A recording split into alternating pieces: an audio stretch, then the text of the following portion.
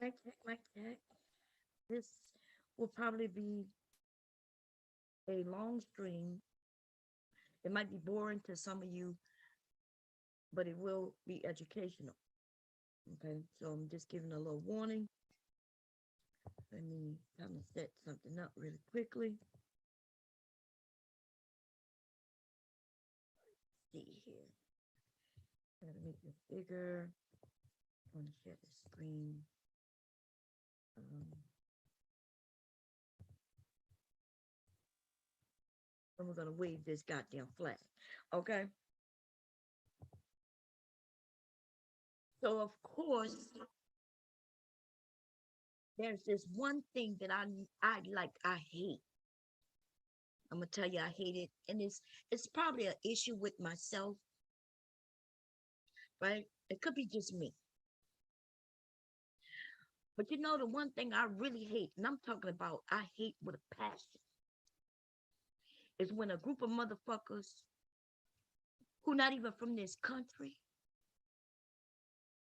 like to come over here and tell us what it is that we are doing wrong or have done wrong, as if they know our history better than we do. Man, I hate that shit with a passion, especially when a motherfucker is from a country that ain't about shit, and especially when in their own country, the country that they act like is better, they can't even speak their freedom. They don't have freedom of speech. They can't speak their minds. But they come over here with all that motherfucking yakety yak. And I'm telling them, bring your ass back, ass nigga. And I know, listen, I don't normally do this. I don't normally put people names in the title. But this little nigga right here, the Cuban Libertarian, he deserved everything he gonna get in this stream. A little bit of education, a little bit of smacking around, and a lot of smacking around. I'm sorry, it's gonna be a lot of that. Okay. And what's worse about this shit is we deserve this shit. For these niggas in the manosphere and a lot of these other motherfucking women in some of these spaces, y'all deserve exactly what this dumbass nigga is doing. Right? You complain. You even don't act like you don't even know your history. You complain. You say shit like, black people, we going backwards. Yeah, we've been going backwards. And I'm thinking to myself, what the fuck are you talking about? We going backwards. In order for us to go backwards, we will be slaves again. How the hell you go backwards from slavery and not be a slave? How in the hell you start out as a slave and now you could be lawyers, congressmen, doctors, you could be just about anything you want to be. How in the fuck is that going backwards? How is that going backwards? But anyway, I'm gonna put this flag away. Listen, and y'all know, we do have a lot of issues here in America. It's not even really about America. See, if they was talking about just America as a whole, I wouldn't even worry about it. But see, that's not what they're doing. They talk about black people. They talking about black people.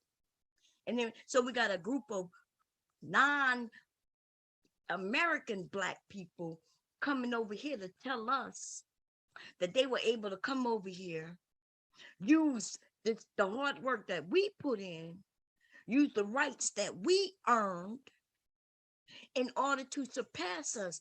And they don't even understand why that is that way. The motherfuckers come over here, yo, and get to use shit that we should be using. Right? Because they have learned a few things in their country that we may not know in our own country, right? They're able to come over and not have to pay taxes for a period of time. A lot of them motherfuckers come over here illegal as fuck. And they get to make money under the table, and every dime that they make, they're not paying no taxes. But then they think they got the right to tell us what the fuck we're doing. Anyway, we're gonna go over a little bit of that stream. It was a great conversation, man. And I'm gonna tell you, it was a great conversation because there were a couple of people, in one in particular, but there were a couple of people up there who was giving them, man, they was giving them that work. Okay. OG, well, y'all gonna see. We're gonna go through it.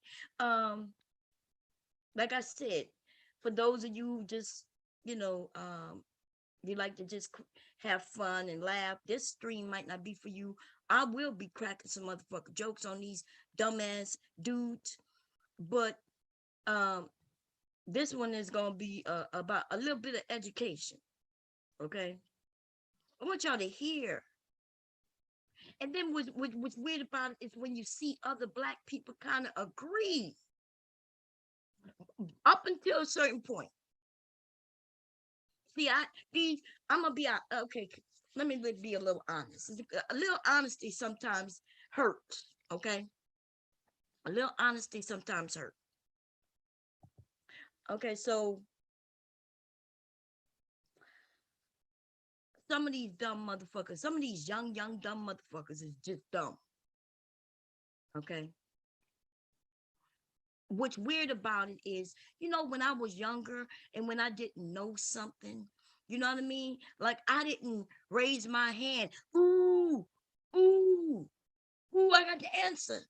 Ooh, let me speak. And then I go on a long spiel of just bullshit falling out my mouth.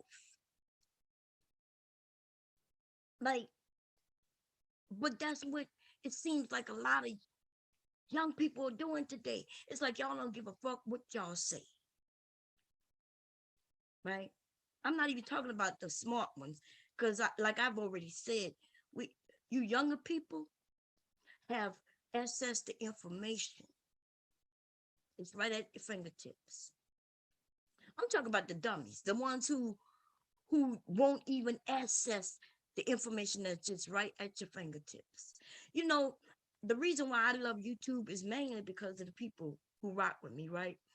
Because I'm telling you, if y'all don't make me smart about a goddamn day, I could be talking about something, right? And I might mention something. I might mention it, and I don't know the exact. I may forget the title or the name. It could be a movie. It could be a book. It could be, anything, right? Because my memory, I've always had that type of memory, right? If I don't store it, if it's nothing really, really important to me, I may remember the particulars about it, right? But I may not know the exact name of it. Like for instance, I can start humming a song or come up with some of the words in the song, be like, damn, what's the name of the goddamn song? What's the name of the goddamn song? I can't. And you all though will put that shit in the chat like that, baby. Some of you, I'll be talking about something and I'll be like, well, I know I remember this. And one of you will put the motherfucking link in the chat, baby. And all I gotta do is click it. And y'all be like, bam, bomb, you right here, go to information bomb. Um, Smart motherfuckers. You don't even have to really know a lot of things in detail, right? You just know enough about it to where you can put it in a Google search engine and bam, shit pop up. And a lot of us, we don't have no problem clicking on it and reading through it. That's why that's why y'all are powerful. When y'all decide to stand up for something, you young people are going to be the most powerful generation in the black community that we've had in this United States of fucking America. I'm not even joking. because the information is right there and you don't have no problem reaching for it. See, back in the day, right? Even as far back or as recent as my generation, like if I wanted to go and do some research on some shit that they didn't teach me in school, either my parents already had to have the information somewhere in the house in a book or something, or maybe they told me the stories, uh, or I had to go to a library. I'm gonna be honest, I'm not the reading type. I didn't grow up interested in reading books. I'm from a family of where they told stories. That's what you'll find in the Black community. You'll find that we come from a people where we didn't know how to read and we didn't know how to write, but your family members, the elders, would sit around and tell you the stories. And you could tell that about me. I love telling stories, right? So my mother, my grandmothers on both sides of the family, my grandfathers up until a certain age, of course, because they passed away quite early for me. They would sit with us, whether we was driving somewhere, um, whether we was sitting on the porch, whether there was a bonfire and we was sitting out in the yard. It don't matter. It could be a barbecue, right? Anything. And the elders would sit and tell us stories about history. But the stories will only go as far as what they know or what they witnessed or what was shared from their parents to them. That's how this shit used to be. So at some point though, after slavery and things like that, there were some people who were fortunate enough to go and get some education. As far as going even to universities. In my family, though, that wasn't what it was. I could lie and say, yeah, everybody in my family was educated. Yeah, my grandmother went to university. Yeah, my grandfather, he was a doctor. Nah, but I could tell y'all that bullshit, but I'll be telling you a lie. Right? There were some Black people who had those benefits. They were able to do certain things. It just wasn't happening in my family. Okay. So my family was a family passing down information through the generations. And ergo, here I am. Right? I wanted to break that cycle with my children. So I did my best by doing that. But I can only do so much, right? Because I'm not the type who like to read. Don't tell me to go read no motherfucking book. What you could do though, you could sit with me and you could tell me all about that book though. You could tell me that book, and as you're telling me the book, I'm imagining the stories in which you tell me, right? It's all in my mind, and it's like I could see it. And then from there, I could pass that shit on. But I'm gonna be honest, I'm not the type to read books. Now I'm not saying that as if I'm bragging about that shit. I'm saying that might be one of the negative things that I find about myself. I'm not the person to read books. I tried to change that with my sons though. When they were younger, I would get books and I would read to them. Yes, I did. And so they're not heavy readers neither, but they do read, right? Because they saw my husband read. So my husband reading. So I said that to say, hey, you don't have to be embarrassed about with your family. You know, just be honest about the shit.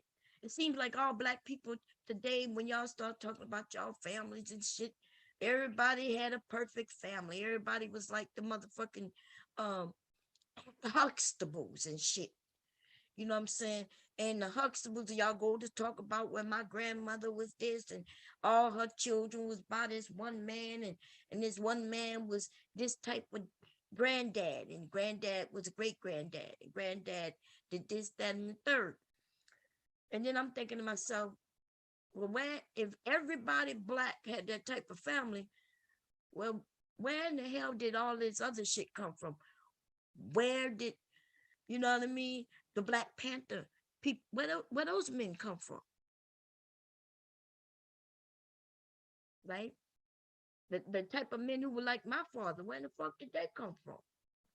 There's more men like my father than those who weren't, to be honest,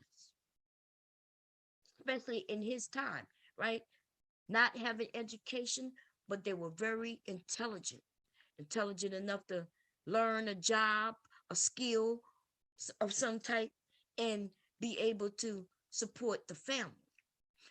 But when you listen to these young motherfuckers on this panel that we about to listen to, though, you'll believe that, first of all, that black people was all on welfare, even when we wasn't able to get welfare. That was a time when you couldn't get welfare when you was black. And welfare did exist, though. But you hear these young fools tell it, though, they created welfare just for blacks. And blacks was right there with our hands out. And we was like, sir, master, sir, can you give me some welfare, sir? Because I know that the rest of you are doing so great. Like, these motherfuckers don't know nothing about history. And it's not even that long ago. When this country, when motherfuckers was trying to figure out how they was going to eat, wasn't that motherfucking long ago? They don't know nothing about the Cold War. They don't know nothing about none of these motherfucking wars. They don't know the collapsing of all these motherfucking banks and things that was existing. They don't know nothing about nothing. The only thing these niggas talk about is how black people was out with their hands out, begging for welfare. Even in today's country, or in this country today, there's more white people on welfare than blacks. They got more white people in the state of Virginia who's on welfare than in Chicago. You would think it's the opposite, because you're not thinking that white people on welfare, but you sure think all black people are. And you know the ones who think that way? The dummies and the ones who not from this country. Because see, most of us, if you go and talk to your grandfather, your grandmother, they've always told us the things that really aren't fair, but was something that was true. We gotta work 1, 2, 3 times harder just to be able to keep a job. We gotta be cleaner. We gotta be nicer.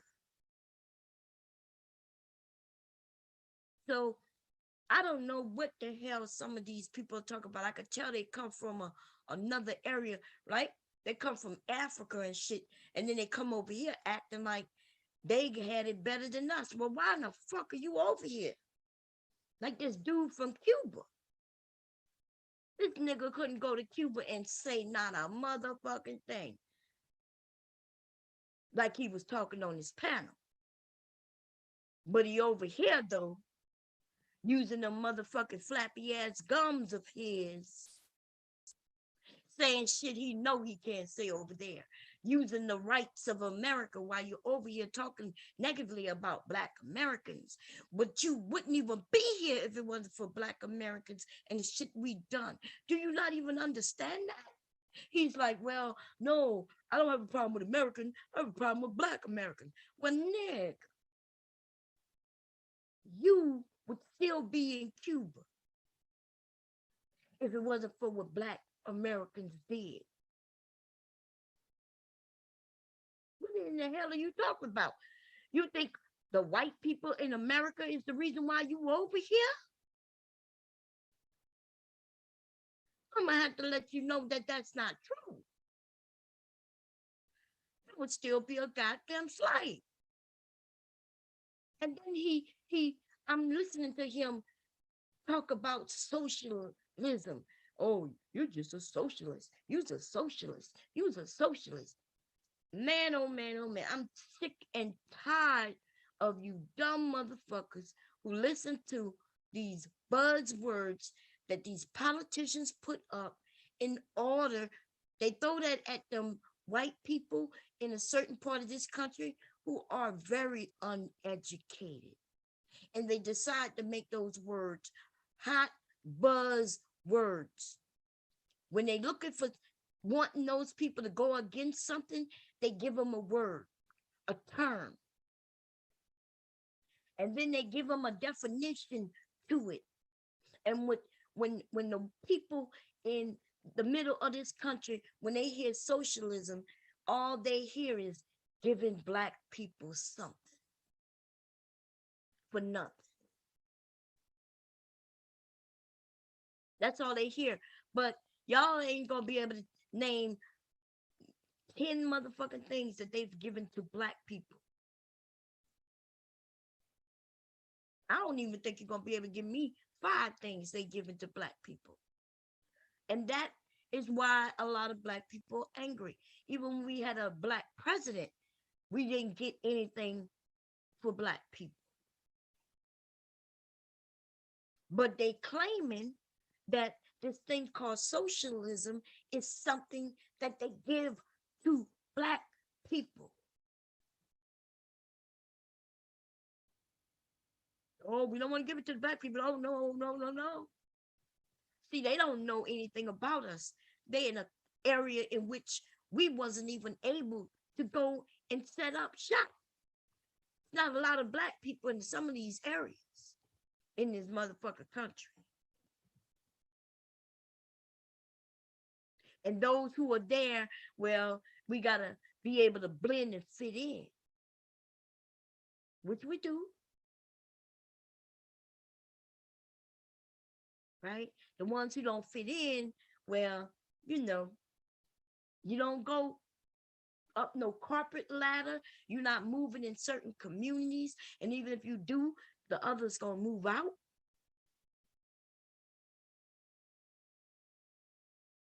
This is America, baby. And listen, this thing called socialism. So while I was over there, I remember because we listen, there were some good people on the panel and they was having good conversation. Right? Y'all gonna see who I'm talking about. He was over there schooling. And they did him basically what they try to do me every time. It's not all of them, but some of them, what they'll do is start talking about your age, right? Once we start giving the information, they start making it seem like our information is so obsolete. What the fuck? It's almost like telling us paper and pen has become obsolete. Because I'm telling you, if I'm not even joking, at one point, there was one nigga up there talking about, well, data.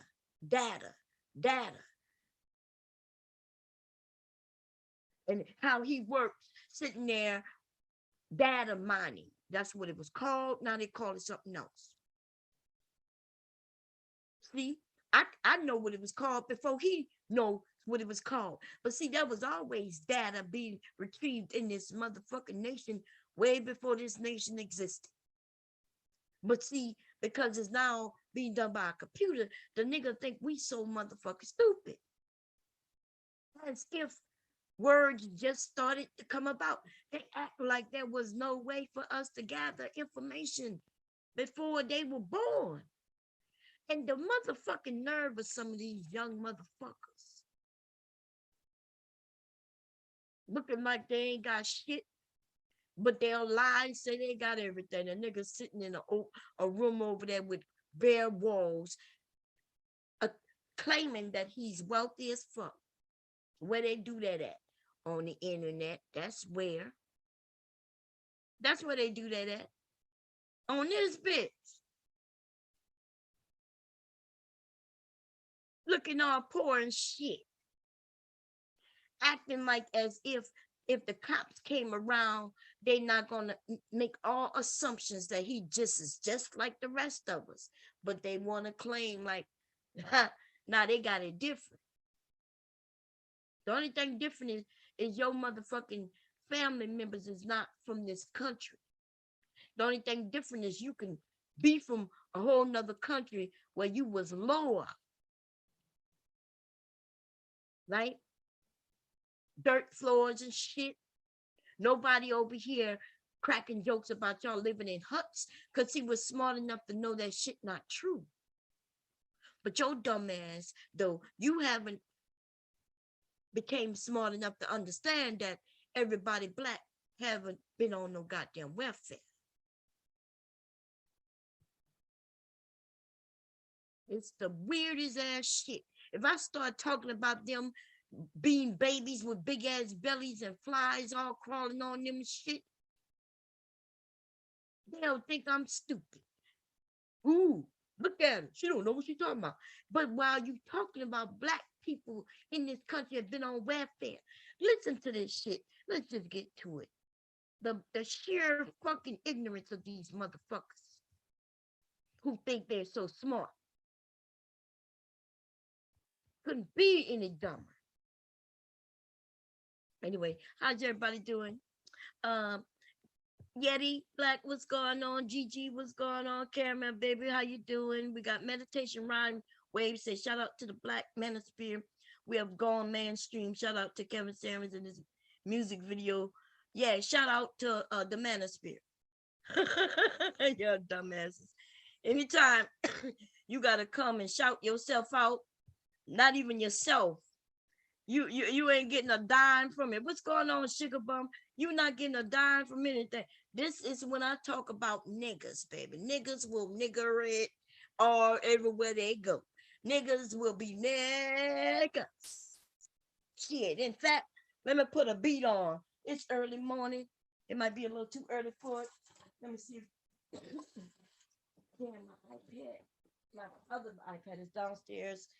Damn, my phone about to die. I might be able to get a little beat, put it on low mode, low power mode. Let's see if I can find a free beat. We're gonna call it nigger and nigger. Niggas niggering. I don't know. We're gonna come up with something. Let me see.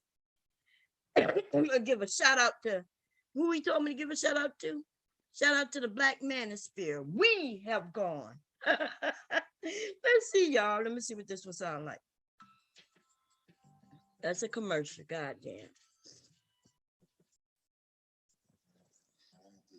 Monkey. Yeah. Niggas niggering. Hey. Uh-huh. Shout out to the Manosphere. Why they in the sphere? Somebody get a spear.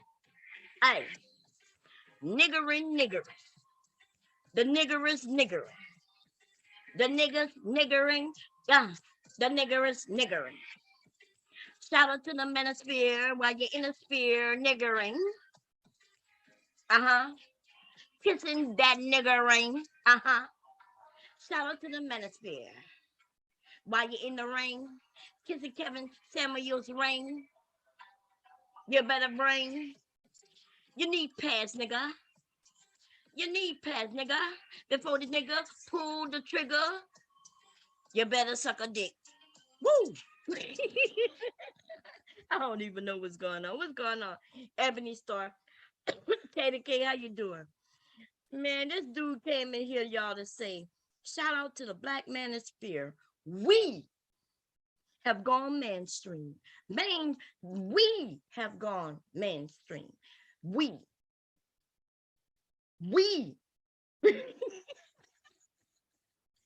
Yo, what's going on?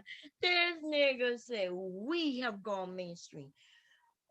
So who is this we? Let me put the link up before I even get into this. I want to know who the we is. Because I know this dude not going, he don't have the balls to come up to hit this link. Let me grab it real quick though. He don't have the balls to come up and tell me who we is, but I am going to give him the opportunity to though, because I have questions.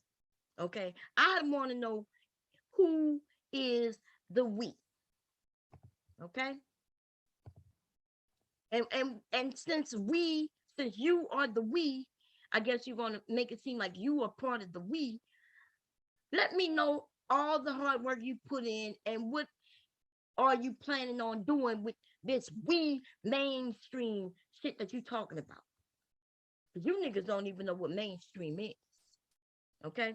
But I'm gonna put this link up really quickly. I gotta quick, let me see, because I don't want to be busting your balls too long. You ain't got no balls.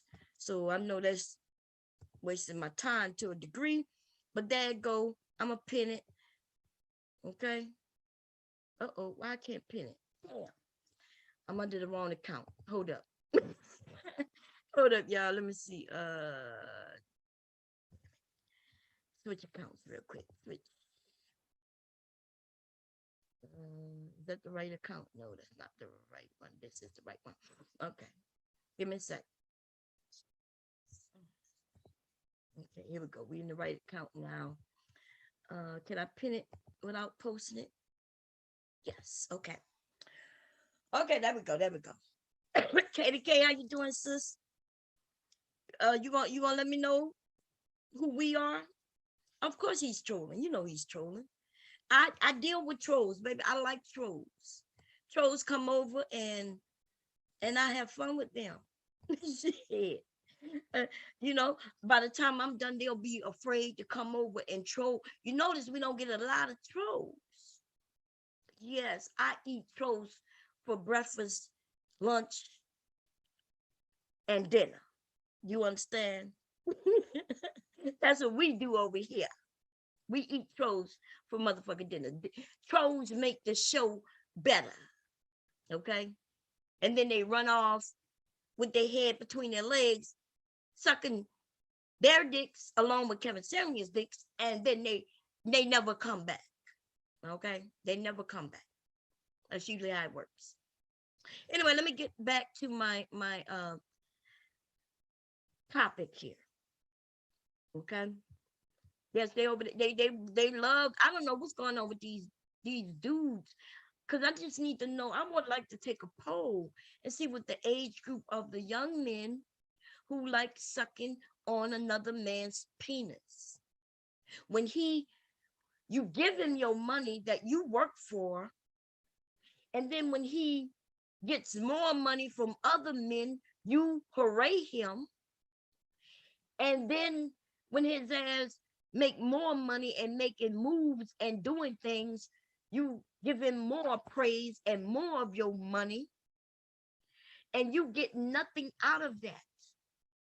And yet you give him more of your money. And then not only that, but you go in other places and start clapping him up as if he's your husband or wife. You see, that's something I would do if my husband had a company and I thought, we was building the company and we needed to, make some moves and make some money. I would be going all over and promoting him. I would even probably hire some other people to promote him. You see? Or if I was working for a company and they were paying me to promote him. You niggas is doing this shit for free. In fact, you're paying him in order to promote him. You working ass backwards, you dumbass niggas. See, I'm not going to call you Dusty. I'm going to call you exactly what you are. Okay? And I know you don't like it. You don't like when I use the N-word. But some of y'all so fucking backwards though that you hate when somebody use the dusty word. You can handle somebody calling you the N word, even if they're white. But let one of these women call you dusty. Ooh, ooh, you call me dusty. You call me dusty. While y'all on here using dumbass terms that nobody give, y'all mad because the women don't give a shit if you call her 304s. Be like, oh, was that clever? You thought that was clever? Okay. The women aren't crying about you calling us 304s. The women aren't crying about you saying that they divested hoes. The women aren't crying about none of that fuck shit y'all talking. The women are just coming back at you hard and you cry. It's almost like some of you dumbass niggas decide to smack at women. Okay. Women say, hey, why you doing this? And you said, because it's about time somebody do it to you. So we say, okay, well, can you stop?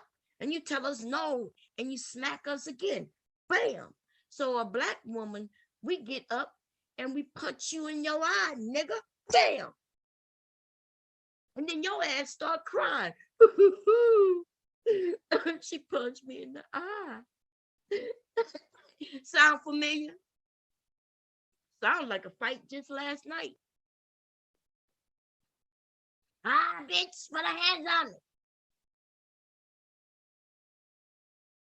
on me. Well, I mean, was calling her a bitch. You know, everybody don't take jokes the same way. We got a right to take things the way we take things, and then the consequences of things are just as what it is. That's all I'm gonna say about that.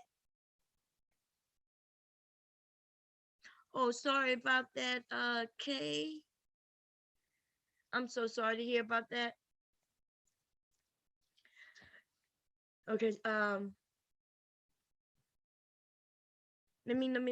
hate when I hear about somebody losing somebody. You know, y'all know that I lost my mom a year. It's been 2 years now. Wow. Has it been 2 years? Yeah, because it wasn't this past. It's been a year. Yeah, it's been 2 years now. It wasn't this past year, but the year before. And then my dad, I lost him 1 year before I lost my mom. So, it's been, and then the holidays just passed, so it was kind of difficult. But anyway, let me get back to what I was getting to. So let's talk about this conversation last night. Let me share the screen.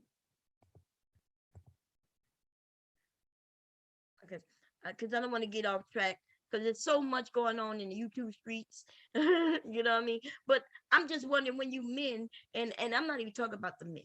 I'm not talking about men. If you are listening to me right now, or whenever you listen to this, if you consider yourself to be a man who can stand on his own 2 feet, you're not looking for a daddy through somebody you don't even know on the internet, then I'm not referencing you. I'm not talking about you.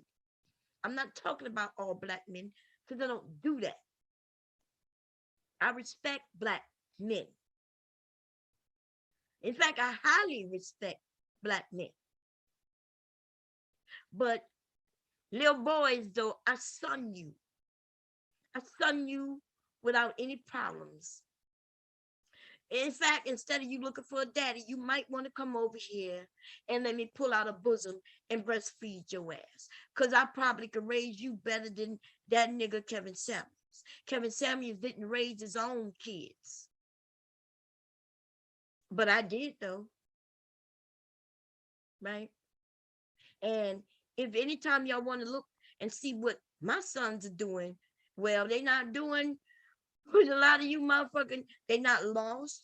They're not on the internet looking for no daddy, father figure, grandfather figure. They're not on the internet worrying about no women, what the women are saying about them or not. My young sons, who are in their 20s, mid to late 20s now, right? Because I've been on here about 5 years. They started out when I first got on here. One of them was just graduating high school, and now he's 26.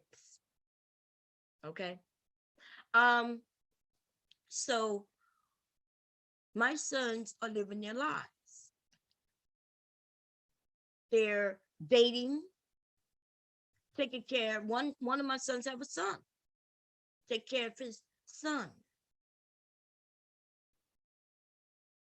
They are not crying and whining about what women are and aren't doing. They're not crying about a group of women who may be using the term dusty. They don't. I have one son who, he's like, why would I even pay that any mind? Because he says, I know she's not referencing me. I'm not dusty. You see? So why would he be angry at women for running into men who they reference as dusty? He wouldn't. In fact, he's probably thinking the more women for him, the more choices he has. While some of you crying about you don't have no choices, my son's not worried about none of that. Okay? Now go cry to your goddamn godfather on this bitch and go and listen to him when he was crying about women and his choices. I've never seen a group of people go towards losers in order to get advice from them. Except in the manosphere. That's where y'all do it. Even in the women groups, divested women are looking at other women who have divested. Right? They're looking at women who are dating other races of men for advice. They're looking to women who says, I date outside of my race, ladies, and this is how you do it. This is what I'm experiencing while doing that. This is what my options are. This might be what the issues I'm going through, this, or maybe I'm not having any issues at all. You see, why wouldn't a group of women go and listen to a woman like that? A woman who is doing exactly what they are looking to do for some advice. Right? If the women are looking to be married, they will listen to a woman who's married, talking about marriage. Hopefully they find one who's being honest. Right? When you men, if you're looking for a man to be like a father figure, well, first you need to figure out what type of guy are you looking to be? Are you looking to be the dude who ends up in working on Wall Street? Well, then you should be looking for a guy who works on Wall Street or have worked on Wall Street. If you're looking for a guy who's wealthy and can give you his experiences, that's what you should be following. If you're looking to be a lawyer, well, wouldn't you go to look and find somebody who is or was a lawyer? See, there's some men on this shit who I understand why you follow. And you don't never hear me say not one fucking word negative about those men. That I ain't got nothing to say negative about the what's the name? The lead attorney. I don't have nothing negative to say about that man. Even if he says something I disagree with, that's normal shit. Me disagreeing with something he says. We all disagree with each other at some point or another. But I'm not debating what the fuck that man has done in his life. Whether it's true or not, I don't know. But I don't follow him. So therefore, I haven't done the research. But if I did, though, if I followed him in order so I can if I was looking for somebody to help me build and give me information for real, I tell you what, I would do a background check on him. He wouldn't be able to just tell me that he's this, that, and the third, and then I just believe it. Not if I was for real. Not if I'm just on YouTube for entertainment purposes only. Well, no, but I don't give a shit. Right? I'm old enough. I don't give a shit.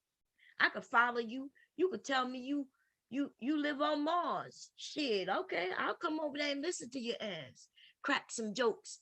As long as you funny, because I know you gotta be a comical motherfucker if you're telling me you live on Mars or you lived on Mars. I'll come over there and watch you in hopes that you're gonna be funny. You motherfuckers looking for real information from people you don't even know if what they telling you is the truth. That's some dumbass shit. At least make it look, they should at least be able to make it look like it's true. Y'all, I told people I was married. I remember in the beginning, people was like, she gotta be lying. My God, well, I could prove that. Right? I remember when I told people I was in the army at one point. People, when they got mad at me, people like, yeah, she over there lying. I just pulled out my marriage certificate for the first time ever since I've been on this bitch. I've been on the internet for 30 plus years. And I've been married the whole time. Right? And I've never had to pull out my actual birth certificate. I'm sorry, not birth certificate, my actual marriage certificate. But somebody who was claiming to be, who we was cool with at one point when this bitch started lying about my motherfucking family and shit. And because people thought that her and I was cool like that, when she started lying, people didn't know who to believe. Her and her motherfucking ratchet ass husband started saying she probably not even married for real. Heard him? Oh, they probably not even married for real. So I decided one day to just pull out that motherfucker marriage license or the certificate, whatever it's called. Okay. And the date in which I said I was married is the date that was on that bitch. I ain't had no reason to lie. What's going on, Third Coast? Okay. But I am very disappointed. I don't know what the issue is. I'm disappointed. I'm disappointed in these old goddamn ratchet ass niggas. Right? I'm disappointed in them, but I'm not mad at them. I'm kind of saddened that younger men are following them. I'm disappointed in them and I'm hurt by the younger men. Right? I'm disappointed in their old asses, but apparently they've been fucked up all of their motherfucking lives. Okay? They've been fake forever. So they don't know no better. And they've been living their lives all fucked up for all these years. So I guess it is what it is. But I'm disappointed. I'm hurt by you younger men. Okay? And the reason I'm hurt by you is because you have access to too much information for old ass niggas who ain't do shit in their lives to be able to trick you the way you're being tricked. And what's bad about this shit is that this shit is hurting you. It's going to hurt you in the end. And that's my word. Listen, you cannot believe me if you don't want to. In 10, 15 years, the shit you doing now, the decisions you younger people are making will affect our whole community.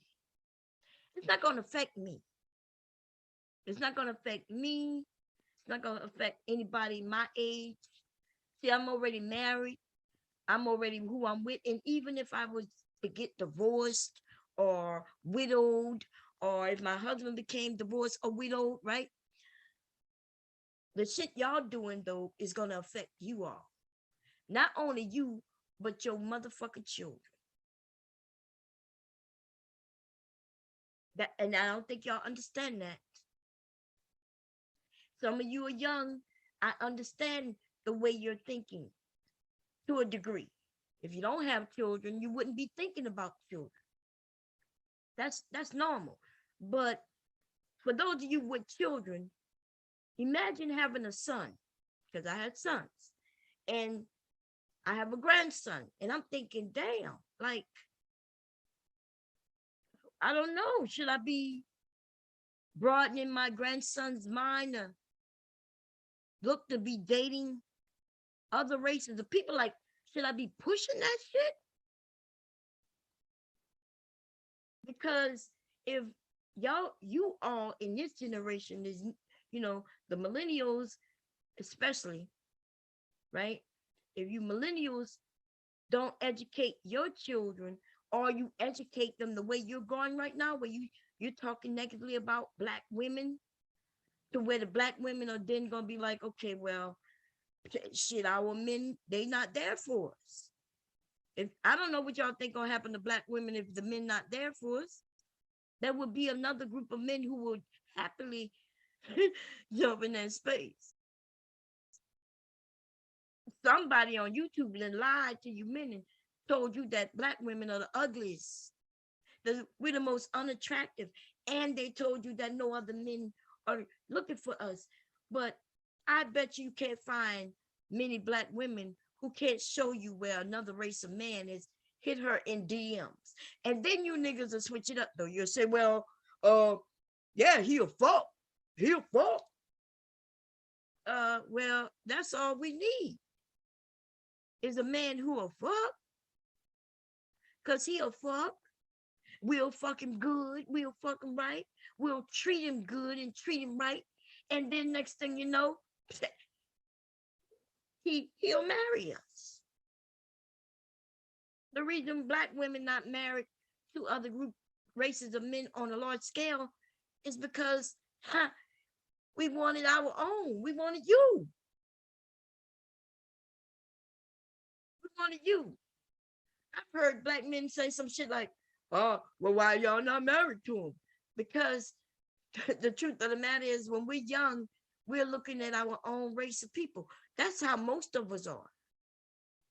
You looking at black women, and the black women are looking at black men. Black boys looking at black girls looking at black boys, for the most part. Yes, there are, when you're in school, you may look at another race of, of the opposite sex, and you're thinking, okay, cool, he's nice looking, she's nice looking.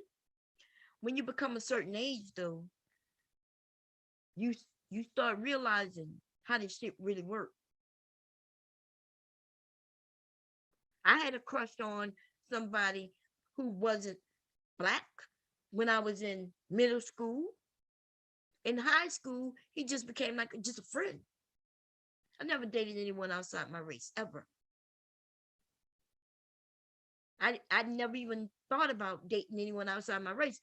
I was just so young that the guy, when I was in middle school, I didn't know any better back then. I thought he was just light skinned like me. I didn't realize he wasn't. Okay. Plus, he was native anyway. Couldn't tell.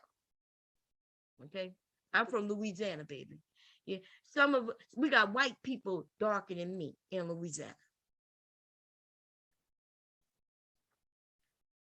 We got to continue our lineage. Listen.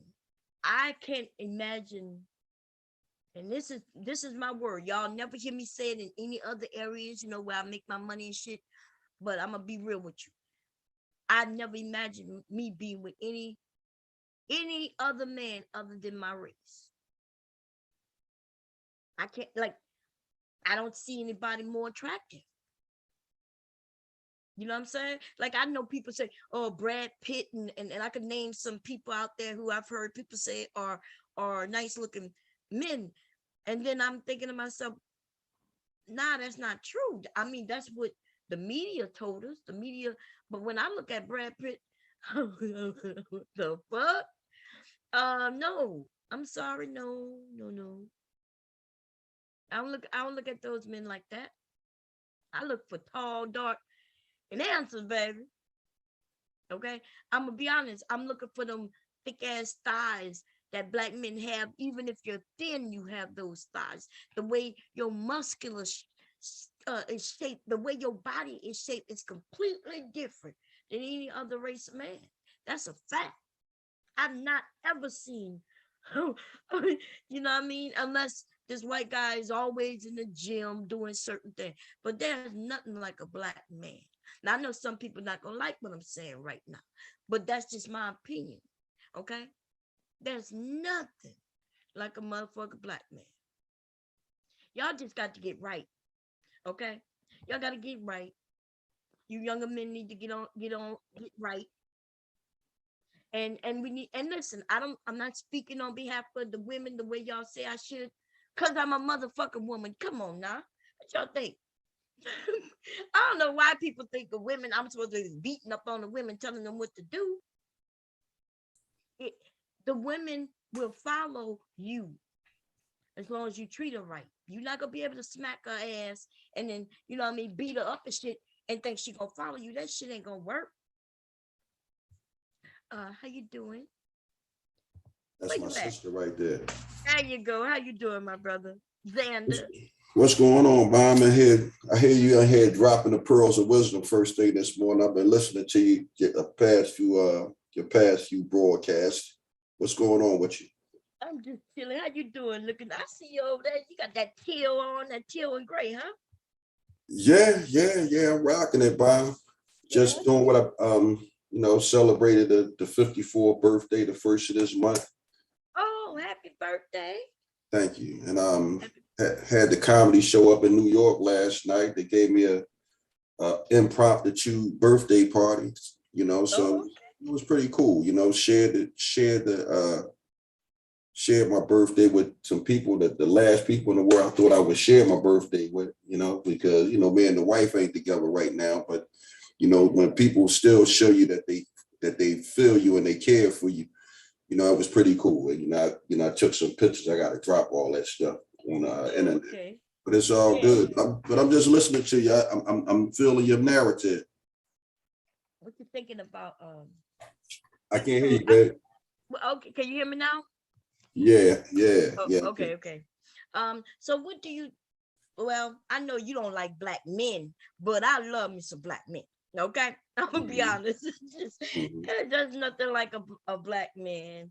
mm-hmm. Um, and I'm not one of those who just like black men. I love black men.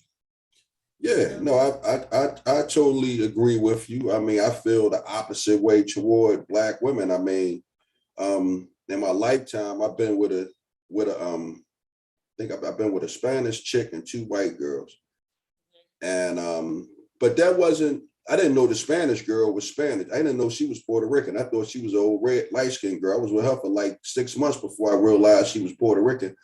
And the two white chicks was just, it wasn't, I didn't, how some black men go after white women strictly because they white. This wasn't the case. It was just a matter of we hit it off.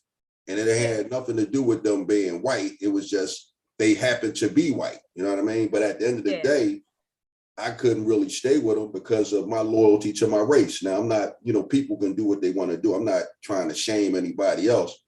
I'm just saying for me, I know I couldn't be with a white woman on a serious note because that wasn't something that I was comfortable with. Yeah. I do agree that people should be able to date who they want, fall in love with whoever you fall in love with. I don't have a problem with that, you know. But I do feel what you said. I think I was dating a Latino, I guess that's what you refer to him as, but I didn't know it, right? I thought he was just black, a light-skinned black guy. But Mm-hmm. back in our day at a certain time when we were younger, especially where I'm from. I know you from up north, right? But I'm from the Mhm. south. You Mhm. was either black. I'm sorry. You was either white or you wasn't, Right, which basically mean you black or you white. Which right, mean if you wasn't white, then you was considered black. right, right, So right, I didn't even know what a Spanish person was, y'all, until I became like a fucking adult and went right, into the military. right. Yeah, that's how it was with this sister, man. She was a good sister, man. I liked her. But man, my whole thing is, man, I've always had another woman, Brian. I never not had another woman. Mm-hmm. And my first wife, God bless her soul, she was older than me. And I never forget when we was as we was getting to know each other, she told me, she said, you gotta go find you a young girl on the side. Hell with that. You're not gonna be beating my pussy up like that. Whatever you do, long as you keep it neat and you respect this house, I don't give a damn what you do out in that street. And she was a hell of a woman. And Mm-hmm. the thing about it is, so I've always had a side chick. And the Spanish sister was cool, man. But the thing would always end up being a deal breaker with me, man, was these women want to have kids by me. And it's not so much that I objected to having kids, but what I objected to was disrespecting my wife. And that's why me and the Spanish sister broke up, man. She kept talking about having kids, man. I'm like, man, I can't be having no kids by on my wife. Yeah. So Yeah. how older was your wife? My Was wife was 16 years older than me. Oh, okay. So yeah, so she was a certain age, and so that's why she was like, okay. She knew that you would probably, deal with younger chicks. So she just made it where you didn't, as long as you didn't disrespect her, it was okay. Right. She was, hold on, but I'm gonna just show you a picture of my first wife. Hold on. Okay. I kind of understand that, but I'm not a jealous type of woman in a way, right? Um, so if I wasn't married and I messed around with younger men, um, which I probably would, if unless I was trying to be serious. If I was trying to be serious, I wouldn't mess with younger men. But if I'm with this out there, not married, not looking to get married, I would deal with younger men. That's just the truth. Okay.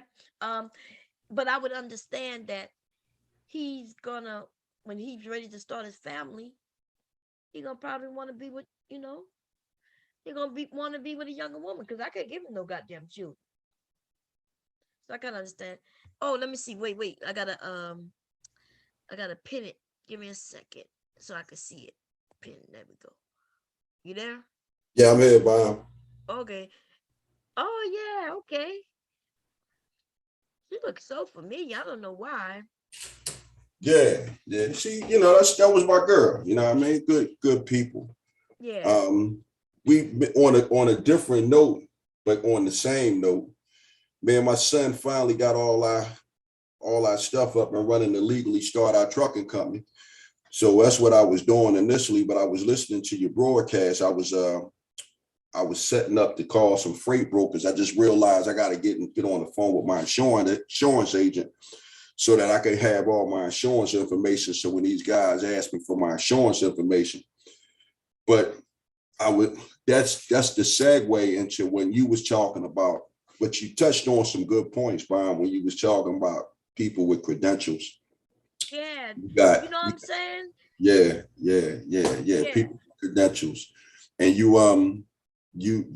was spot on. Number one, why am I talking to the dude with the failed marriages?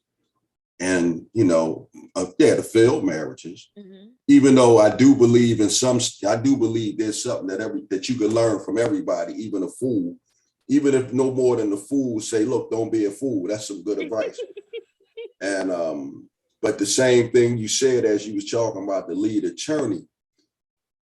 If I want to hear law, I'm gonna listen to a lawyer. And so for hold on, Bob, I gotta get my coffee. I hear my call. Hold on, I'll be right back. We get my coffee. Okay. Okay. Yeah. So what I was saying was, if you want to learn something, guys, and you need to choose somebody who knows what it is you want to learn. And some people trick you because they don't. they're not really giving you information, right? Like for instance, let's say I'm a computer engineer, right? I am a certified computer engineer. And I tell you this, and you want to get into computers. Well, if you want to do what I did, I would be able to give you the information. I would be able to give you like for real down to the detail information. But if you just tell me you're looking to go into computers, I can kind of give you general information, right? Because computers, there's a lot of different avenues in computers. But if you like, hey, I want to be a network engineer, where I'm certified with that too. I have a Network Plus certification. I can give you some information on how to do certain things in that. But we have some people and they're saying, hey, look, I'm gonna help you, let's say, get rich, right? I'm gonna help you get rich. Then they're not giving you any information on how to get rich. Now they got some though who are, right? They got some who are telling you how to act if you're going to get an interview, how you should act and dress, and how you should what you should have with you and not have with you. Those are the ones who can help you. But just by sitting there and someone who tell you I can show you how to get rich, but they ain't never talking about how to make no money. The fuck? Like, what you mean you ain't gonna give now? You ain't gonna give me no information. I like the lead attorney because the lead attorney have broken down. I've listened to him broken down a few cases, right? And shit, this shit was enjoyable, right? It was enjoyable. He says he's an attorney or used to practice. I'm not sure the particulars. But if I wanted to be a lawyer though, like a real lawyer, for real, um, I would listen to his information. If his information didn't add up, then I would do some research to make sure he is a lawyer. You know, um, I understand people. If I give you some advice on relationships, being married, I understand that people say, "Well, I want to make sure you're married first." I have no problem with that. And even you can learn something from even the ones who got married and divorced, but you cannot learn something from somebody who got married and divorced within a year. I'm gonna be honest. A motherfucker need to at least be married. But they got 7 years. 7 years though. And that's where no divorce. Some people would end up being widows and widowers and shit. But 7 years. See, if you get past that 7 year, you know something about some motherfucking marriage. And I'm not even joking. Okay. That 7 year hit your ass. And that's when everything get real. I don't know what it is about that 7 year. Anyway, what about you? So when you and your wife getting back together, because you've had all these goddamn other women. What was the second wife into? She was good with that or what? My second wife ain't going for that shit, bro. Hold on. Let me show you her, bro. My second wife, hold on, bro. Hold on, wait. he said, look, I was able to have side women. He said, but my second wife ain't going for that shit. Oh yeah, I saw her. You remember you showed there was a video y'all did, remember? Right. Yeah, a little video skit. Yeah, my second wife, that's my girl though. She was Air Force, Bob. She was in the Air Force. Oh, okay. Yeah, you did tell me that. Yeah, she was in the Air Force. Yeah. I don't know, Bob, what my wife gonna do. That's my girl though. I'm not. She don't like. My wife don't like this comedy, and she don't like this social media. Oh.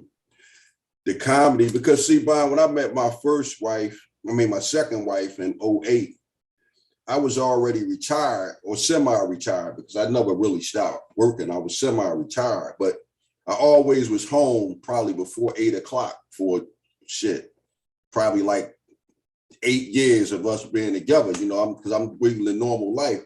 But once I got into this comedy, it kind of changed directions. Now I'm staying out late. I'm out in the street. And, some of my behavior wasn't appropriate. I mean, again, I never brought drama home to my house, but people feel how they feel. And believe it or not, Brian, what really broke us up, me and my wife had went out we had a beautiful dinner. My wife took me out to dinner and we had a nice time. And as we was out, that's when Alpo had got killed. So I saw that Alpo's killer got caught, and it was only one other guy or two other guys, only two people had reported on it. So I went and reported on that story, and man, I came back. That long story short, my wife was like, babe, I don't like what you do. I don't like what you got lined up.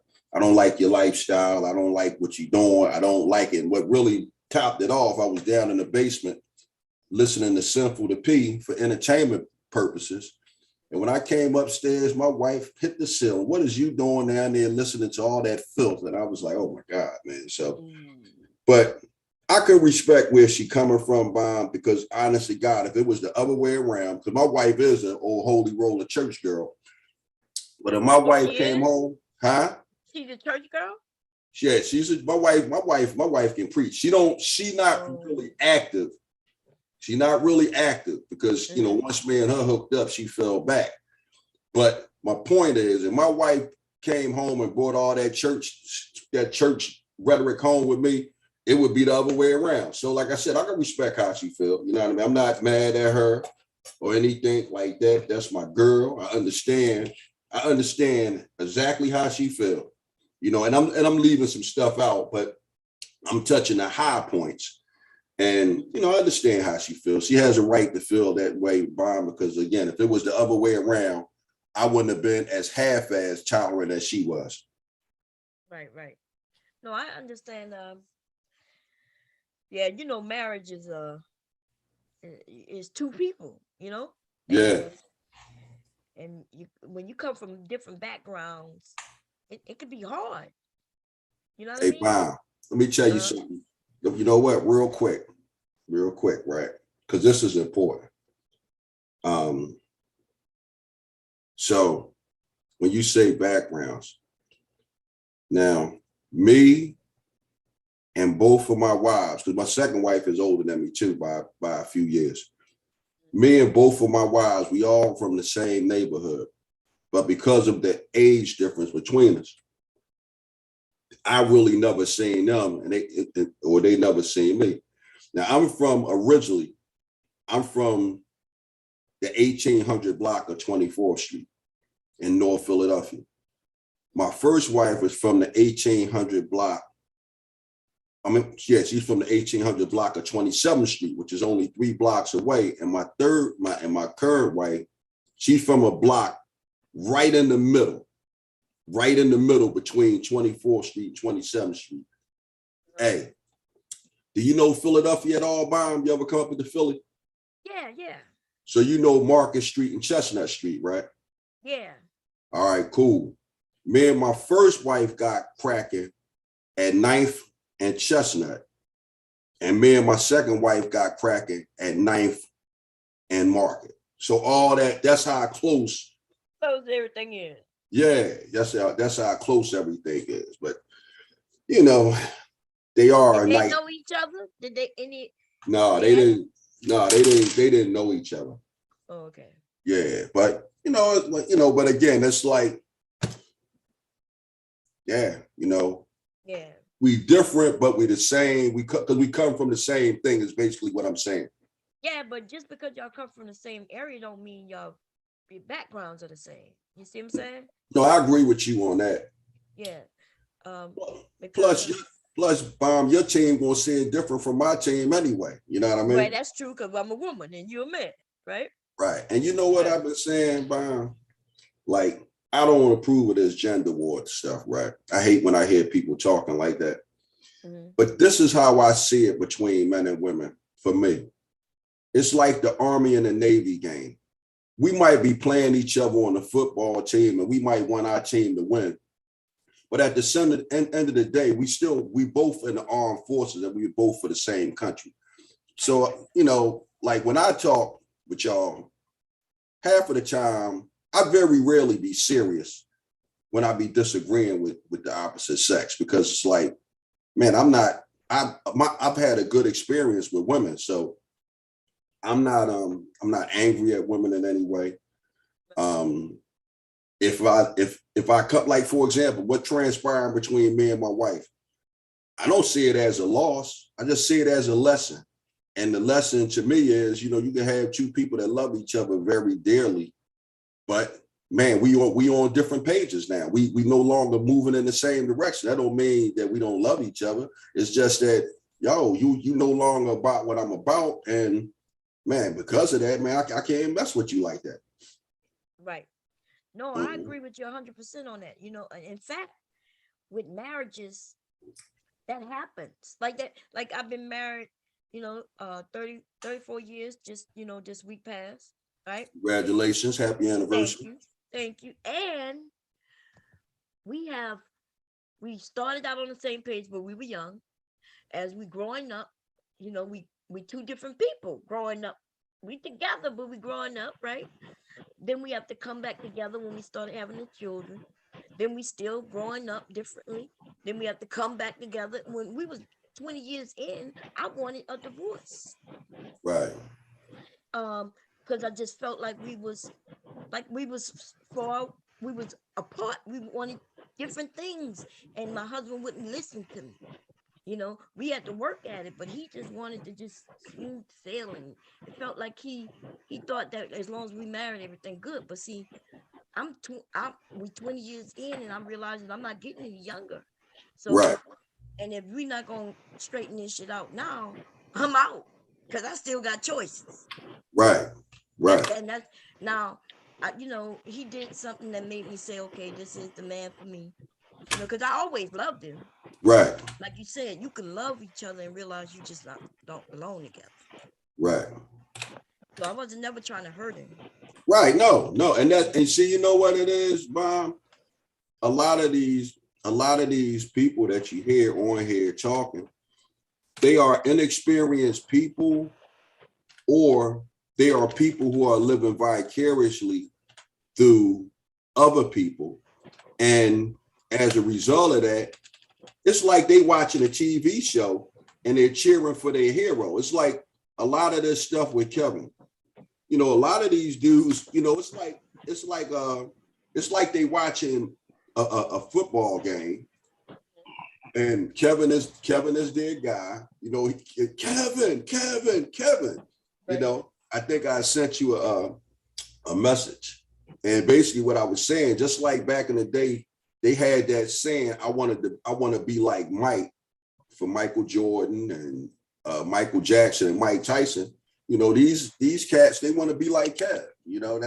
That's all. That's what's going on, if you asking me, with these cats. But they don't even know what's going on, really, for real. Like, they're really living their own. Because the truth is, if they were living their own life, they wouldn't even be having time to really listen too much to what he's saying. Right. And it wouldn't take it so personal, Right. They might say, well, I agree with that, and like you do. You will say, well, he said some things I agree with, and some things I disagree with. But you keep it pushing. You ain't running around YouTube talking about, go Kevin. You know what I mean? Yeah. Well, and see, you know what it is, and I could see when I come on these YouTube airways, my goal really is to set a good example and to give somebody something they can use. Now, for example, right, just the other day, I can't think of the brother's name. The brother's name is Tracy. I'm gonna pull him up so I can give him his pearls. I done a video, and the brother came in my comment section and said, yo, man, your intro is too long. Man, you need to shorten it up. And I did what the brother said. I'm not mad, because the man gave me some good, solid advice. And I'm glad that the brother thought enough to say to me, yo, man, you got some good content, but your intro is too long. And now my intro is a 30-second. I give my spill to sell myself, then I get right into the topic. But you know, it's like you said, a lot of these people, because they're immature and inexperienced, they you know, they get mad. They take this stuff personal. They don't look at it as an opportunity to learn something. They look at it like you're attacking their hero. Your hero could come up short. You know what I'm saying? You know, the guy that you cheering for could come up short. You know, he could lose. Yeah. What's this? Hold on. What's Man, I this? think it's a lack of teaching too, man. You know. Is that my big brother there? That's my brother there. What's going on, man? Hey, Mom, what's going on, bro? What's up? Can you hear me better, Black Knight, today? Yeah, I can hear you a little bit better. But you gotta understand, I'm driving too. So the sound coming in from under the cab is kind of like conflicted, but I can hear you. Is the brother running up and down the road in the rig? Is that what he's doing? Yeah, man. I'm over here in Erie, PA now, heading towards Massachusetts. That's cool, man. That's what's up, bro. Yeah, getting that money, man. Hey, real quick, guys. The brother that gave me that good advice was a brother named Tracy Jackson. Oh, okay. Yeah, the brother name was Tracy Jackson. Yeah, I just want to say so. I think it's just a lack of teaching, man. You know, when I was growing up, we were taught, like I said, I came from an era where we were groomed to be husbands and wives. So I was pretty much taught in the household on how to deal with a Black woman, how to care for a Black woman, how to be a good father. I was taught not to swirl. I was taught to be with my own kind. I was taught to support my own people. I was taught all of this in the household, me and my brothers and sisters. This is what we was taught. So we came out of the house already super pro-Black. I mean, my parents were like crazy pro-Black. My parents were racist, man. They didn't jive with nobody that wasn't, we didn't have no white Jesus on the wall. We didn't have no pictures of no white person nowhere in our house. Okay? And my parents, the way they dealt with non-Black people, they were very quick, very concise. They were polite, didn't really want to shake hands. They dealt with them and got them out of their face very quickly. You know what I'm saying? And then when they dealt with Black people, it was completely different. They were very relaxed. They took their time. They smiled a lot. They was comfortable. So, you know, I saw the culture. I saw my mother and father live the culture while they was teaching it to me. So they lived what they taught. You know what I'm saying? And my mother and father told me straight up, don't bring no white girls in this house. You don't want no white grandbabies. If you can't use your comb, don't bring her home. That's right. Yep. I know that's right. All right. See, we was taught that. Yeah. You know what I'm saying? And so this generation, man, they're not taught anything. Yeah, they don't have any race loyalty, man. A lot of these people. They're absolutely gonna be the destruction of us. It's not even the other people that gonna hurt us. It's our own people. Yeah. Because I'm listening to them over there on another panel, right? And I'm telling you the shit I've heard some of them people say over there is the reason why we got these people from Cuba, you know, these Blacks from Africa coming over here talking that, and Jamaicans and shit, right? Coming over here talking about what the fuck we doing in our neighborhoods. While they living in our goddamn neighborhoods, but they judging it. You see what I'm saying? And this dude, I guess a Black dude called himself Cuban Libertarian, said he was against us getting reparations because he paid taxes and he shouldn't have to pay for reparations to Black people without. That sounds like a Nigerian. Yeah, I know. That's what they sound like when they over like here talking Nigerian. about the fuck. They want their tax money to go to. We've been paying taxes forever. Since we ever have a say on where our tax money goes. Yeah. We giving billions of dollars to different countries all over this motherfucking world. That's tax dollars. And you mean to tell me some fool from Cuba or even Nigeria, they want to talk this nonsense of, well, I don't want to pay no tax dollars to go to Black people. I know you don't. Well, they're afraid of what Black people would do with that money. It's weird. Even 2 years ago I think it was about 3 years ago, we talked about reparations, right? and ADOS and things like that. And I watched some of these black people on YouTube, in the Black Manosphere in particular, be against reparations.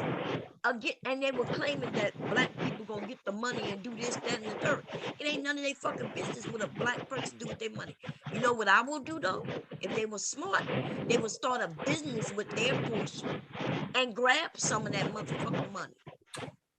But instead, they say they don't want it because they don't want nobody else to have it. That's dumb as fuck. What you think about the reparations? Somebody from another country coming telling us that we don't deserve reparations. Oh, I ain't none of that damn business. well, I want my goddamn money. Damn right, I want mine too. Hey, I still want my 40 acres in the mule. And you know what? If you asking me, if you got any black person in America that say they don't want reparations, that's not a goddamn fool. I've yet to meet one of these people because I would love to meet and talk with a person like that, just for no more than to get in their ass and be like, bro, are you serious? So you saying you don't want no compensation whatsoever from your ancestors?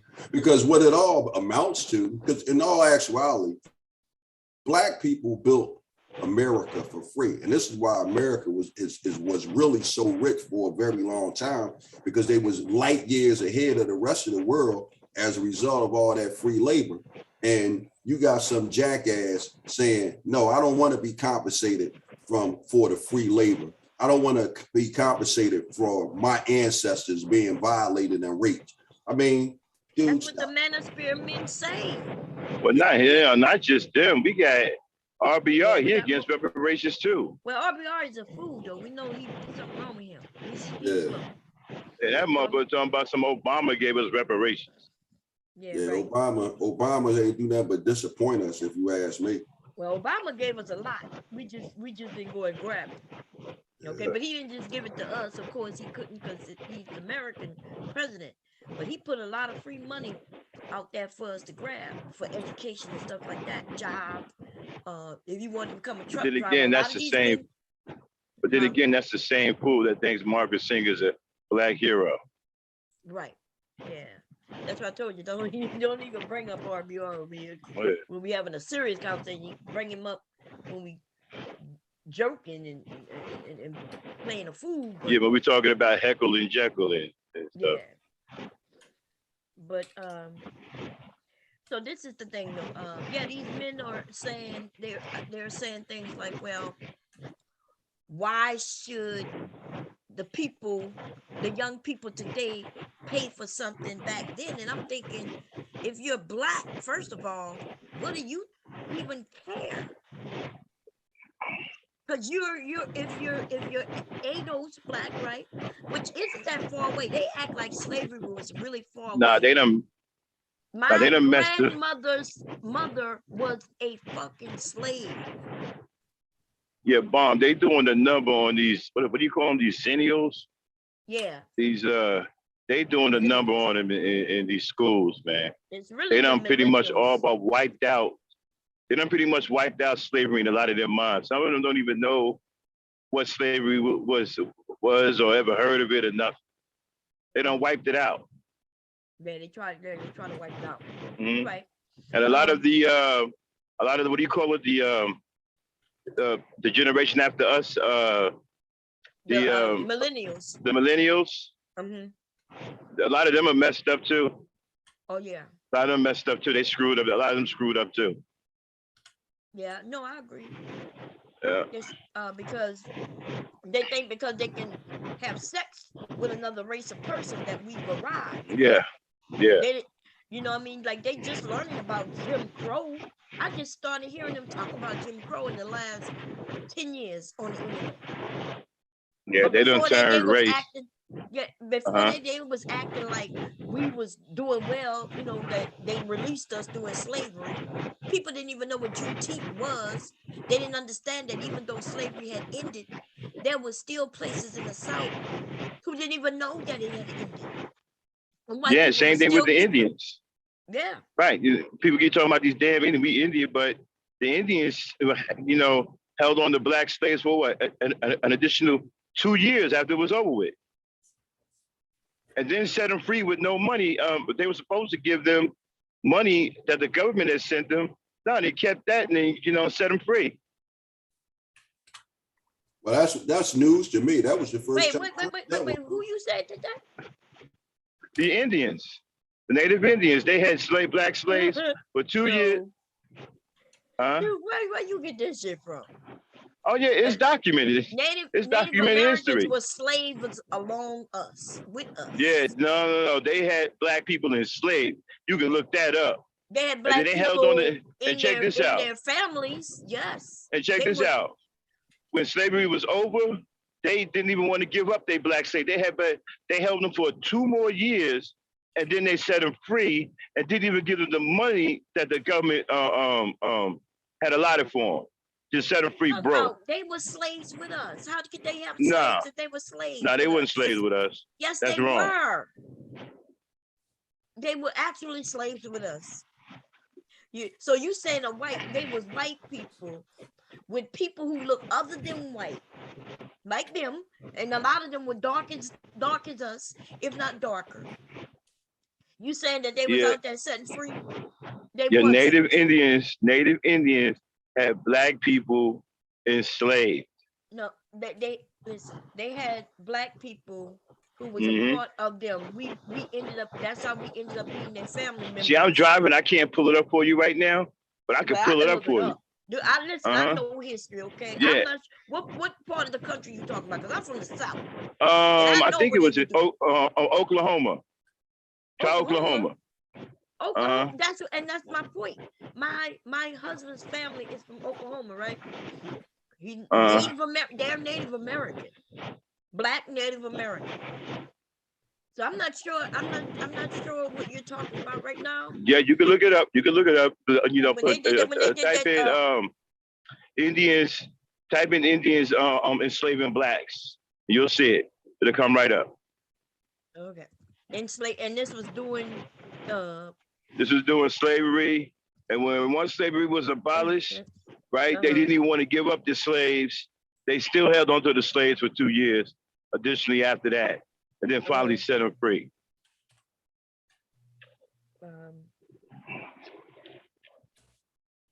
I'm not sure what you're talking about because the trail appears with black people who were Native American. It's like you couldn't even tell a lot of what the difference of them were.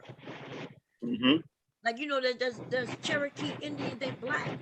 Where I'm from, a lot of the black people we definitely mixed up with Native Americans because they were slaves right along with us. Can I interject something in there? I just want to interject something because this is the first time I'm hearing this as well. But they did say something about there were blacks that own slaves. Yes. And there's a possibility that it's all tied together. It is. That's what I'm trying to tell him. Yeah, so I don't we own slaves because our men couldn't be free, but the women could. So what we would do, if we had the money, we would purchase either our children, we would purchase our husbands. So we had slaves, but it was nothing like the slave master owning slaves. Oh no, it was pretty bad. No, I would purchase my husband because I needed my husband out of slavery, but he couldn't. Yeah, I know what you're talking. I know what you're talking about. No, this was nothing like that. Maybe it's nothing like that. Maybe it's a little of both, guys. You know what I mean? It's, it all. These Native Indians enslaving black people. They had as much hatred for black people. Matter of fact, they even did. Check this out. They did pacts with white people to get the that's slaves. Not true. This is not true. Listen, I don't know. Listen, okay. I wish I could pull it up for you because I'm driving. Next time you say that, that's what you're going to do. Because see, I'm from an area in which we are so mixed up, right? There were freed black people in Louisiana. Hold on, let me try to pull it up right now. Let me see. There was no other freed black people in this nation. because you know Louisiana belonged to England, right? The Queens and shit. I thought the Louisiana belonged to the French, Bob. That's right, to the French. Yeah, that's what I meant. What did I say? Oh, it's all good. We on the same page. Yeah. So that's what I'm saying. So Okay, I'll be back, Mom. I'm gonna try to look it up real quick. I'll be right back. Hey, oh wait, bro, before you leave, Huh? did you leave yet? No, he's still here. All No, right, I'm still here. One thing I gotta say to the good brother. Now listen, man, I like you. I got mad respect for you, man. Right. But if you ride around in the automatic, man, that's governed at 65, man, I can't mess with you no more, Black Knight. If you got a governor, if you riding around in the automatic, man, I'm telling you right now, we're not friends no more, man. Nah, man, it's governed at 72 though. All right, well, if you had 72, man, I think, man, you might could be friends. We're in the automatic or we in the stick, man. We know automatic. They took all of the sticks out. I can't mess with you like that no more, Black Knight. I know, man. I know. It's actually better, man, because I ain't gotta shift gears a lot no more.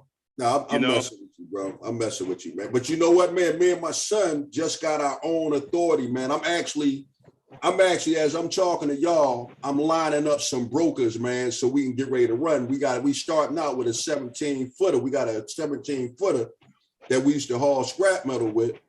But now we get ready to start running freight, man. But we're gonna learn, we're gonna learn on the job with the 17-footer. That after we get, we get familiar with it, then we're gonna start going for some dedicated routes, man, with the 26-footers and even the tractor trailers, bro. I hear you. Yeah, man. Where you from, bro?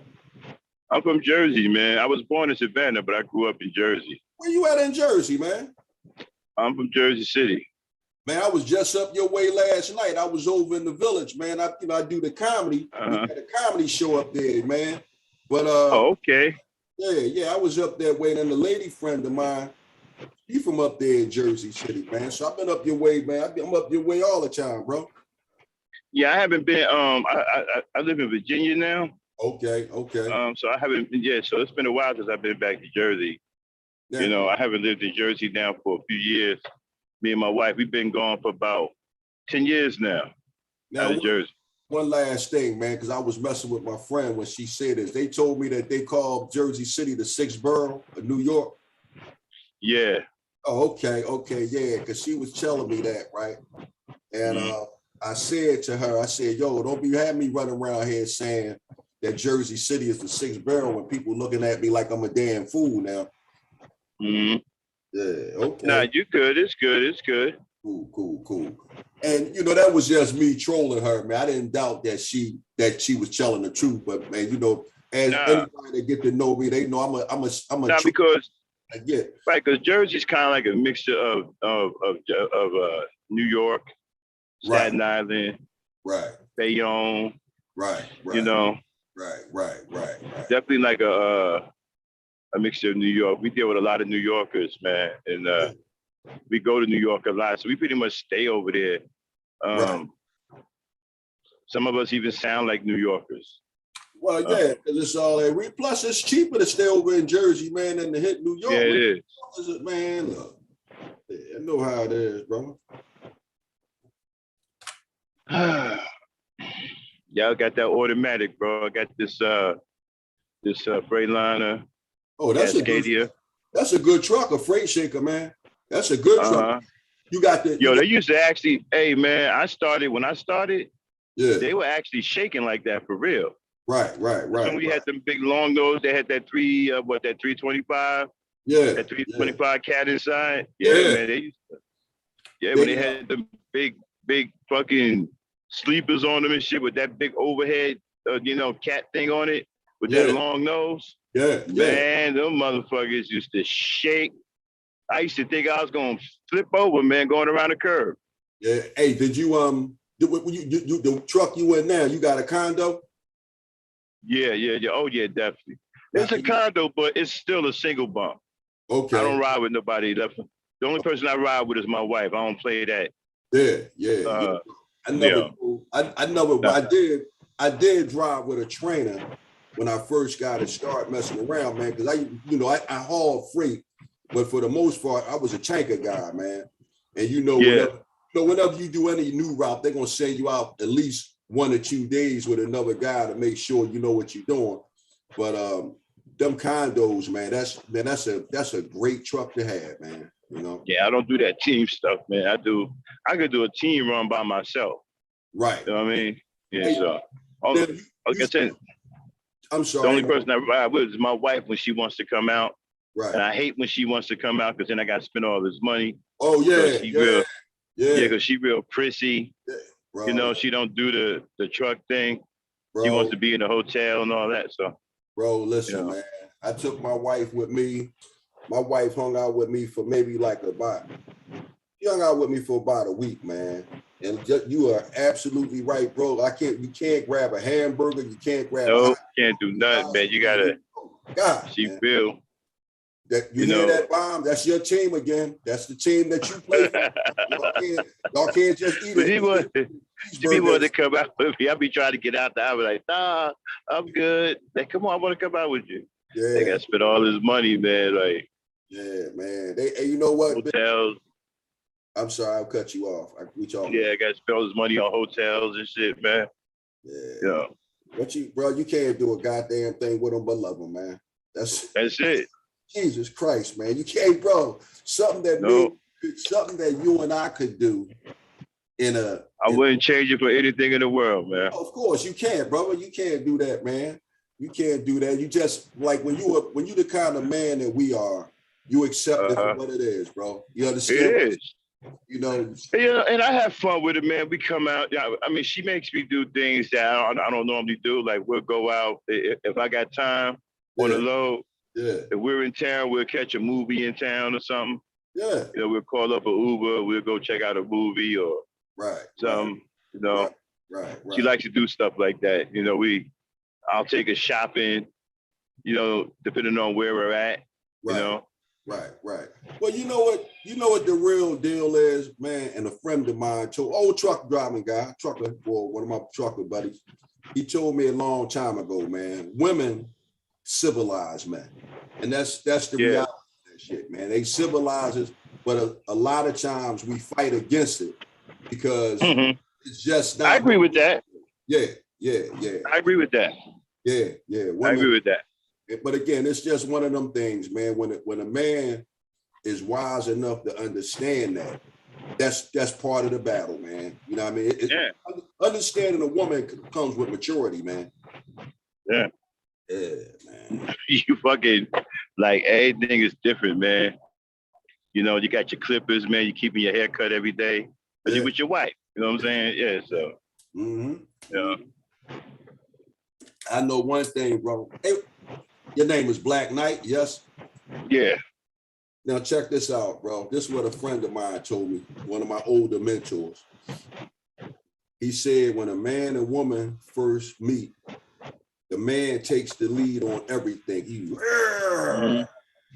People come to the house, they say, where you want this? I want you to put it there. I want you to put it there, put it there. Then he said, after you've been with your wife for a while, same people come to your house, they say, sir, where you want me to put the blah, blah, blah? You say, man, just ask my wife, man. Yeah. Because you just want to keep the peace, man. Yeah, it'd be like, just ask her, bro. Yeah. You know, she'll tell you where to put everything at, you know, like. Yeah, I've been like, I've gotten like that. They just take over. You know what I'm saying? I don't even know how you take a back seat, but you just take a back seat for some reason. Well, you know what I'm saying? It's just crazy. It's like. You know what I think it is, big bro? I think, man, me and Bob was just talking about it. If it wasn't Bob, I was just talking about it with somebody, a lady friend of mine. Women are maternal, man. Come on, baby. Come on, baby. It's time to eat. Did you take a bath? Did you put on your jacket? Don't forget to put on your jacket and call me soon as you get there. Don't forget we got to do this. And what it is, because of their nurturing ways, they always bark in orders. And they not necessarily, it's not coming from a dark place. So no, it's not. Yeah. So because they always bark in orders. You understand it. You understand where it's coming from. Yeah. Because if it ain't even no more than, baby, don't put all that salt on your food. You don't feel like hearing that shit, but you know, like, well, You know it's right. reality, she is right now. Like, so yeah, exactly. You know it's right. And see, a grown ass man understand that shit, man. Yeah. You know? Hold on, man. I got. And then my wife dragged me to the doctor, and you know I hate filling out paperwork, right? Shit. We get to the doctor, she just told me to go on and sit down. She fill out all the paperwork. I just be sitting over there. Yeah. Isn't that what we women do? We fill out the paperwork. He filling it all out. She talking to the doctor. She got a better relationship with my doctors than I do. We are all signed up, man. Hey, Miss Music, how you doing, my brother? Hey, Bum, how you doing? How you doing? Listen, I just want to jump up here real quick, like to address something that was said down in the chat room. I'm sorry to storm in like that, but just let me say this right quick. Like, I'm not gonna call your name out, but you know that who typed it. I get so sick of that when I see this down in the chat rooms, or when you folks come on these platforms and talking about slavery was such a long time ago. Can we move on past it? Do you say when you see these motherfuckers storming the Capitol screaming 1776, did they move on from that? When you talk about the Jewish folks, did they move on from the Holocaust? When you talk about these motherfuckers running around here with all these statues of lost people who lost the Civil War, do y'all say move on from that? Why black people got to move on from slavery? Just like Bum said a little bit earlier, there's a whole lot of black people that's still living that's not too far removed away from slavery. So how the fuck we supposed to move on from it? What the fuck wrong with you? Don't come in no black spaces, especially with me in here, and I can see it. And I can respond to it. Don't come in here with that bullshit no more. You take that over to one of them white panels. Don't bring that shit in here, because a real nigga will step up to you and say, take that shit down the road. That's all I got to say. Y'all have a good day. You too. All right. Listen, well, I know he's probably gone, but wasn't that you on the panel last night? I think that was him. He was holding it, baby. He was educating. And I was proud, and I hate when the younger people, some of these younger people talk to us like we old and stupid, like we don't know shit. So, like I said, slavery was not that long ago. So imagine my grandmother's mother was a slave. When I think my grandmother told me her mother was something like 9 years old when they ended slavery. Okay. Now some of y'all probably said, well, she was 9, well, that means she wasn't a slave. Well, that's a goddamn lie. You born into slavery. As soon as you can start walking, your ass is doing something. Okay. And so imagine how my grandmother's mother, this woman who was a slave, raised by an actual slave, how they raised her. And therefore my grandmother raising my dad. My grandmother was deadly afraid of white people. She was afraid of them. She didn't want to go around them. If even if she had a lawsuit against them, because she did have a lawsuit, she was like, I'm not going around them white people. I'm not filling out no papers. She was scared to vote. She was scared to put her name on any goddamn. Your ass is doing something. Okay. And so imagine how my grandmother's mother, somebody got a raised by an actual slave, how they raised her. Hello? And therefore my grandmother raised my background. My grandmother was deadly afraid of white people. She was afraid of them. She didn't want to go around them. Okay. If somebody's background, she had a lawsuit against them, because she did have a lawsuit. She was like, I'm not going around the way. Okay. Yeah. So that's the thing. My dad, raised by my grandmother, who was afraid of white people, he didn't want to be around white people. He used to call them crackers, right? Not until he became older, because of course, as he gotten older and time has changed. But see, my grandmother was raised by a group of white men. That's my motherfucking grandmother. My actual grandmother, like my dad's motherfucking mother. In the South, raped by white men. and she got pregnant with my dad. Okay. Y'all act like shit is so far removed that it can't affect you, but it affects me. It affects my fucking children, right? I even have to have somebody tell me I'm not black enough. Motherfuckers want to tell me I'm not black enough. Hey, Bob. Uh-huh. My cousin just pulled it up on the computer. He said it was some Indians that own black people, like the brother said. There were Indians that own black people, just like black people who own black people. Right. But I just looked up what he just said in Oklahoma, and it says that was for them to be able to travel and be safe. They acted like they owned the black people. But they were family, and they ended up living in the same area. Okay, I'm just I'm not, like I said, I'm indifferent to the whole conversation. I find it to be interesting, but but I got two people that I like that's on the same, we all on the same page. Just like I said, even black people own black people, and the reason you own black people was, like I said, like men couldn't be free. Like in Louisiana, right? Black men couldn't be free. Like you was never getting free. Like you couldn't earn your freedom at a certain point, but women could be free. So if I ended up with the money, I could purchase my sons, I could purchase my husband and my dad, and people in my family. So, but you still was a slave. I still owned you. You still was a slave. And if white people was around, you still had to act like you was a slave. You don't get to act like you free because I'm free.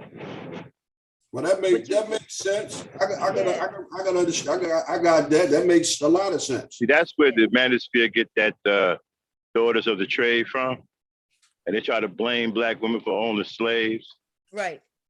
Yeah. Even though I kept telling them, of course I would own slaves because I would want to purchase my motherfucking sons. I would want to purchase my husband so they no longer get abused by anybody. Right. No doubt. So yeah. Well, yeah, that makes a lot of sense because like what the brother was saying, these dudes bastardize the reality of what the situation was. Because see, I've never heard that before. And even though, see, people like us, we're gonna look at it with an open mind. I'm not, it's like I know it makes some sense. I understand that some people probably own slaves. When I say some people, blacks and Native Americans, because they were evil. But I also understand that there were some people that done it the way Baum done it, said do it like no doubt. No doubt. But again, when you have people whose intention is to turn men against women, they're gonna present it in the worst example imaginable. Even I'm looking at this woman. She did she wrote a book, and I'm reading what she said. And even her information is so fucking. She lying, right? But if somebody told her the story that she's telling, then maybe that's what it is. So my husband family did that trail of tears. They went from the South and they went to Oklahoma. That is where my husband's dad is from. If y'all would have saw him before he passed away, you would know he's Native American. In fact, if you look at one of my sons who look just like his dad, you would know that he's Native American. The hair that they have, when they let their hair grow, their hair is long and straight and solid black. Okay, that's my husband, his dad, and that's my sons. Okay, so back during slavery, though, Native Americans were slaves with us. When they decide, that's the only way they even survived. You got to remember, they was killing them for their land. They were murdering them. Why when the only way they survived ever, Native Americans here in this country, the only reason they survived, they were able to blend in with us and became slaves. Now, I like to hear how they claim that they survived when they was killing them. They was running after them, killing them, shooting them. And then when they didn't kill them that way, they died off because they killed off their meat supply, their food supply. They killed off the buffaloes and everything for these people to survive. They gave them diseases intentionally, right? Claiming that they was helping them. They were murdering them people. And the only ones that survived was able to tuck in with Black Africans. Okay. But and then though, what happened? Remember, after they survived and slavery was over, and then they wanted land and they started getting these trees and all this shit. I noticed how they started making it seem like Black people wasn't a part of the dealings. Like we're not a part of their families and shit. So I'm not saying they better. I'm saying they just did the shit on the back end. Mm-hmm. Okay. On the back end. Nah, there was some much more worse stuff going on than that. Oh yeah, there was a lot of bullshit going on. I mean, what you say? Yeah, they were killing Black people. They were chasing Black slaves. They were catching slaves for white Black people. people were catching slaves too, right? Well, yeah, but it wasn't that many. It wasn't like Blacks had like big hunting parties. I mean, the Indians had like huge hunting parties out there chasing down slaves. You know, I mean, it was a business. They were catching slaves left and right and bringing them back to the white plantations. Well, yeah, I've heard of that very randomly happening, but they also were the people who helped us get to safety. Also, we was able to get on. Yeah, there was some of that going on. Yeah, there was a lot of that going on. There's a lot of shit going on, right? They had white people who were chasing us down and white people who was keeping us safe. There's all kinds of shit going on. I don't know. Are you talking about white people intervening? Yeah, there was some of them doing it. There was a lot of them, right? We wouldn't have been able to. The railroad was white people. There wasn't no Black person on the railroad. Yeah, I know. It's all Black people, all white people, and Native Americans. Yeah. So I don't know, but it's hard for that history to come out. Like you got to be bold to bring that kind of history out. You got to really. I haven't seen anybody that was bold enough to bring that out yet. Bring what out? The part of history where white people help Blacks, doing slavery. The railroad is all white people, all Protestants, and so that's already out there.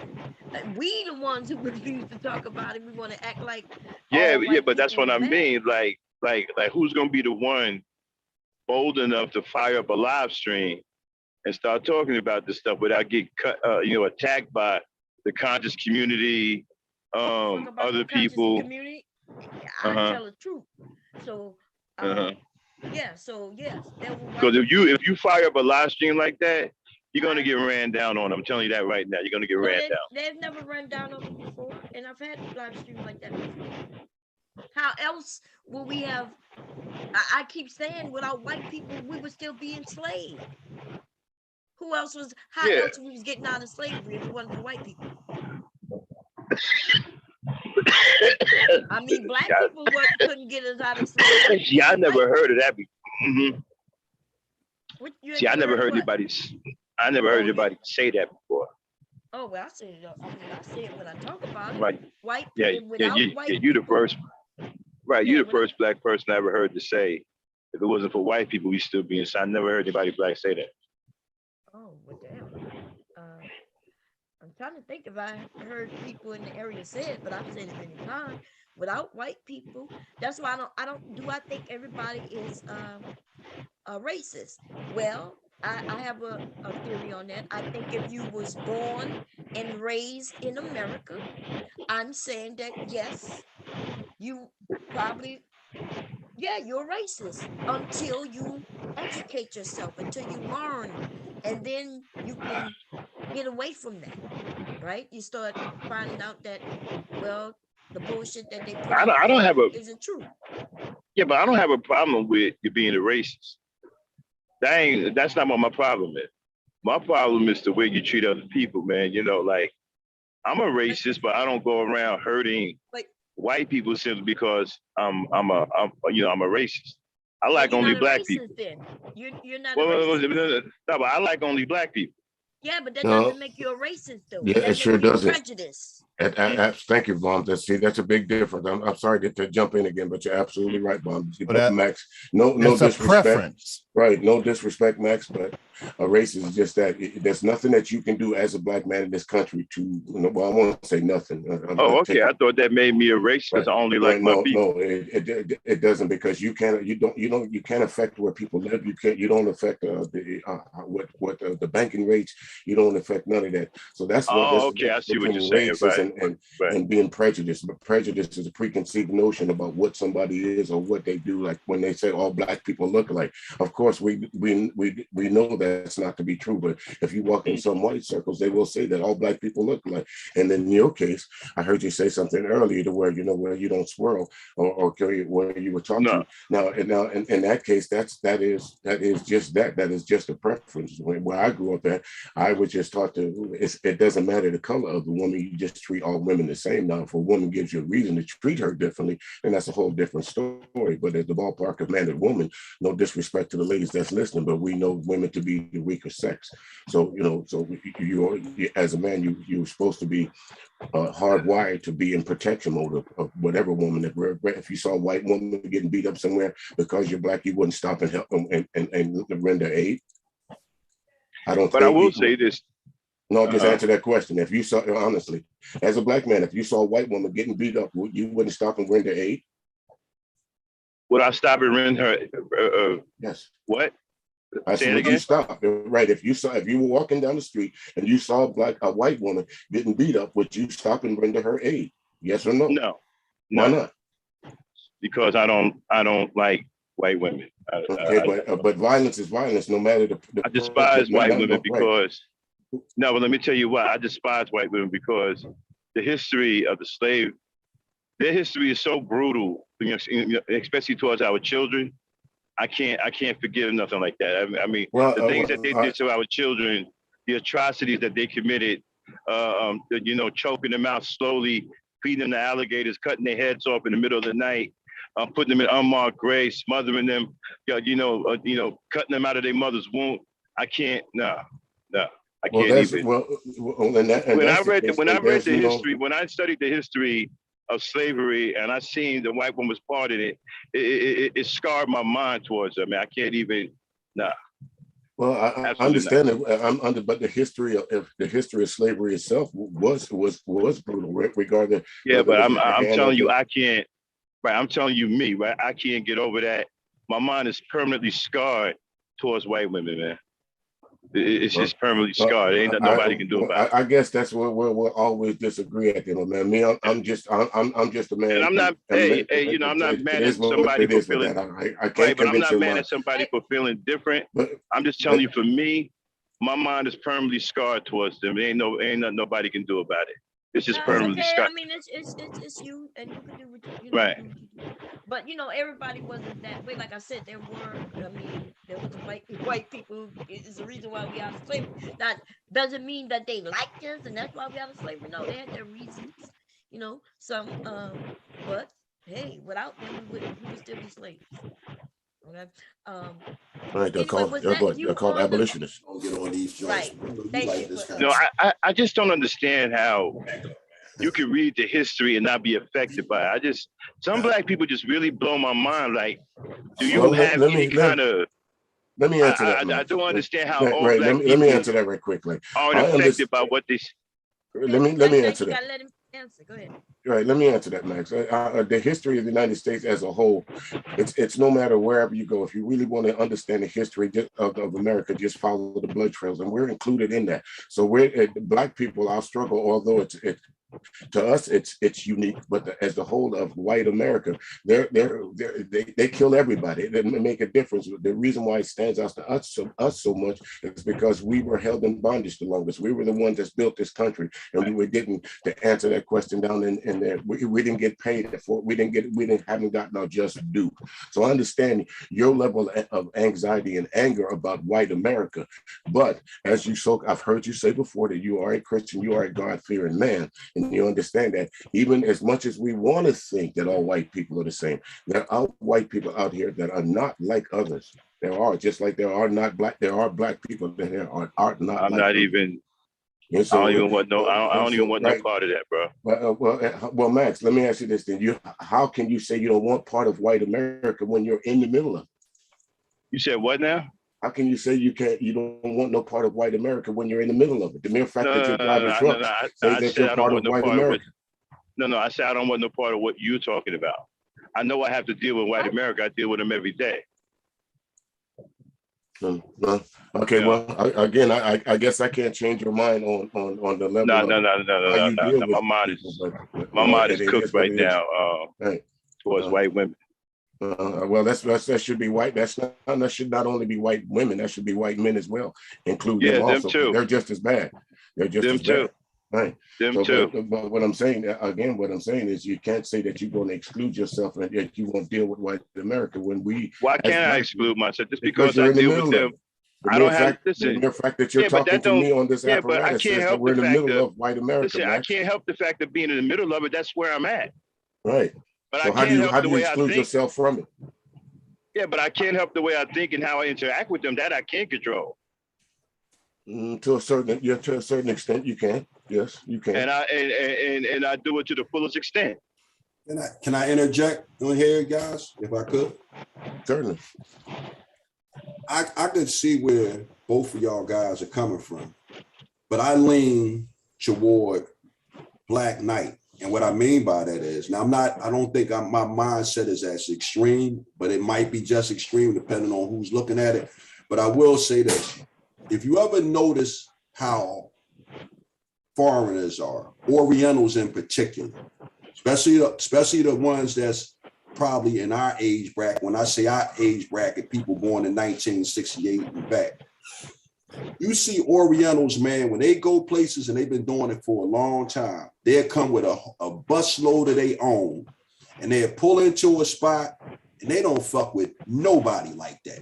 They like Black Knight was saying, I can't help it that this is where I'm at and I interact with these people and I got to move amongst them. But I keep my interaction with these jokers to the absolute minimum. So I can understand where he's coming from, man, because and then you guys, all of you know, we all adults, man. I think everybody in here is adults. And I learned it in the service, man. I rocked with people who rocked with me. But other than that, I used to take the stoic approach like the Orientals that I used to see moving around, man. I can understand where Black Knight is coming from, man, because that's the kind of attitude I take.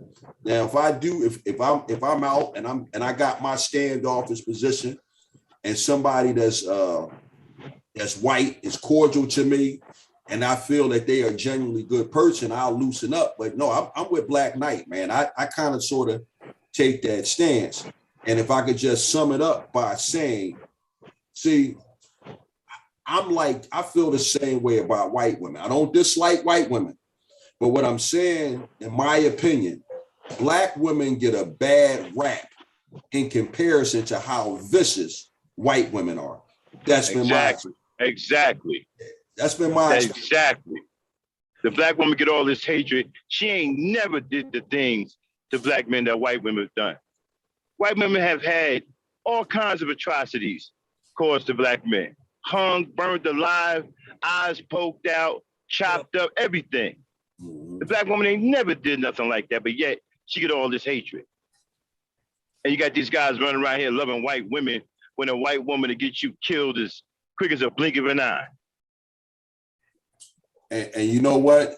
I don't know if you was on here earlier, Black Knight, when I was talking to Bomb about the two white sisters that I dated. But one of the reasons why I broke up with the second chick was me and her was over at Fort Dix, man. And we went into it was a 7-Eleven, man. And we walked in there, man. It was the teller, and it was 2 big white state troopers. Now, these guys didn't say nothing to us. They didn't bother us or nothing. They was cool. But at that moment, man, I was struck by fear, man, because I know how that would have turned out in a different setting if I come walking in the store with a white woman.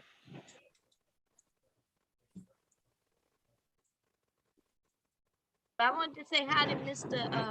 Kev. How you doing, Kev? Hey, Bam. Good morning, baby. How y'all doing, brother? Good morning. I've been waiting. What up, Kev? What up, Kev?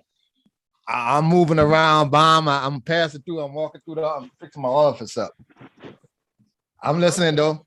I got the microphone. I'm walking around cleaning up, but I'm listening. I hear what Black Knight's saying. I get that. I usually judge people by the individual, for the most part. I think I always do my vetting. I usually can see through a lot of bullshit and see how people really are when it comes to different races, at least the white ones I was exposed to. Not all people bad, but I can still see some of that shit in some of them, but it is what it is. Right, because they believe in their race should come first. Which right, and there's nothing wrong with that either, Bob. Right, and that's what I'm about to say. Nothing wrong with that, but it's something wrong with it on our end for some reason. Because if I say the same thing that I like, I support my sisters and brothers before any other race, other Black people will jump on me. It won't even be white people, it'll be other Black people. And that's some weird ass shit right there. You're right. Right, yeah, I'm pro-Black to the point that I would support small businesses, big businesses, and actually seek out where to spend my money with Black folks. So that's step 101. And now I'm about to do a little video on some of the Black candidates and the politicians that I actually respect. I do think, though, in business, we still got a long way to go. We don't even have things set up. Like for example, our Black customer service has a lot of work.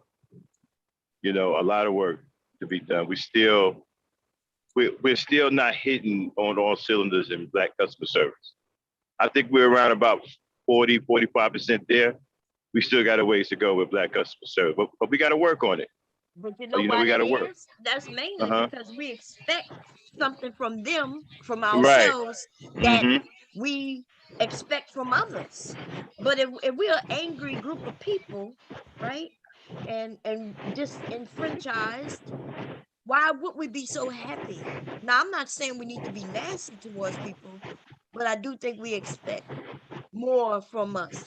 Now, I do agree, though. We do need some help, okay? Yes. We still got to work. Like when I go into Black establishments and the customer service is bad, I try to talk to the managers. I'm like, hey, try to get your people to do a little bit better than this, better than that.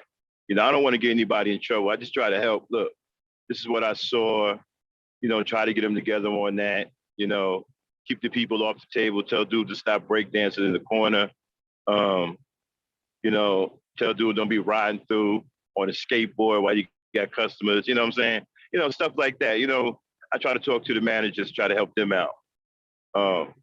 Because we still got a ways to go. White people have been in business for a long time. We're just getting there. And so, we got a ways to go. We got to work on it. We'll get there, but we got to work on it. I don't know about that one. I don't know about that one, Black. Them youngsters on some other shit right now, man. Service is almost out the window. I know, but we got to teach them, though. They're on it like that because they're not being taught. They're not being taught. We don't have any adults serious. We don't have any adults that's going to sit them down in a serious setting and say, look, this is what it is. You're going to get your little Black ass to do this and do that, or you ain't going to do this, so whatever. Yeah, man, we got to be, listen, what happened to, old school parenting? They start punishing us for old school parents. Listen, let me tell you something. My parents wasn't nice to me. They won't be these kids' friends. Fuck that. No, they wasn't. It's not necessarily that. The laws, they put laws in place. These Yeah, man, my kids think they parents- can call the police on you and shit. They Man, my think they mother, can whip father- your ass because they know you can't Hey. hit them. I've seen this shit happen. They Yeah. think they know you can't hit them, but then they think they can hit you. Man, my mother and father would tell me when they whip my head, look, I'm not your friend. They tell you that straight up. Hey, look, I ain't your friend. You know, I I'm told your that to my father. I'm your mother. I ain't your friend. Right. Now I hear these parents talking about, oh, I'm my child's friend. What are you talking about? What is that? That's not how it's supposed to be. You're right. Man, we need to get back to the start snatching these kids up. Get back to some old school black parenting.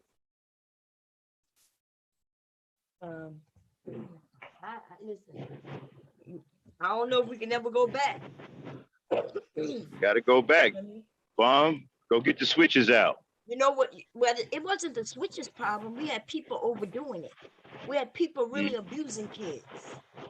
Yeah. There's a difference between spanking your kids and abusing your kids.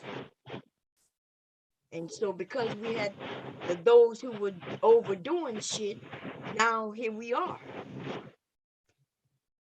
Yeah, man. I mean, I learned respect for them. My parents talk like this. You gonna do what I say. That's the way they talked to me when I was a kid. That's how I learned respect for authority. Okay. It wasn't no, oh, can you do this? And no, it was, you gonna do what I say, or I'm gonna whoop your little narrow ass. That's the conversation we had.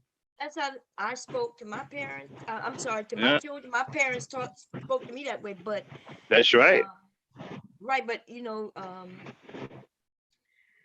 I don't know. Like if we have a group of adults who was out of control, not only that, but see, I knew that the neighbors could spank me if I was out of control. That's right. That's right. Me too. But by the time my children was, you know, born, I couldn't trust the adults in my neighborhood. Right. Exactly. You see what I'm saying? So the trust, it's not really we can blame the children all we want, but we know it's not the children, it's the fucking adults.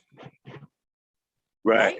Why would I let this woman next door, she can't even control her own kids, the fuck I look like asking her to help me control mine when she see them? You know what I mean? And even during my time, there were some adults lying on kids. Even I got lied on by some motherfucking adults, and they thought just because they was adults, you know, they were supposed to be believed. Yeah. So we ended up with some snaky ass motherfuckers, you know, just. Yeah, you had some adults that would resent kids, you know, that they didn't like this little kid or that kid. Yeah. They didn't like the kid because, you know, for whatever reason. But that's what I mean by back in the 70s, when I say black people were of high quality, they really cared about each other back then. You know, like I said, if I got whooping by the next door neighbor, it wasn't some all out drag me down the street whooping. No, it was a couple of tattles on the behind and sent me home to my mama and you know, and papa. And then they was the ones that was doing the drag thing. You know what I'm saying? Yeah, you know. I'd rather get a whooping by my father than my mother, because my mother, oh my God, man. Women back then didn't know how to stop. Boy, they get to be, they start whooping your ass at the front door, and you end up all the way in the basement. So they whip you all through the house, man, and talking to you the whole time. Oh yeah, telling you absolutely everything you did wrong. Yeah, they're whooping you all. You crawling on the floor, sliding. See, my mom overdid it, man. My mom overdid it. She overdid it with me and my brother, and it made a big old difference. Yeah. See, you could whoop or beat a child until the point that you can either make him a savage or a bitch. Me and my brother just became savage. You know, I tell you what, my situation with my mom was so bad. Even when I went into the juvenile system, I got to the point that, you know, the behavior was good and I could have got out a year and a half early. I asked the judge to stay in, one, because I wanted to finish high school. Two, I know I couldn't fight my mom. And so at 18, 19, I just left the group home and went straight to the street. Mm-hmm. Ain't no, I not respect the lady. I respect her enough to remove myself from that because I know how she looks. But my question is, what's the age that you stop whooping your children and start doing different things? Because I think my parents stopped when we was about. I stopped getting butt whoopings when I was, I think, 13. That's when they finally stopped. And then, you know, I started getting different instructions, like started getting stuff taken away, you know. Yeah. But I think the physical butt whooping stopped when I turned 13. After that, it was just, okay, well, I'm taking the TV out of the room. You can't go outside. You know, you ain't going to football practice today.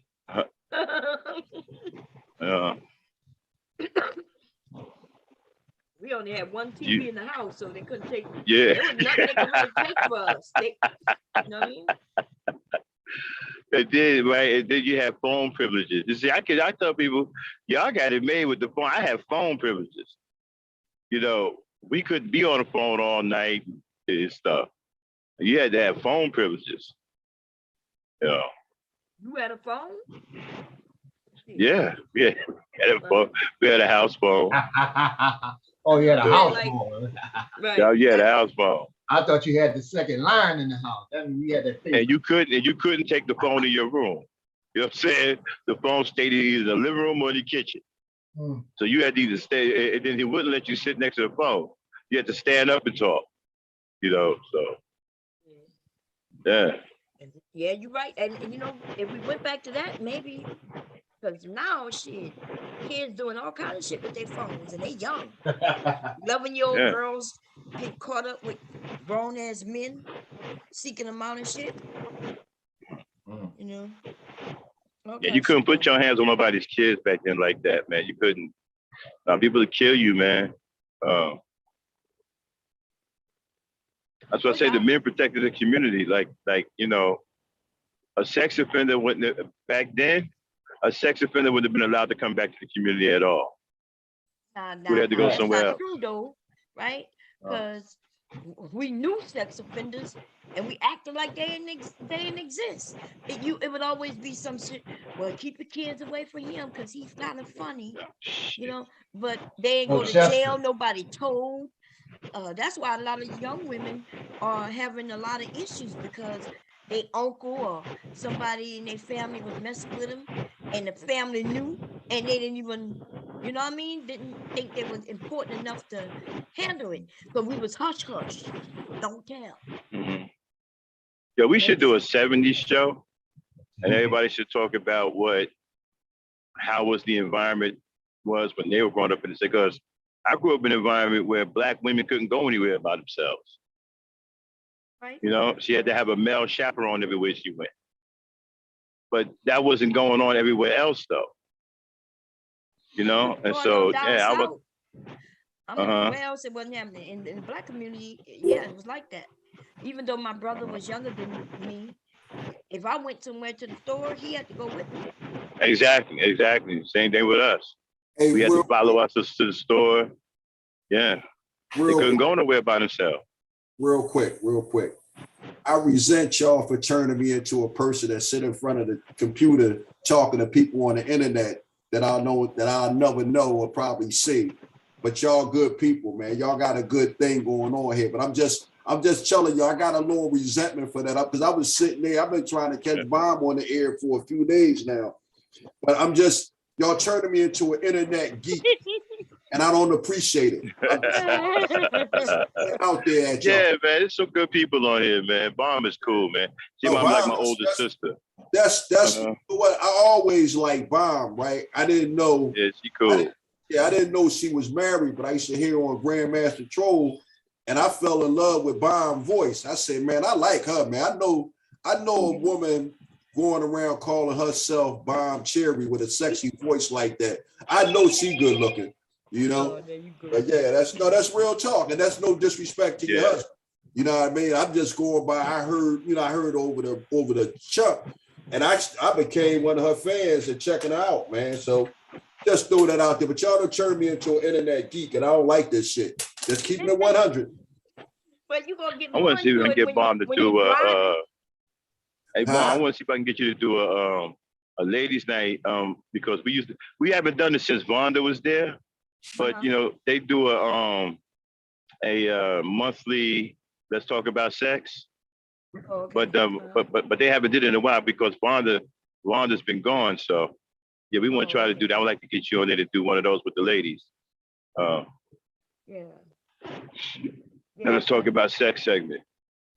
Oh, okay, yeah. Everybody want me to talk about sex on their channel because they know I talk about sex on my channel. You know what I mean? Yeah. But yeah, I'm cool with that. You just let me know as long as it's not. Oh yeah, you're a pioneer. That's where we get it from. We copying success, baby. Yeah, I used to do the Where we freaking getting it from? Fridays until Yeah. till I stopped. But nah, I ain't got no problem giving people their props, man. I got people stealing from me, man, and won't even say nothing about it. So I got people who stole my gen culture. They stole my tool belt rent. They stole my black cape rent. Oh damn! Yeah. Everybody shit around here. They like Kevin Samuel, just stealing shit, huh? That's Well, just somebody stealing came shit. up, so but I was wanting to talk about though. There was a stream over there on the Lapeef show last night or early this morning. Man, I wanted to get on that panel, but my husband, y'all know Mr. Kev and Xander. I think you may have had a conversation. I'm not sure with my husband yet, but like I was sitting in bed listening, and my husband he was like, "What? Did they just say that?" He was eager to get in to the conversation, to correct them young men, Yeah, are you talking about the one we had on Psycho? And I did on my show where we was talking about where they tried to say the reason why our generation had successful marriages and households is because there was a fear of domestic violence. No, I'm talking about last night on the Peep show. They was talking about Black American, and they was talking about I think that was music over there. He was holding it down, but you know what I mean. But them young men and them young people, they like to tell us we're old and try to make it seem like anything we're saying is either obsolete, as if information becomes obsolete, or they'll just outright tell us. Start talking about some fucking computers and data, as if there wasn't data back then. Like some of these young people think they are inventing a wheel. They really truly think that the wheel they invented. They're growing up on the internet. Yes, they think they think computers are something new. The computers are not new. The internet is what's new, the way we deal with the internet. That's right. They don't understand that computers have been around since the motherfucking 60s, 50s, and 40s. Right. What the fuck are they talking about?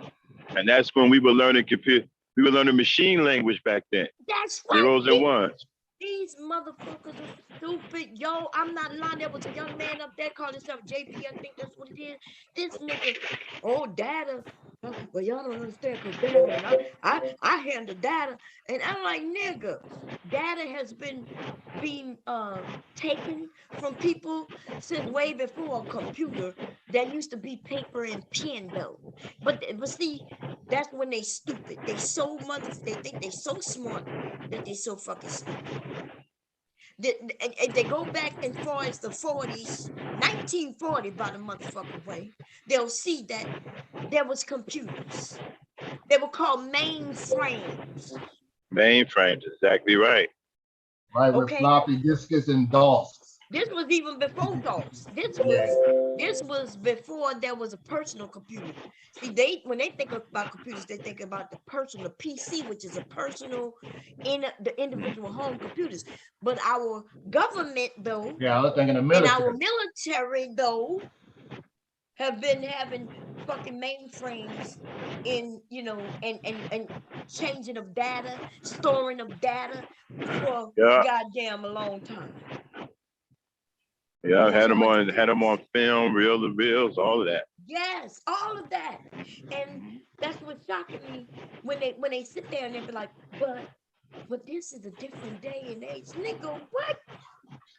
The fuck are you talking about? The only thing different, this is almost like when telephone came about. Remember, before telephone, there still was data being transmitted. It just wasn't that way, right? So now we had telephone that came out somewhere in the 40s or some shit. Then all of a sudden, we got mainframes, the storing of the data. They don't even know anything about how data was stored back then. But I do know how I do know Corbo, Fortran. There was a way when he was storing the data and it looked like little boxes on a card. They don't understand that though. And they like to tell us some shit that they don't know and make it seem like we're the dummies. Well, you know what it is though, Bob, and the rest of you guys. You got a bunch of young fools who rallied around each other, and because they're able to move the goalposts, that's what they do. You know what I mean? It's not so much that we're wrong and they're right. It's just that no, they're wrong, and because there's more of them, and they just so desperately want to be right, they basically tune us out. Have you seen them do it? Because you get on the panel, don't matter if you're a male or female. Because I watched them do it to a man yesterday. In a sense, they try to do it to me all the fucking time, right? And when I'm spitting, usually it's facts when I'm dealing with them, right? And then they'll come and say, well, they'll tell me I'm wrong. Then I give them an exact number. Later on, they'll say, well, I don't know. I don't know. And I'm like, well, why are you arguing with somebody who knows? Good point. Now you know what I've done on a couple of, I've done it twice. Because most of the times when I get on these panels, I can have an intelligent conversation with the people because I know I don't bring negative energy into the room. I know some of the sisters might feel a certain way about me because of how my lifestyle has been, when it comes to relationships. But nevertheless, I know I don't bring negative energy. But I said all that to say this. I get them jokers over to Teapot's panel. When I get somebody that's sitting there saying that you could put for example, that you could put square pegs in the round holes, I get them over there on Teapot's channel. And now we're going to talk about that. And now what we're going to do, we're going to have a debate about it. And after we had a debate, Teapot going to have the people judge the debate. And they're going to say, okay, you won. It's like me and the village arsonists, right? Now I made a comment, maybe been about 2 months. If you pull up that video on Teapot's channel, you'll see the debate that we had. But the bottom line was, the premise of the debate was heterosexual men don't make it a point to hang out with homosexual men. It has nothing to do with having homophobia, and it has everything to do with we don't have anything in common, so why are we hanging around each other? Well, the village arsonist jumped on there, cutting up, being emotional like he do, screaming and hollering like a park gate. And because it initially started off on Grandmaster Troll's panel. But after I got him over there to Teapot, bottom line was acting like he was sucking a penis. Wasn't that him? Yeah, exactly. But my point is, I got him over there to Teapot's channel, and we had a debate on it. And the long story short, I won the debate because it's like, man, you're not going to drown me out just because you got other idiots like you in your cheering section. Y'all not right. It's just more y'all saying that I'm wrong. But no, we're gonna get it into a neutral setting so that I could make you look like an asshole. Wait a minute, you said it was okay for straight men to hang with gay men? That was his position. Well, no, his position was, to be honest with you, because the village arsonist is a fairly intelligent guy. But what I think happened is, I think he only heard part of the conversation.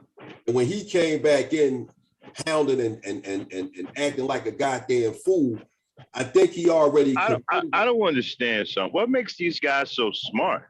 Because they can articulate words. I mean, I don't get it. No, well, what I'm saying is, I give everybody credit for having a certain level of intelligence. And yeah, I mean, and I understand what you're saying, Black Knight. I know we're not we're not giving the village arsonist credit for being a goddamn rocket science, a politician, or anything like that. But I like to give everybody credit. I'm the guy that see the glass as being half full as opposed to being half empty. I agree with that. But see, they refuse to give us credit. You giving them too much credit by giving them credit when they won't give us the same, credence. They want us to look like dummies. They literally come at us like we're stupid. Well, I agree with you, brother. What's your brother's name? Hey man, what's your name? The brother that was talking. What's your name again? Xander Hobson. Xander. Oh, what's up, bro? What's up, big brother? Hey man, what's going on, man? All the time, And I want you to come by the channel, man. You ain't come by the channel yet, bro. Hold on 1 second. I got to take this call from my insurance agent. Hold on. All right. Yeah, that's my man, Sander, man. What's up? Yeah, he told you that when he first came up. You didn't hear him? No, I wasn't. Because I told you I got this noise in my ear because I'm driving, so I probably didn't hear him. Okay. Yeah, remember he was talking to you about your truck? Yeah, man. He talked to me, and plus he the one. I believe that we had that deep conversation about girls from back in the day. Mm-hmm. About being intimidated by girls. Oh, okay. Yeah. Yeah. Well, I said I wasn't one of them people that was intimidated, but I was shy. I just. But that was a deep discussion, man, because a lot of young boys are intimidated. See, that's an unspoken truth.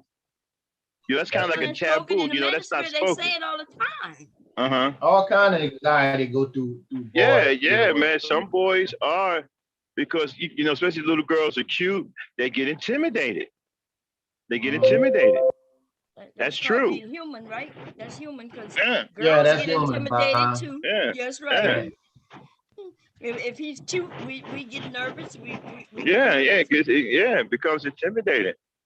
I don't know if is it called intimidation or is it just nervous? That's a deep discussion, man. But that's something that as men we're not allowed to have, because we're men, so we can't. We're talking about these men having it all the time. Oh well, I thought it was a taboo conversation. You weren't allowed to have that. You're really not, because back in the day, it was something you didn't talk about. But these young men, crying, fucking crying every day about it.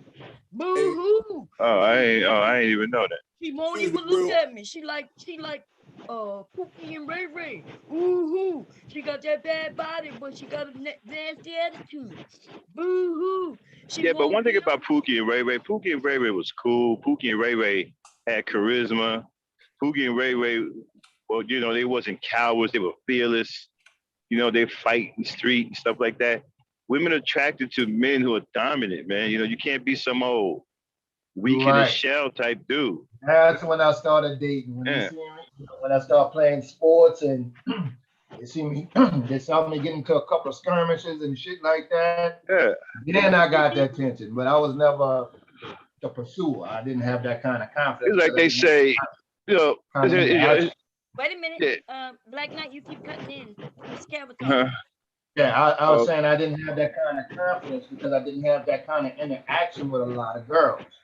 So it was after I did the sports thing and got in a couple of street things, and they saw me fighting and shit like that. Then I had them coming out of the woodwork. Hey, Black Knight. Yo, Black Knight, what's up? Hey, I just sent you my phone number, man, just because you got to call me, man, because I be in and out these spaces. But whenever you going to have something and you want me to participate, man, I just sent you my phone number in the private chat. Okay, man. Yeah, just call me, man. I don't have a problem, but it'd be hard for me. But if you call me, man, give me time, bro, I'm gonna make it happen, man. You know what I mean? That's all right, definitely, man, definitely. Yeah. I'll holler at you. But go back to what the brother was just saying about when he had to learn how to fight and everything. Can I get that recap? What he was saying? Yeah. Saying that the girls started noticing him once they realized, that he was playing sports or he was fighting. That he got in a couple of fights, and I can see, that young girls would like, to make sure that you can protect her. Right. Want you to be a boyfriend because you look like you're strong.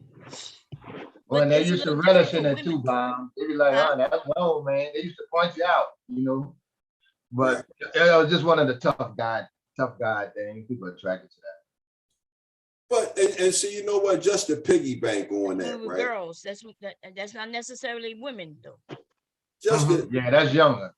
yeah, and just to piggyback on what the brother was saying, that's one of the things that's is disheartening, because half of these people that's on the internet doing all these ranting and raging, they was the sideline ass guys who didn't get, these niggas is literally still mad at chicks they didn't get in elementary school. And you could hear it. If you ever listen to the dialogue, it is the dialogue of the fucking square that he's bitching. And it's like, dude, it don't make no difference how much education you got, how big your bank account is, bro. You are still that same insecure kid with hangups that didn't get the girl when you was a kid. You only just grown and become a grown man, and you still got these hangups, you know? And it's sad, man. It's sad to me. It's actually sad.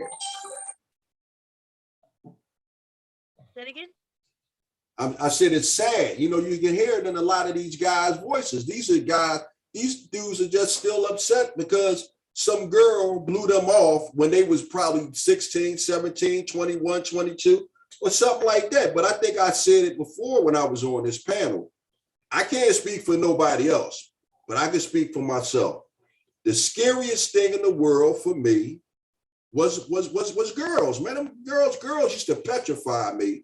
And the reason why they scared me is because of rejection, the fear of rejection. You done told yourself in your mind, I'm going to say this to her, I'm going to say that to her, and you done worked out this thing in your mind, and you go to say something to the girl, she look at you like, boy, if you don't get the hell out my goddamn face. Girls were scary.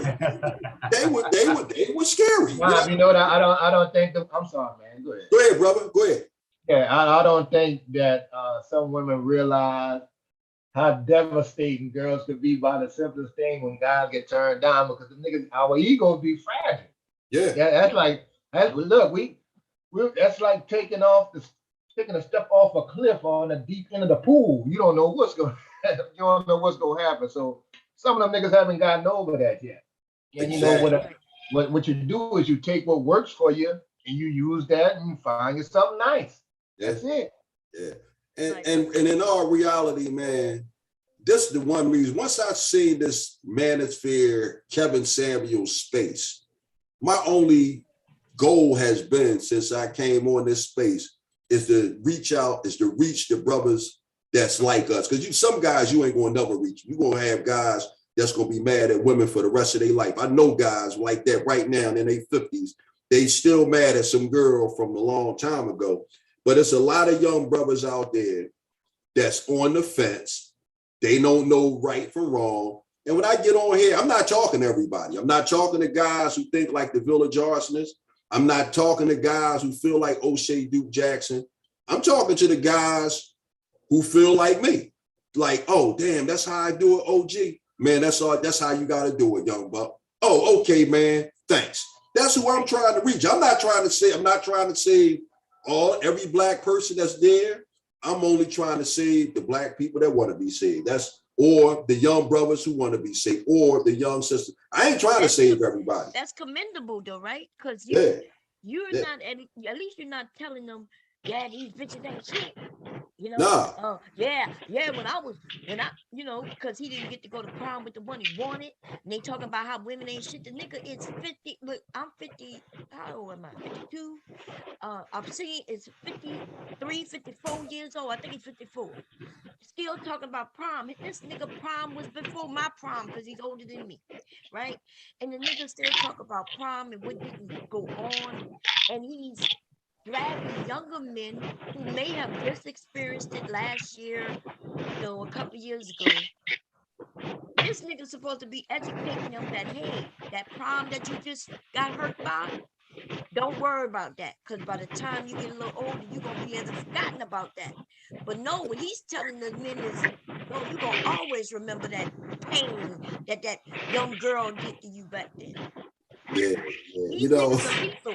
They lethal to men. No, now, I like Obsidian. To the fuck boy, you like fuck boys. Nothing wrong with fuck boys. I nice too. The nigga is a fuck boy though. Hear me, Bob. Can you hear me out before you start beating me up, please? I ain't beating you. I'm talking about him. But can I at least make my point before you go in? Yeah, but he's a fuck boy. I mean, let's not act like he's not. Go ahead. What I'm saying is, Yeah, he ain't even got a woman. No, Obsidian got a nice looking woman. They say, man, I didn't see her, but them guys say, They say. How you know? They ain't seen it either, bro. No, they ain't seen it either. They went to that manosphere thing, man. They said, no, dude, got a nice that woman, woman man. didn't go with him nowhere. Listen, that dude, you ain't gonna never see her. You know what? He's always had a what he call a nice looking woman, and we ain't never seen her. And he admits you ain't gonna never see her. Bob, they said, listen, hear me out. And I don't listen, Bob. I know Obsidian as good as I know you. I'm not saying I didn't see the woman.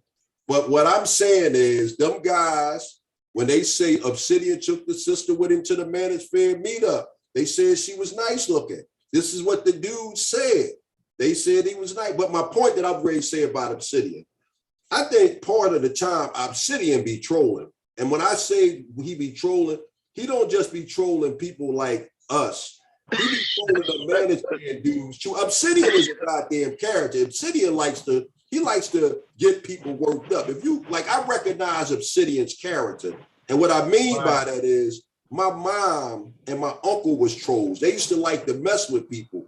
And if you asking me, Obsidian got the same characteristics as my mom and my uncle. Obsidian likes to get people worked up. Yeah, I'm not saying you don't like to get people worked up, but at who has expense? The people? Well, the young men? Sometimes it is fun, Bob, to push people buttons now. But when you say wrote a whole book and he claims that he really believes this shit. Now you can give him the excuses you want. And when you come out on a public platform, right, and say you want to see a black woman die by drowning in the pool of her own blood, I don't know if you want to call that trolling. No, well, I can't. No, I can't agree with that. Now I don't know. Hell no, I didn't hear him say that. And if he did, he did say that. Y'all got a lot of history on us. We don't know half these niggas. Yeah, I know. I heard all I see with us sitting there with the thing of what 5'2", I mean 4'2", and talk a lot of shit and got people to follow him. All right, well, that's his gift, is to talk shit. So he was the original Godfather. He was so think about what Kevin's doing now to get the men to follow him. That's what Obsidian did to get them to follow him first. So it ain't no different. The beating up on black women. Yeah. You see the the nastiness. So that's why I don't mind putting my foot on the nigga's throat. The nigga short as me anyway, so you know I'm gonna win. Yeah. My balls bigger than his. And you know my dick longer than his, okay? Mine's just called the clip with a C. You need to bring out one of the old toys you used to have. That's what he needs, man.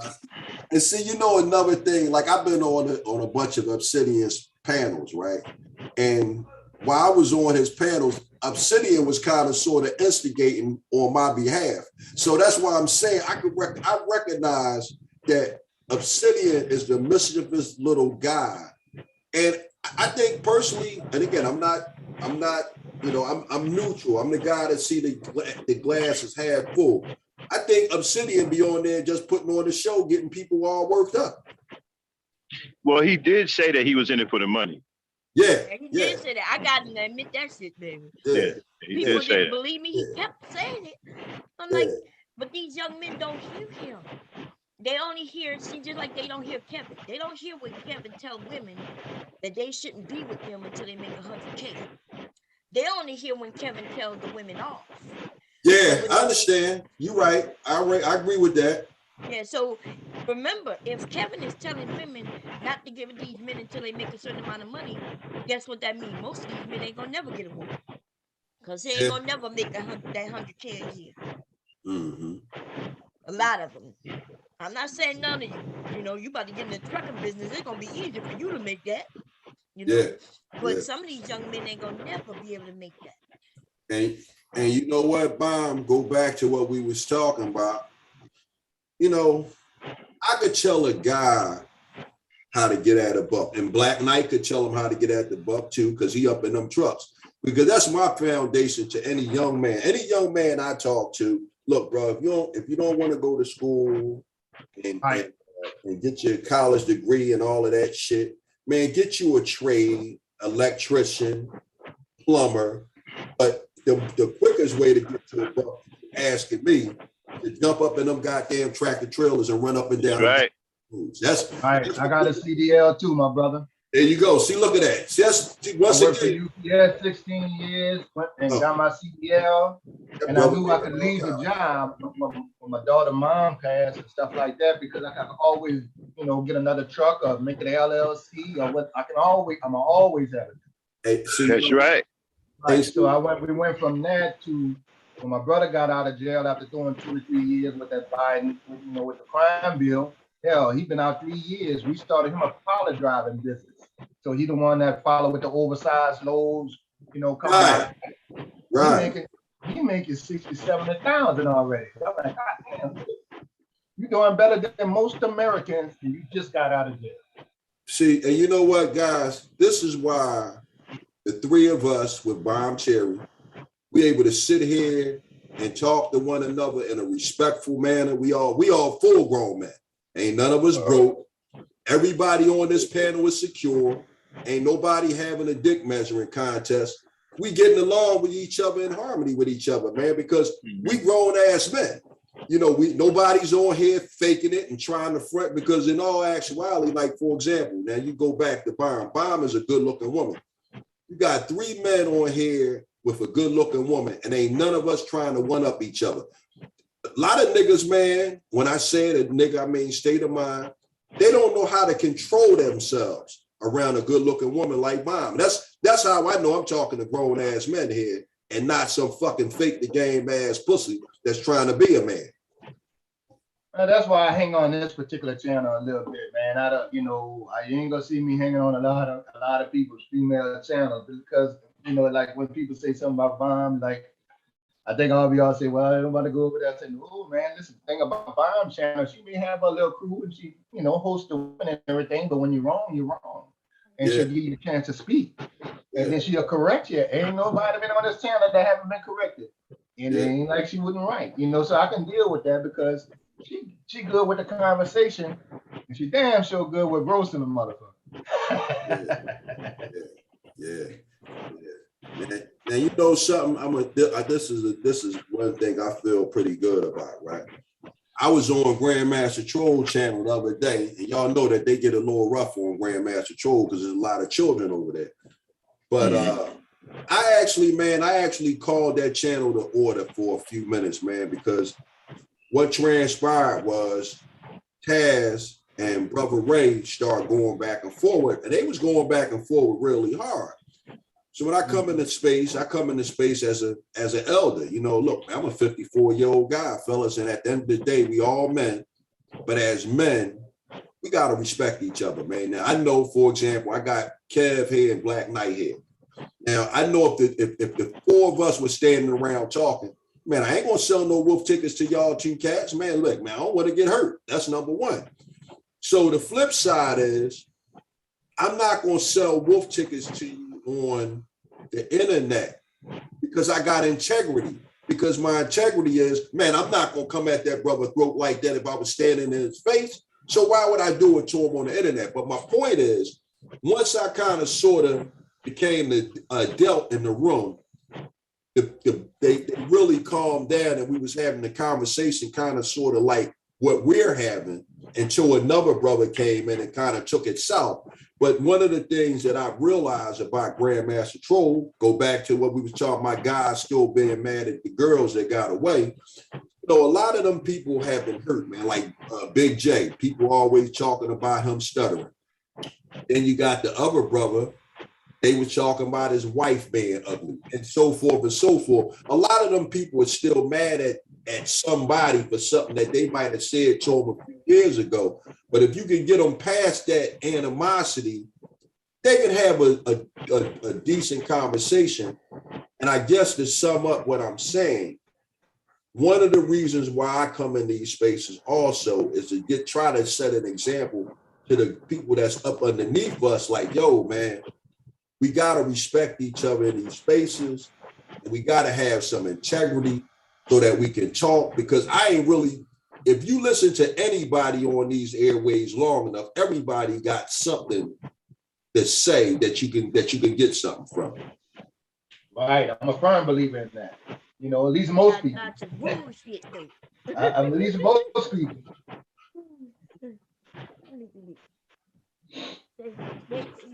These dudes are hurtful.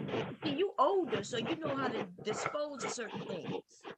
When I say old, I mean more mature, right? Think about you at 16 listening to some of these dudes. Yeah. Would that be That's why I hurtful for you or understand your harmful? concern. Say it again. I say I understand your concern with that, and I listen to you. That's why I understand where you come from. Because Yeah, these no, I younger understand dudes, both. they really getting influenced by that. Them niggas can't influence me, Max, and Black Knight and Xander. You can't influence us, nigga. We know more than you. We've been through more shit than most of y'all. Some of these niggas just from the suburbs, man, ain't never even been through a hard time. But it is what it is. Yeah, I'm like the mother, right? The motherly type who cares, and I care about them even though I'm hard on them. And I'm thinking of the future because I'm that mother. I'm Mother Goose, okay? And I'm telling you, I see where this is headed, and this is not headed nowhere good. This is headed bad. Unless somebody comes about and say, remember, the young men themselves are admitting there's no father figure in their lives, so they're looking for that. And so just imagine if our city was these niggas' daddy, for real. Right, no shit. If Kevin Samuels was their daddy for real, they would be worse off than they really is. They are, right? Because he didn't even take care of his own child. Ready? Okay.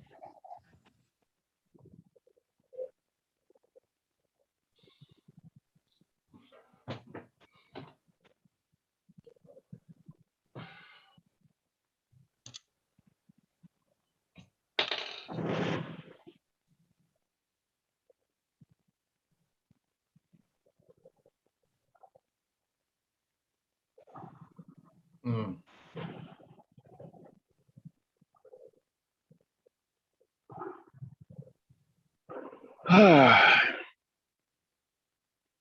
And I'm tired. God, man, it's morning time. Yeah, man. I'm trying to get down here to Massachusetts. Shut it down for the day. I don't see how y'all can do man, it where y'all at, man. That ice, that black ice and snow, man. It scared my southern ass. Well, it depends on where you go. You see, you ain't supposed to. You got a lot of idiots out here. You know, these white cowboys. They always end up belly up on the highway. You know, as far as they're concerned, there ain't no conditions you can't drive in, which is stupid. You know what I'm saying? So, and you got some black drivers following behind them. They get out here and they end up rolling over. You know what I mean? So. Everybody want to be ice road truckers now. Yeah. That shit dangerous, man. They had a few drivers die on that. I think that's one of the reasons why they shut the show down.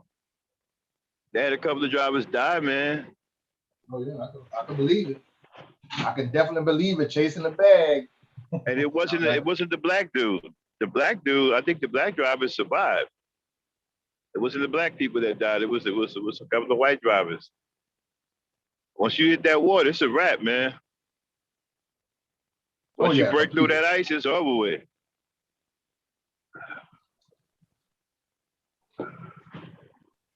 Well, y'all talking about that ice road trucker joint, man? Yeah. It's good money, but man, it's life threatening, man. Once you break through that ice, it's a wrap, bro. Well, you know something, guys, and I know y'all know this, man, because of guys we are. All money ain't good money, man. No, indeed. Yeah, all money ain't that shit. Yeah, nah, man, I'm cool, man. I don't even want to do it. You know, that's how. Yeah, all money ain't good money. I think the most successful one was that white dude named Bear. He was the most successful one. Yeah, he's the most successful one. And one of the drivers died while they were filming. He froze to death. And then I think one of them, their system went out, the heating system went out. But I think he was rescued though. You know. Yeah, I wouldn't want. Hey, you know something, man? I've been rocking and rolling on and off since '99, and one of the things that I do, man, I pack kits in my stuff, man, and I always have me an all-weather suit, man, in my truck, man. I don't play that shit, man. I ain't going nowhere unless I got my, you know what I'm talking about, the Parker joint, the joint. Yeah, I ain't going nowhere without that, man. Hell with that, man. And as far as that ice road trucker thing, man, I ain't doing that at all. I ain't messing about with that, man. Yeah, I ain't, man. It's good money, but shit. Yeah, I don't want to have to. I don't want to die, bro. That's it, man. I'm not doing that. I might get killed doing. I'm having a hell of a life. The brother they had doing it, he got through it. Yeah. I don't know how long he did it. I don't know how. I think he may have did it twice, and then he stopped. You know, so he got his little bit of money and left. Yeah. And there's a couple of white dudes that died, man. You know, one went right through the ice, bro, while he was filming. Yeah, I ain't doing that shit, man. Like, I ain't doing nothing that can kill me, man. I wonder if the cameraman died. I wonder if the cameraman died, Black man. Yeah. Huh? I said, I wonder if the cameraman who's filming that stuff died too. Oh yeah, because they were filming that one truck, when that truck broke through that ice. I think he carried somebody with him too, man. And they couldn't get out there and do nothing. And he was in the part where they couldn't do nothing, man. I mean, it was a wrap. Wow. You know. Yeah, that's traumatic, man. You know. Yeah. Yeah, like I said. And one dude, heating system went out. One dude, heating system went out, right? And he couldn't drive fast enough to heat up his engine enough to try to get some heat. He ended up freezing to death while he was driving. The truck ended up going out of control and whatnot. Damn. Yeah, man. That's a horrible. I want to play this clip, y'all. I want to play this clip.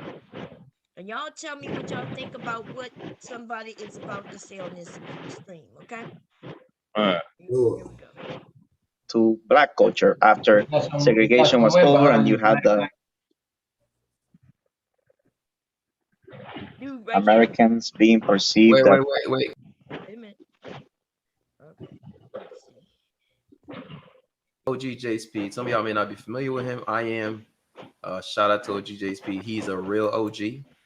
Okay. So yeah, man, J Speed is cool. I know the panel was closed, but I have to bring OGJ Speed up. So shout out to OGJ Speed. Thank you for pulling up on us. All right. So Cuban, what you got for us? Hey guys, can you hear me? Yep. Awesome. First of all, love you guys. I wanted to touch first on what Amira was saying regarding Americans being perceived. Wait, Cuban. I still got. Hold up. I still got your. I told you I was gonna hook you up, bro. Here you go. Do you think, Cuban? No, Cam broke my heart. That's all. That's all it is. I'm sorry. That sounds like a broken heart right there. He said, Cam broke my heart. That's all. Yeah, right after Valentine's Day, just came in there and completely tore it to pieces. So thank you for that. Not a light-skinned brother got his heart broken. I wanted to touch on what Amira said because I agree with both Logic and Amira. In the 1940s, when the Americans stormed Normandy, France, I think those French people would have said about the black soldiers, "Thank you, Americans, for coming to save us." And then the French ladies would have been like, "Hey, these Americans are great." However, with the passage of time and the demoralization of the black community, in general terms in America, the cultures diverged, right? You have mainstream American culture that everybody kind of assimilates into, and then you have whatever happened to black culture after segregation was over, and you had all the welfare, so on and so forth. We know the story, ideological subversion, blah, blah, blah.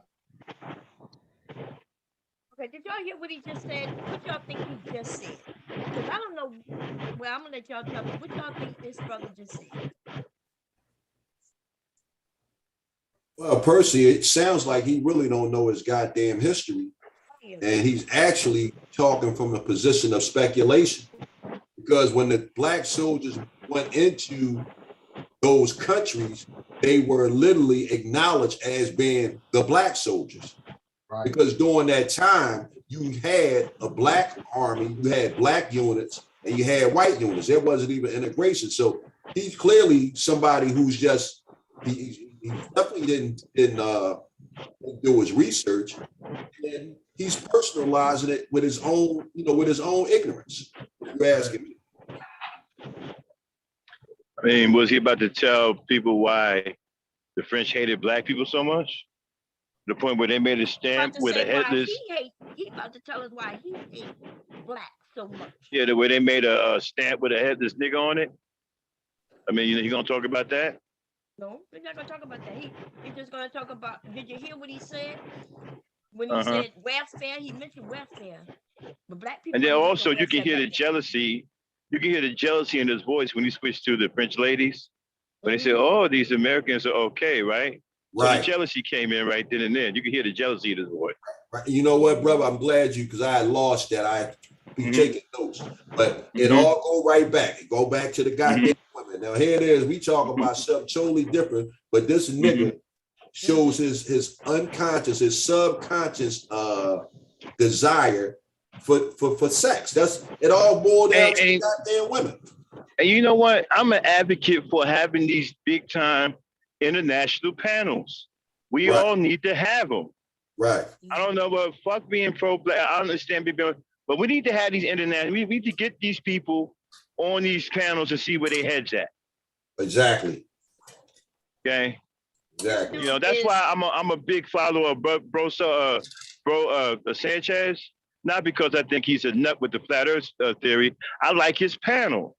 He has a big international panel, and you get to hear what they're thinking about us all over the world. There you go. I didn't know about it. Yeah. You get to hear all these different perspectives. Right. You know, I wanted to dig into this dude's ass. What was he? What was he? A Panamanian? Right. He had on his panel. Yeah, man. I was like, okay, this month I couldn't get on the panel. Yeah. But you know, but they got some effed up shit going through their head about black people. Right. You know, so. Are you? No, it's our fault. It's these dudes who are on the panel. Most of them, not all of them. Yeah. JB and this dude Cuban are against black people. And they speak about it all the time. But guess what? Right. They're not American black.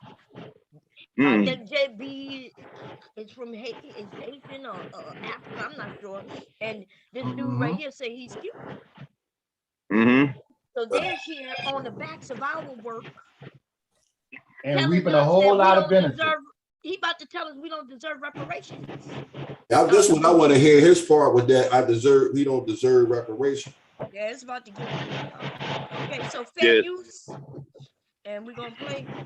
I need everybody mute up because somebody's real scratchy. Okay, that's me. Let me mute up. Okay, yeah, mute up. That's probably me back. That's you, man. I can't reach it right now. Bomb, put me on mute. I can't reach it right now. Can you get him a Kev? No, I can't. Yeah, Kev got you. Okay. I got it. Okay. Number 2, I think I made a comment regarding the benefits of being black. I don't know what those are. He just said he don't know what the benefits of being black is, but he's here in this country. Now I'm gonna continue playing. I just want y'all to hear that, and we're gonna play a little more, and then we're gonna comment. Number 3, I would say regarding Chiqui's comments, feeling black and in America is very interesting. I think that this racialization is detrimental. I do agree with Amira that you're trying to find something that is not there and you will never find it. You know? There's in what regards? People in the colonies, I know you feel I know black people feel things all the time, forever.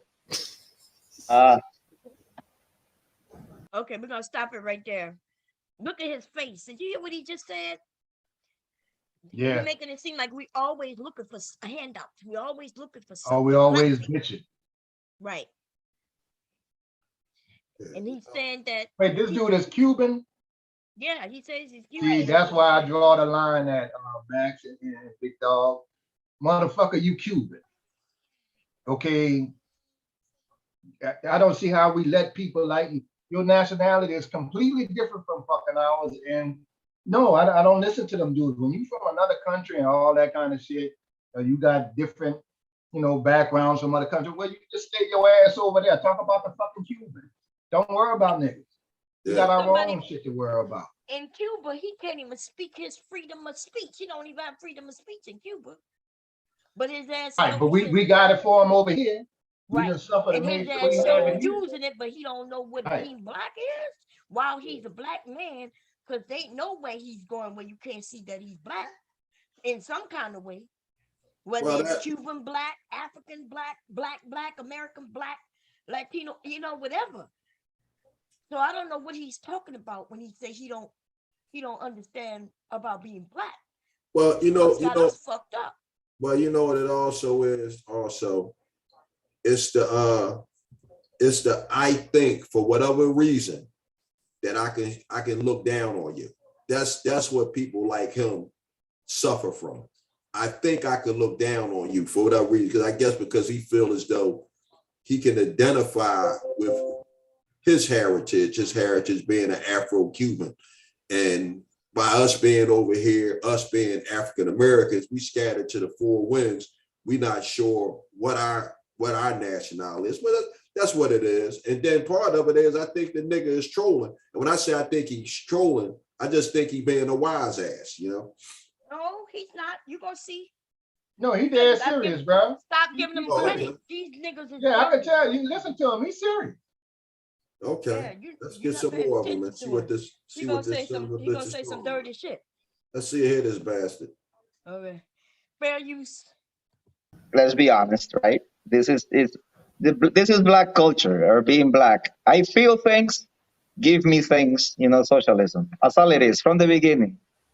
That is the reason why you're not mainstream, because your identity is conflated with like politics. You cannot extricate yourself, right, from that. So whatever you do, no matter what you do, if you keep using the black word, which is not even like an actual color of a person, it's always gonna lead back to like the KGB messing with Africa and like the Black Panthers and everything else. It's true. And what's true? Wait, I missed it. What's true? That the Soviet Union made you. Okay, did y'all hear that? Well, he clearly don't know what the fuck he's talking about. I mean, the Soviet Union made Cuba, but he has a convoluted understanding of what's coming out of his damn mouth. Well, it's gonna get a little better. It's gonna get a little better. Okay, I'm gonna mute myself while I play this. Let me find my mute. Kev, can you put me on mute? Hold on. This nigga. Mute me. All right. Okay. Got me up here like OKS. You motherfucker. Well, did they not? I mean, what does it mean to be black if it doesn't mean like one of these things? I see why you got your heart broken. I'm sorry, you're a product of like, ideological subversion from like the commies at the end of the day. And then, So you think what? You from Cuba and you go call us commies? Oh yes, that's why I know. You ever seen that scene in Batman when Bane says, what was your society based on? Since the 1950s, communism. Okay, so you would be close associated with what you're talking about. We are more than we are. I know the monster America, from the inside, so I recognize you. I recognize myself in you, my friend. Okay, I'm just asking the question. Yes. Was y'all able to? Let me see. Was you able to hear it while I was muted? No, Yeah, no. we can hear it. I heard it. Okay. So I'm gonna play a little more. Because my grandson got me running back and forth, man. All right, go ahead. Rangers. When you Hey, stop Gregor it, say Bob, I'm always just ask a good question. Go ahead. Ooh, So- big facts. I think you got a totally different perspective of who we are, and you're looking from the outside to the inside, and Yes. that's your major problem. See, How is that a problem? well, a person who's never been raped has no right to tell a woman how she should Yikes. feel or carry herself. Yikes. Watch Oh, the great. R word. Let's use another term for Great, that. great. I use great. All right, bet. A woman who's been raped, another person has not I think any reason can come and tell her how she should Wait, feel. OG, can we just say violated? Violated, okay. Yeah. A person who's been violated, or let's just take it away from that. A woman who's been abused, or a man who's been abused, nobody has the right to come and tell them how they can have pain. Okay. Nobody can come and tell them how they should suffer. Nobody should tell them how they should grieve. No one's, especially if you never went through that before.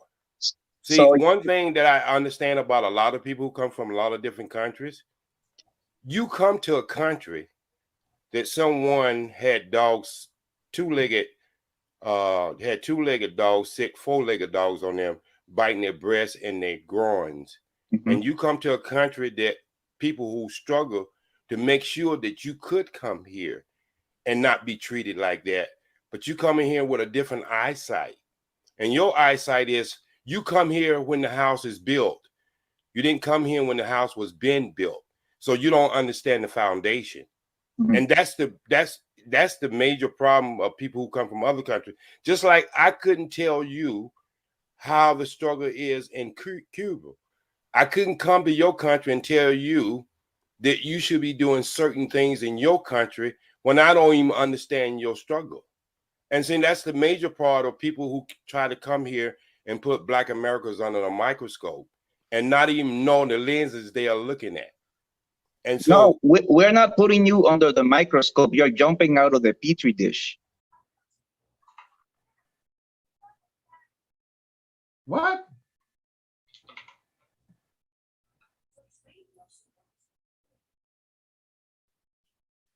I think in a lot of these cases, I think these guys are basically being controversial. I think, and I'm not saying that guy don't believe what he believes, but I also think that he's actually being controversial, a la Tommy Sotomayor. No, he's not. This is not a dude. No, he's with not. a piano. That's how that motherfucker feel, man. No, and I'm not saying, and I'm And he not, ain't trying to be controversial. This is first time getting to speak. They've been feeling like that. no, and I'm not. Don't And have a channel. This dude don't have a dog in the fight to be controversial. You need to. I don't know why you like giving them excuses. This no, dude no, is I'm about not to- Bob. I'm but he's actually about to not. get real nasty. This nigga just said, and he's going to say it again, and you're going to hear it very clear.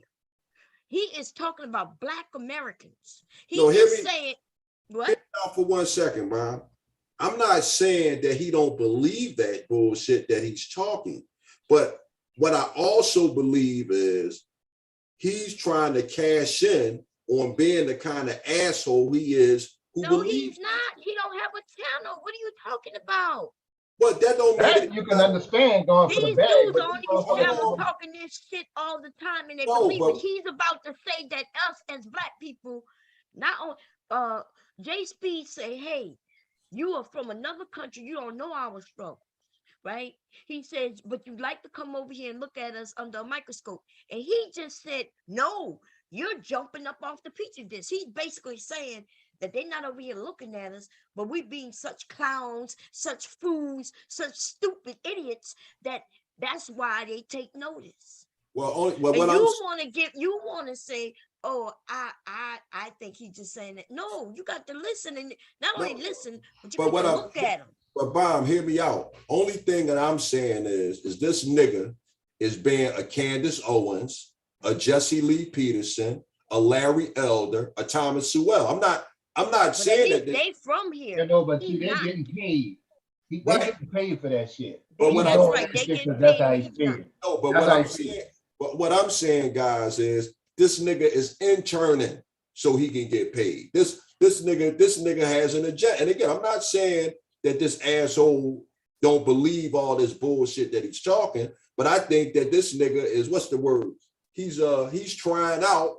He's trying out to be one of these fucking talking heads, assholes that get paid to say that bullshit that he's saying out his mouth. But he's I not don't getting think so. paid. Well, I said he's trying to. Sure I don't you even think he's setting everybody's trying to himself get up for paid. that, Xander. Some of these people I are just think he's stupid. just talking. And he's Yes, just he saying just. what he always wanted to say, in my opinion. And listen, he gonna say some more. We're gonna say fair use, but you got to look at it. I mean, it's one thing to listen. It's another thing to look at their faces, right? You look at their faces, you could tell if they're joking or not. This is a real conversation. This is nobody up there is throwing shots at each other. They not trying to be shot value. This is a real conversation, and this dude is having a real conversation. And he's saying that Black Americans, we don't deserve money, and he's going to tell you why. He's going to say he shouldn't have to pay for it. And he's going to say white people shouldn't pay for it. Nobody should pay for it. Right. And that's what he's about. He's going to get ready to say it. Fair use. I understand that, but the only reason you would know that by looking in the microscope. No, like you're like splashing on us. You're splashing on everyone. Everyone can see. I see what you're doing, and you're not even a good comedian. I did it for 20-something years. I can tell an amateur when I see We one. also have slavery in Cuba, and So I know what I'm more saying, oppression sir, than you ever what will. I'm saying, sir, we're gonna stop moving the goalposts. All right. Did your father have to escape on a boat from America? Again, sir. The answer is no. Wait. Did you hear what he said? He's comparing his fucking father who Right. had to escape a boat. Now, where did he escape that boat to? He didn't escape from America. The nigga escaped Cuba for America. And now he's over here shitting on those of us who are in America. But you also see the brother said the same thing I said. He said, man, I see what you're doing and you're not even good at it. That's all I'm saying. This nigga is clowning. No, what he is saying, even though he said what you said, but he's saying it facetiously. He's saying, no, you a clown right now. Right. You're not saying he's a clown right now. You saying, actually, I believe he's just joking. No, he but is what saying, no, you a whole fucking fool. No, but what I'm saying, Bomb, I'm actually saying the same thing. Listen what I'm saying. I don't not feel like you and the cab feel and Black Knight feel. I'm just saying, basically saying the same thing. This asshole, because I want us to be on the same page about this right here. This fucking asshole that we're looking at. This motherfucker is trolling, A. B, he's trying out to be a fucking Larry Elder, all these other assholes, Jesse Lee Peterson, that talk all that fuck Black people bullshit. This nigga trying to go viral, talking this bullshit. So at some point, he can get paid to be a fucking sellout. This is what I don't know why you keep saying that. Yeah, let me jump in real quick. This isn't his I don't channel. understand. I wish I was on that. Can y'all hear me? Yes, sir. Yeah, we can hear you. Go ahead. I wish I was on that panel because I don't understand why these foreigners come over here and feel that they need to stick their nose in our business. Because of their skin. Why do you even care?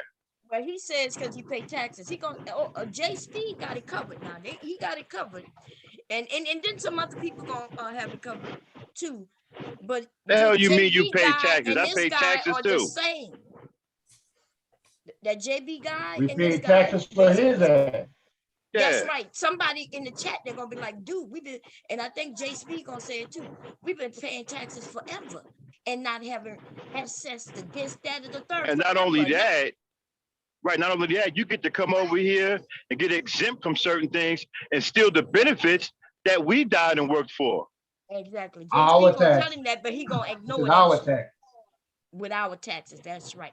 His ass, and not only that, but his country. A lot of the survival shit they get from some sort of way. Talking about your daddy escaped on a boat. Nigga, my daddy was thrown out of a boat. That's right. Fuck you talking about? We was enslaved, came over here through a boat, but this nigga got the nerve. So Yes, he's goofy. Yes, he's a asshole, but he really think he is right. See, I can't get. I can't get that lucky, man. I can't, man. But see, Whose piano was I this? will say this, people. There's a reason why so many damn Cubans in Florida vote Republican. Them bitches feel that way. They separate themselves from us. And I always thought, sell out. well, no, they ain't selling out. They just being Cuban. We black. They Cuban. I know we got melanin, but we black. They Cuban. I don't give a fuck about the color. He ain't black. Yeah, he Cuban. Well, Castro actually gave a damn about black people. Yeah, I like Castro. Yeah, he actually gave a damn about black people. He told black people that they can come over there and go to school for free. And get free healthcare. Exactly. Yeah, I don't know much. The goddamn Cuban coon over here. Oh man, I can't get. What panel was that? Yeah, the place to go bomb for some of them Panthers and stuff. They some of them feed to Cuba.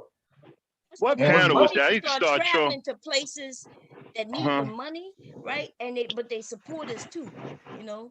So. Cuban coon. Ain't that some shit? Let's listen to some more. Here we go. Let me tell you when my father was born.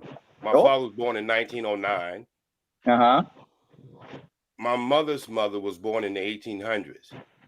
And they had to escape America to Canada? Excuse me. You asked the question. Let me rebut your question that you're trying to trap me into. All right? Yeah. Number one, we're not even talking about slavery. That's number one. Number two, if you don't understand the culture of this country, a lot of things didn't start happening in this country till 1970. So let me tell you about that. All right. Go ahead. Our Bank of America just got sued for something like $400-something million, and that was in the 2000s. And so, what you don't understand is there's been generational wealth in this country that's been passed down for people who got a head start. That's number one, and that's in any race. If you get 400 years a head start and think I'm supposed to be catching up to you, let me tell you something about the people you're so impressed about, and I'm pretty sure you have read up on them. It took the Jews 6,000 years to get their stuff together. It didn't start with Hitler. It took them 6,000 years. We're only over 500-something years now. So we are in progress, regardless of what you think. OG, can I ask you a question? Yes, sir. No, let me wait, because I've read up on Frederick Douglass. Cuban, just real quick, let me just ask him this question. So OG, do you think that Bank of America going through that lawsuit that they went through, where essentially they had to pay a large fine, and they had to, I believe, pay some form of restitution? Don't you believe that's proof of the system working? That's the proof of the system that caught up to what they was doing, and I guarantee you, if they decided to do something like that again, they would try a different trick. You got to understand how tricks are played on everybody. See, ain't none of us clean to this. I would agree with all brothers and sisters and whites, blacks, Asian, whatever. Ain't none of us clean in this. But you got to understand the experience. No lady goes through abuse and then all of a sudden you turn her loose and she's ready for a relationship. Okay, can't play too much, but so old dude JB is about to say, well, since they got caught and had to pay a fine, that's the system working. And we're like, what? Ain't that some crazy shit? That's the stupidest shit I've ever heard. And see that when they talk that bomb, yeah, they had to pay a damn fine after making billions of dollars off our ass. It was in 2013. The fine is nowhere near what they took from us. Right. Yeah, I think it was 2012 or 2013. Obama and Eric Holder brought the top 5 top banks: J.P. Morgan Chase, Bank of America, Wells Fargo, fucking Bank of America. That really lets you know. They brought them to court and made them plead guilty for targeting minorities and charging them extra higher interest rate on home loans, auto loans, and student loans. Right. And see, that's why when I hear some of these people, why we so far behind? Well, fuck, they've been hitting us all our life. And so if we don't expose this shit, then we got to see what's happening. It took us a while to catch on to every little dirty damn trick they did to keep us financially bent over.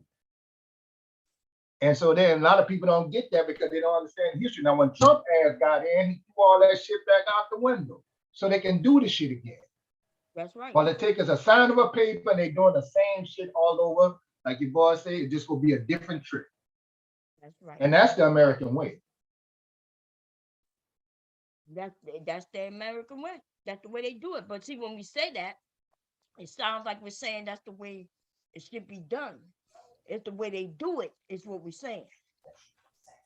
Because now the system is fine. It's the damn people that's running this motherfucker. That's the problem.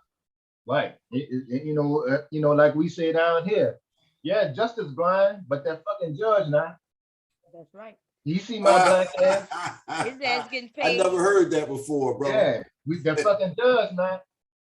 That's what I tell you know when wife and I had to battle with these damn motherfuckers down here on the radio and shit sometimes. I'm like, come on. Well, what about justice? Justice? Man, get the hell out of here with that. That's right. Like that guy JB said, doesn't that prove the system works? The system is fucked.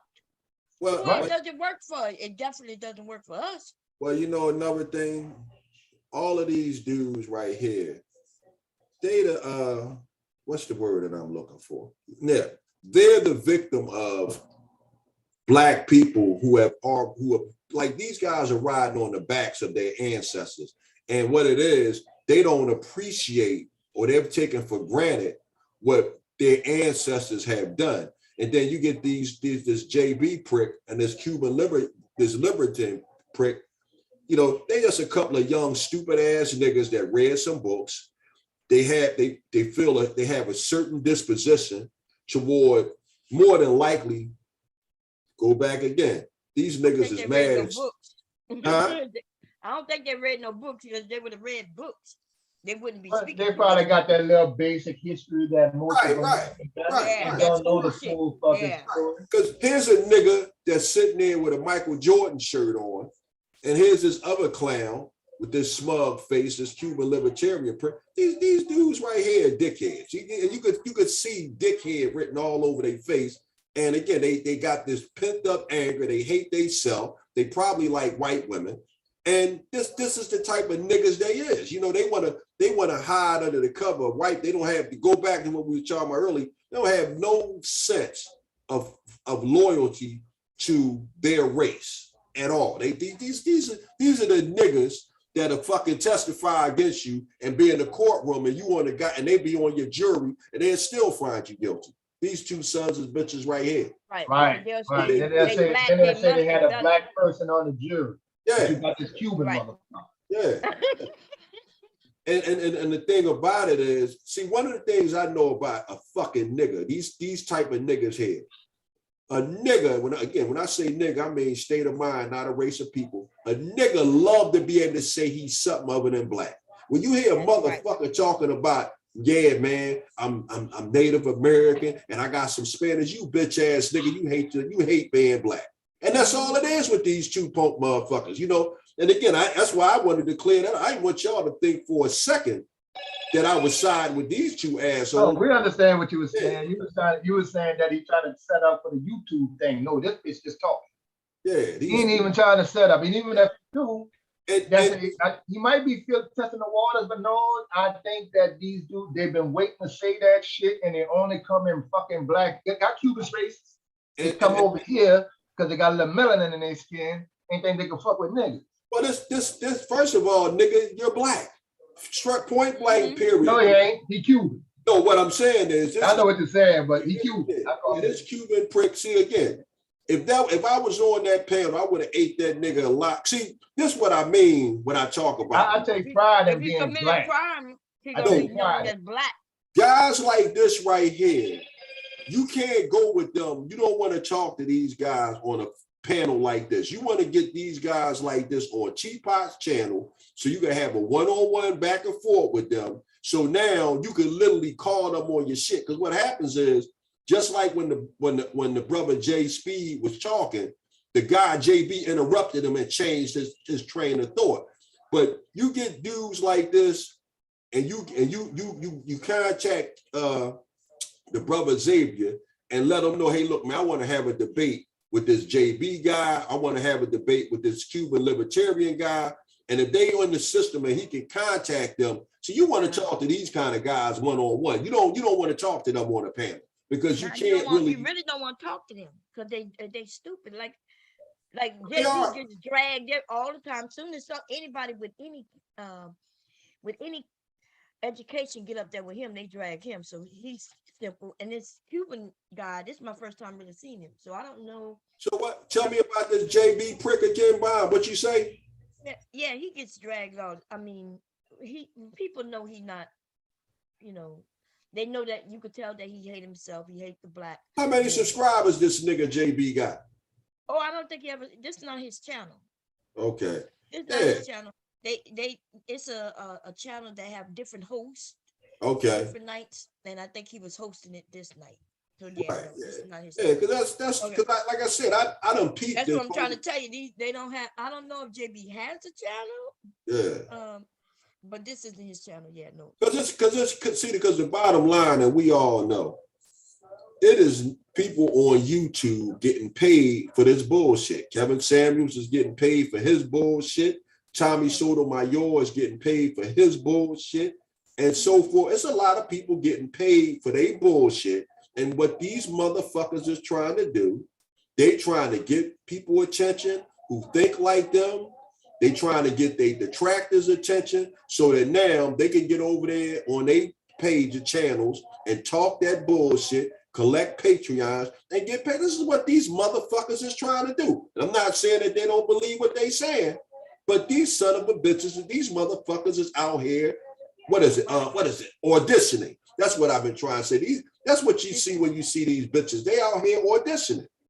Yeah, but we need to keep them talking because, the more they talk, the more they expose themselves, the more stupid and, the stupider they sound.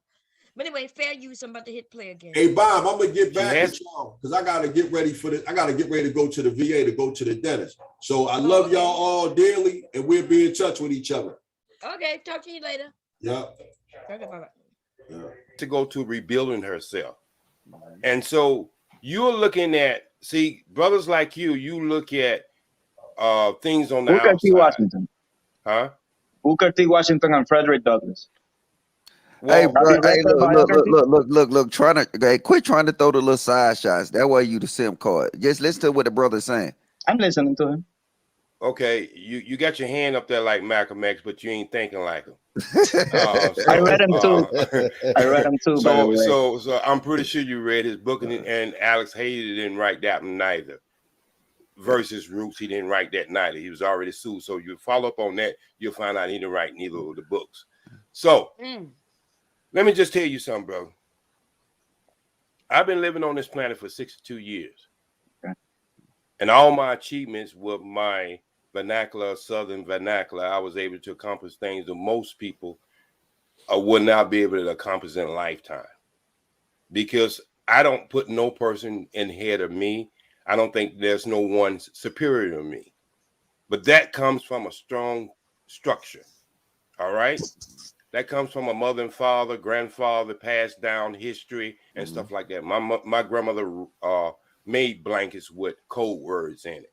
You never seen, I heard somebody say earlier about sport figures are always looking at it in a positive way. I guess that person never read FBI reports, redacted, that I have read the redacted reports that says that at that time, that's why they wanted to steer nobody to have a voice but entertainers and sport figures. And that's still even carried out to the day. If you never read them reports of Hoover, and you never read what was the back of all of this, then you can hardly have your own perception, and that's cool. But see, hey, OG, let me jump in here with you too. Cause see, the thing is that I'm with it. If you go to my video, that's one video. I mean, I don't really do content, but that's one videos I put up when Malcolm X stated that. You know what I'm saying? He stated how, you know what I'm saying, the whole puppet. So my whole thing is we understand that, right? And then what is it to be black? You ain't black. You know what I'm saying? What is to be black? If you ain't got no inherited wealth, you're right. We're at a disadvantage because this wealth that they have, they inherited this wealth. So that wealth will always Hey ladies, this is what your man wants for Valentine's Day. The Okay. adventure challenge I'm in gonna bed. pause. I'm gonna pause it through this commercial, but somebody came up. Hey, Linwood, Yes, ma'am. how you doing? I'm still learning, gorgeous.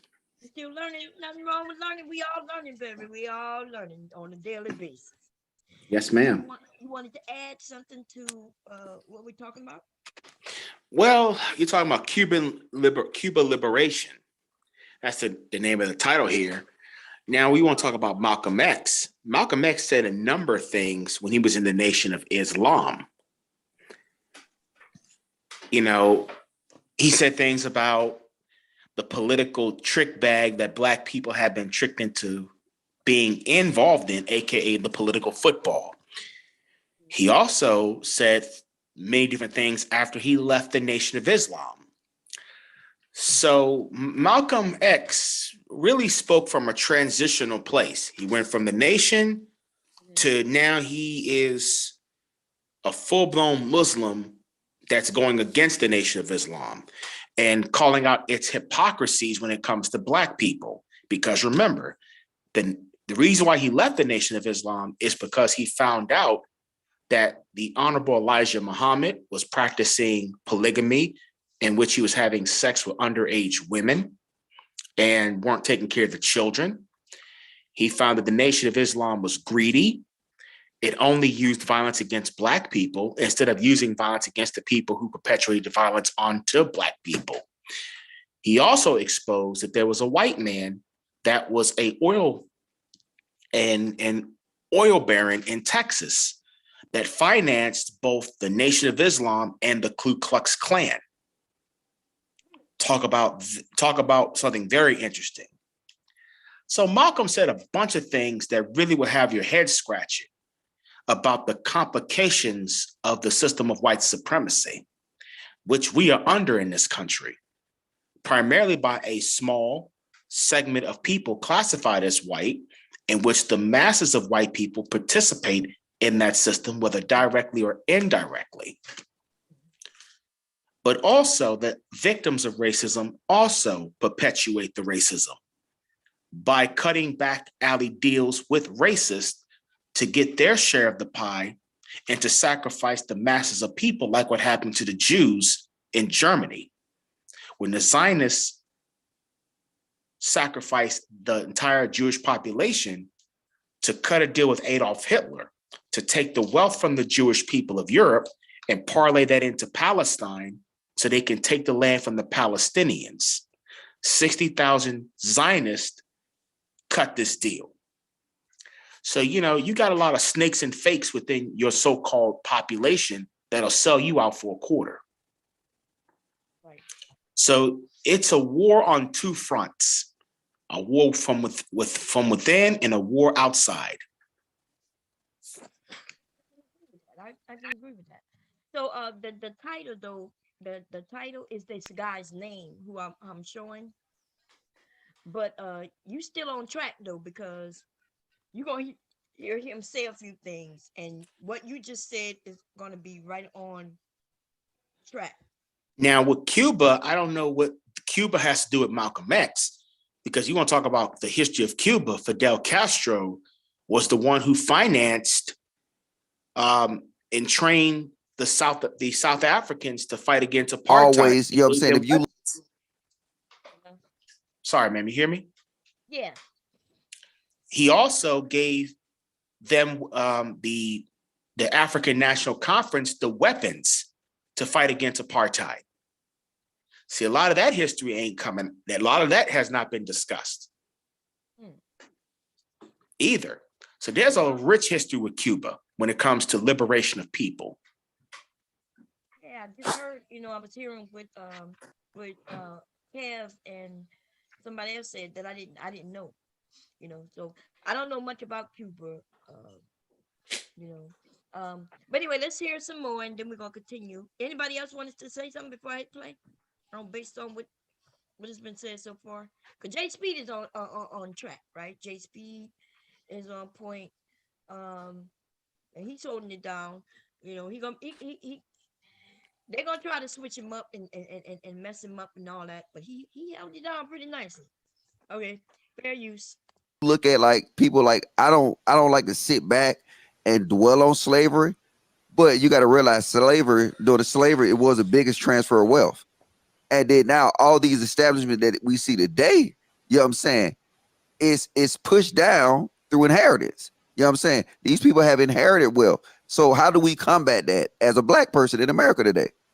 So this is what I'm saying. It showed the importance of that. France sued the country. Since you're so smart, my brother, you know about Frederick Douglass. France sued the country, just got paid about 5 years ago for losing their slaves.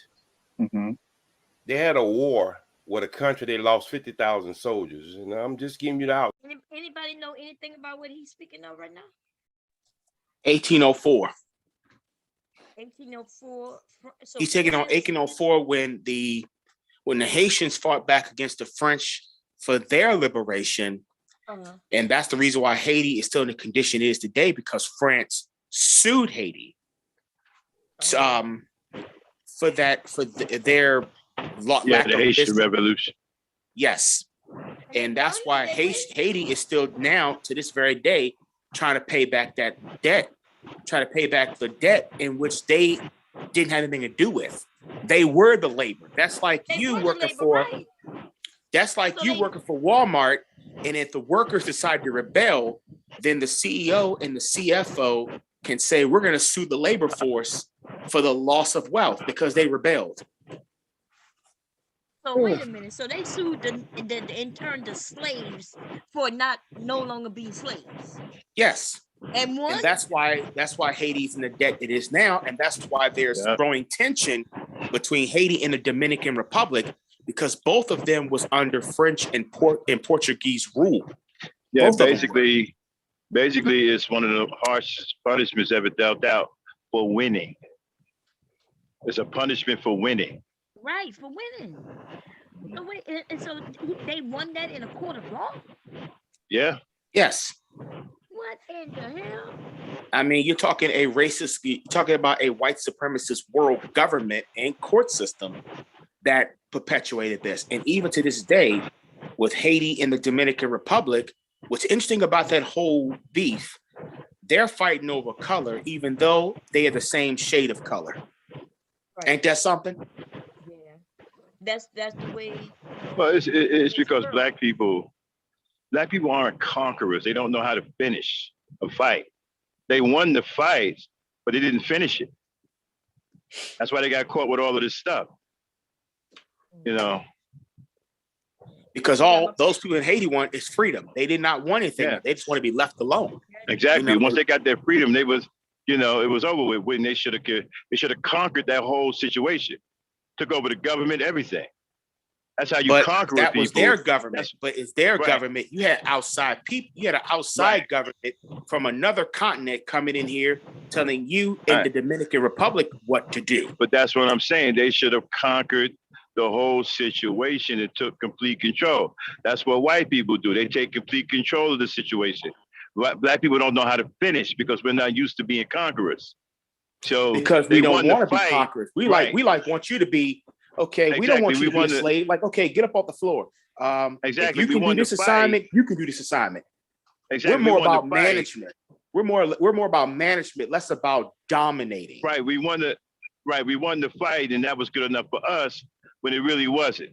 Okay. They didn't finish it. Should have been good enough, but you're saying that they, yeah. So I get it, but I do get where if we don't want to, but maybe are you saying we need to become murderers and conquerors and shit? No, yeah, you got to conquer. Listen, when you go to war with somebody, the object is to win, right, hands down, not just to, get an advantage and leave your enemy to do all of these things to you. That's not what war is about.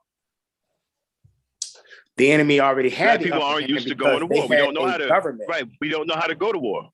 Yeah, but we didn't go to war. We defended ourselves. So essentially, we went to war. Mind you, this was pretty much guerrilla warfare that took place in Haiti, where they came into a country and the Haitian people took them out.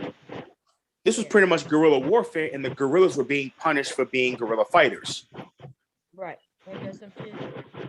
And they should have took control of everything, the government, all of I it. don't know about saying that. What I would say is that they should have been treated fairly, and the court shouldn't have been, So, because we want to, are we blaming them for not wanting to murder and pillage?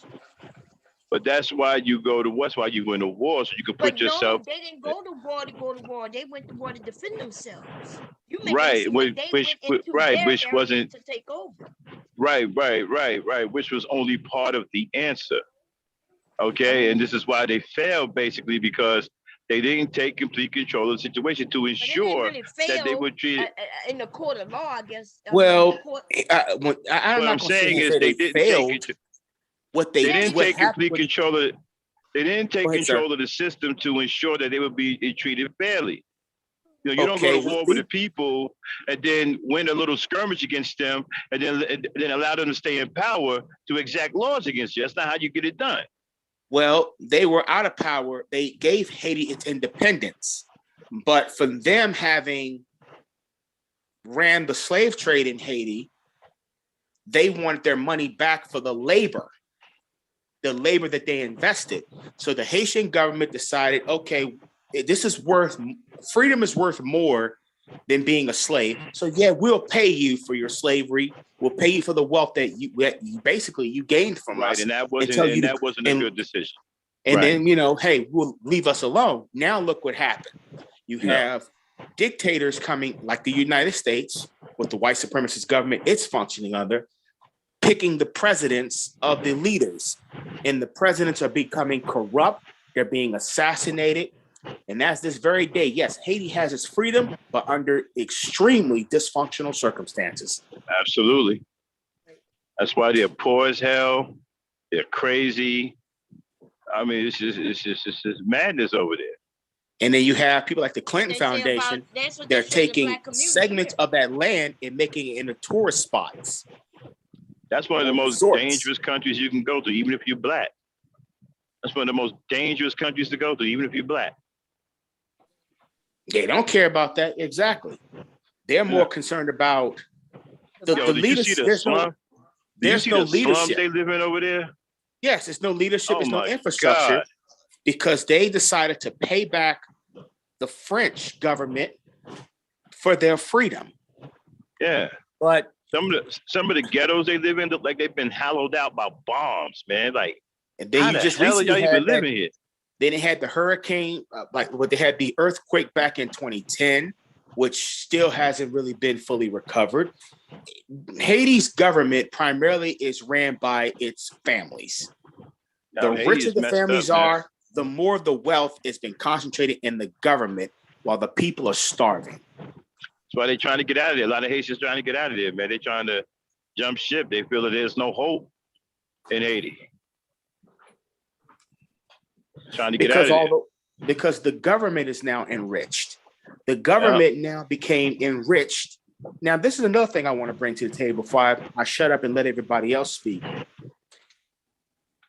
When you're talking about fighting a war, you got to be careful of the people who's fighting the war. Because there are some people who are fighting the war to become the people that they're fighting. Mm-hmm. And it's like the movie South Central with Glenn Plummer and those guys, in an all-star cast of people. I think Jay Speed was in there too. Yeah. The gentleman Ray wanted to go after Jeannie Lamp because he was like, "Oh, you move here, but your dope stays in my hood." Jeannie Lamp said, my ass you. You don't give a shit about no hood. You want what I got." Mm-hmm. The moment they killed Jeannie Lamp and Bobby Johnson go down, what does Ray become? What does Bear become? Same person he removed. Yep. And that's exactly what, and we have to be careful with this because this is also happening in South Africa with the ANC. They fought against a racist regime to only now come up and become the same people they fought. The same thing that happened. They also got problems with the Boko Haram too. The Boko Haram is over there trying to overthrow Nigeria. Same thing. We fought for freedom, but we didn't fight for freedom for the masses of people to establish an equitable government. We fought for mainly We used freedom to put ourselves in position. It's the same thing that's happening in India and happened with Pakistan. When the British left them, they started fighting each other. They were side by side fighting against British imperialism. Some kind of way. So how else would they come up with a government? Because you can't win the war and then everybody say, okay, now go home and do whatever you want to do. What's interesting what happened with India and Pakistan, they were fighting against colonialism. They were side by side fighting against the British government. And, you know, we all heard about Mahatma Gandhi. He was in the mix of that. When the British left both countries, they were deciding, should we be a Muslim country or a Hindu country? But you had Muslims in the minority in India and Hindus in the minority in Pakistan. This is where the fighting got started between the two countries. And this is what Immortal Technique said. You leave and you cut them up, and now they're fighting amongst each other. This is why I say not. It will be that way unless no matter where, even in the black community, the white community, like, because they gotta have some laws to be civilized. You gotta have, but see, it's not on. But see, Bomb Cherry, it's not on equitable terms. See, the people that are pulling the strings are at the top. These are the politicos. The people at the bottom are not politically inclined. They just want basic stuff, basic equity. But the people up top are using those people to get what they want. Right? No, I get that. I think they do set boundaries, like Brian was saying. That when they lead a war, they said, you know, look how many times America tried to impose their own government or select someone in that country. Yep. To be the head so they can relate with that person. Kind of like that colonial control thing. We went to war for you. We gonna put this motherfucker in, and not that one, not the one the people want. You know, just to try to get something. They try to establish something. They did. They still try to do this with in Venezuela with Nicolas Maduro by putting Juan Guaido. They're saying he's the president, and the people there didn't even elect him. Right. That's what I was thinking of when I said that. Like, well, we can't tell them people who they want over their country. Right. But you know, America got some nerve. America likes doing that. We like being. Yeah, we got some fucking nerve. That's them damn colonists. They think like that. And then you got tribal people that's like, leave us the fuck alone, and we'll be fine. And we're to accept it, but that's how they. But you know, what's gonna happen is we tell them who in charge, right? And then who in charge become our enemy, because when they decide not to do what we want them to do when we want them to do it, we gonna then wage war. Mm-hmm. I think that's like Saddam Hussein, if I'm not. That's right. We got him in power. We gave that motherfucker our third generation weapons, the old shit. Because we knew that if he ever tried to use that shit, we three times ahead, and that's why we're so easy to win the war in 2 fucking weeks. But you know, yeah, we do that. And the thing with Saddam, what he did, balk against the daddy Bush, tried to kill him. I don't know. It was just rumors or something, and the son went after his ass. And that's the problem. He had to take, you know, like they say, when your dog start to bark and snap at you too much, you got to remove them. Right. Or what we say, he start feeling himself. I'm gonna press play, y'all. Go ahead. Outside, I'm not gonna give you full detail because you look like a person who like to read books, and I'm gonna send you to a couple. All right. So when you start to understand how wealth is done on this planet, number one, all wealth is still coming out of the continent of Africa in the first place. You can't even have the cellular phone you use without having certain minerals. You can't have the things that we use in all over this country, diamonds, oil, everything. They talk about the Middle East, but I don't know if there's really a Middle East, because where's the Middle West? Where's the Middle South? So what I'm trying to say is they're talking about the continent. So I didn't want to say that earlier though, but it's the imaginary continent. I didn't want to say that because I didn't want to be offensive. When you look at the Suez Canal, how it was cut into, you have found out that a lot of places in Asia. There you go. Go ahead. What you saying? The Middle East, what they call it, it's in Asia. they once again, the Jedi mind tricks. They make us believe that like they try to make it believe that Europe and Asia are Eurasia. No, they're not. Asia is here. Europe is there. Yeah. Europe is much smaller than Asia. You know, even though Russia is a part of Asia, it is. They try to adopt it to themselves. This is what they try to do now in America when it comes to the white population. They try to adopt all these people into whiteness so they can maintain their majority power. But really what this is about the white minority being able to hide behind the white majority and use them to maintain their power. Right. It's the same shit. Yeah. And so what they were saying, Jay Speed was saying that what they're referencing is Africa, right? No, Africa is Africa. The Middle East is basically Asia. It's in Western Asia. They call it the Middle East. When he mentioned the Middle East, but he said also, let me replay it a little bit.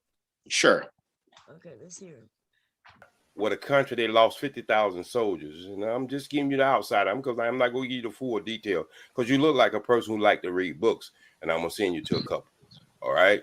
So when you start to understand how wealth is done on this planet, number one, all wealth is still coming out of the continent of Africa in the first place. You can't even have the cellular phone you use without having certain minerals.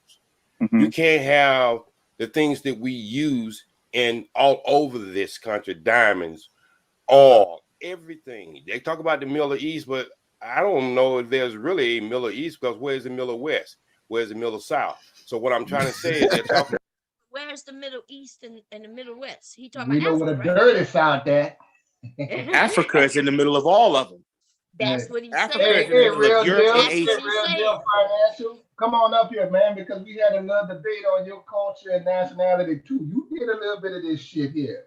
You know, when you saying you was born in America, but you don't see yourself as being black, but you have to defend it with your friends from your native country. You know, come on up here. This fits right in with you, bro. You know, Wait a minute here. Now, hold on here for a moment. Most people who are here in the U.S. who have their descendancy from the continent of Africa or Liberia or Nigeria or Ghana, whatever those nations are, we are totally disconnected from it. So we're compensating. People who are so-called on the black classification are trying to compensate for an Africa that don't even exist. Right, and that's what I'm saying. This BJ guy and this Cuban guy, right? The BJ, I think he's from either Africa or Haiti, one of them, and he's not black, right? They don't like using the term black, and they against Black Americans. I don't like the word black either because it's basically a classification that was given to us. We're not talking about the word. It's a classification that was given to us to subjugate us and to abuse us based on that color. Without white, there is no black. You dig what I'm saying? But they are white. We were subjugated under these classifications. Africans are not black people. They're Africans. They don't function as a race of people. They function as a nation of people, whether they're from India, whether they're from Egypt, they're Egyptians. Whether they're from Uganda, they're Ugandians. We are under this color classification because we have been trained forcibly into functioning as a color. If you read the book by... But the purpose of this stream is that we got two guys on this panel who's against blackness, American black. They are here using our benefits, using the shit that we had to fight for that they get to use, but they are against us. They're saying that we ain't fight and died and bled for. Okay, let me go for let me pick up on that there because let me play. I gotta play. They're confusing themselves. Yeah, fair use. About the continent. So I didn't want to say that earlier though, but it's the imaginary continent. I didn't want to say that because I didn't want to be offensive. When you look at the Suez Canal, how it was cut into, you have found out that a lot of places they're talking about the Middle East is Africa. So they just want to say it's Africa. So I think the problem is like I was saying earlier on the channel is It's the breakdown of communication, brother.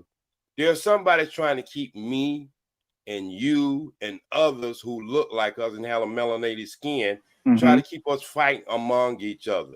I might disagree with you, but I'm gonna always have a conversation with you because I believe all relationships is based on communication. And once that breaks down, then you have nothing. That's in any relationship. And so I'm never gonna stop talking to brothers like you. Okay. And I hope you would never stop talking to brothers like me, because we'll find out we have more in common than we have against each other. And I think that's where the conversation should be led to, the things we have in common. How can we move together?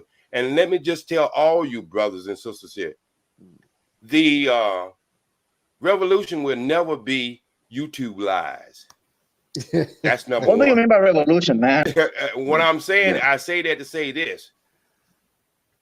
If we don't get our stuff together and come with some think tanks for people who are on all levels, who have skills and professions on all levels, where we can have serious conversation. Hey, can we back up though? Because you got to. Hey, can you? Let me land this chopper. No, but I want you to explain people what think. Let me land this chopper.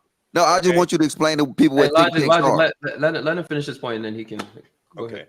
So what I'm saying is, a lot of people who got YouTube just got lucky enough to be able to afford a phone, or they can get close to their neighbor's Wi-Fi and they can broadcast.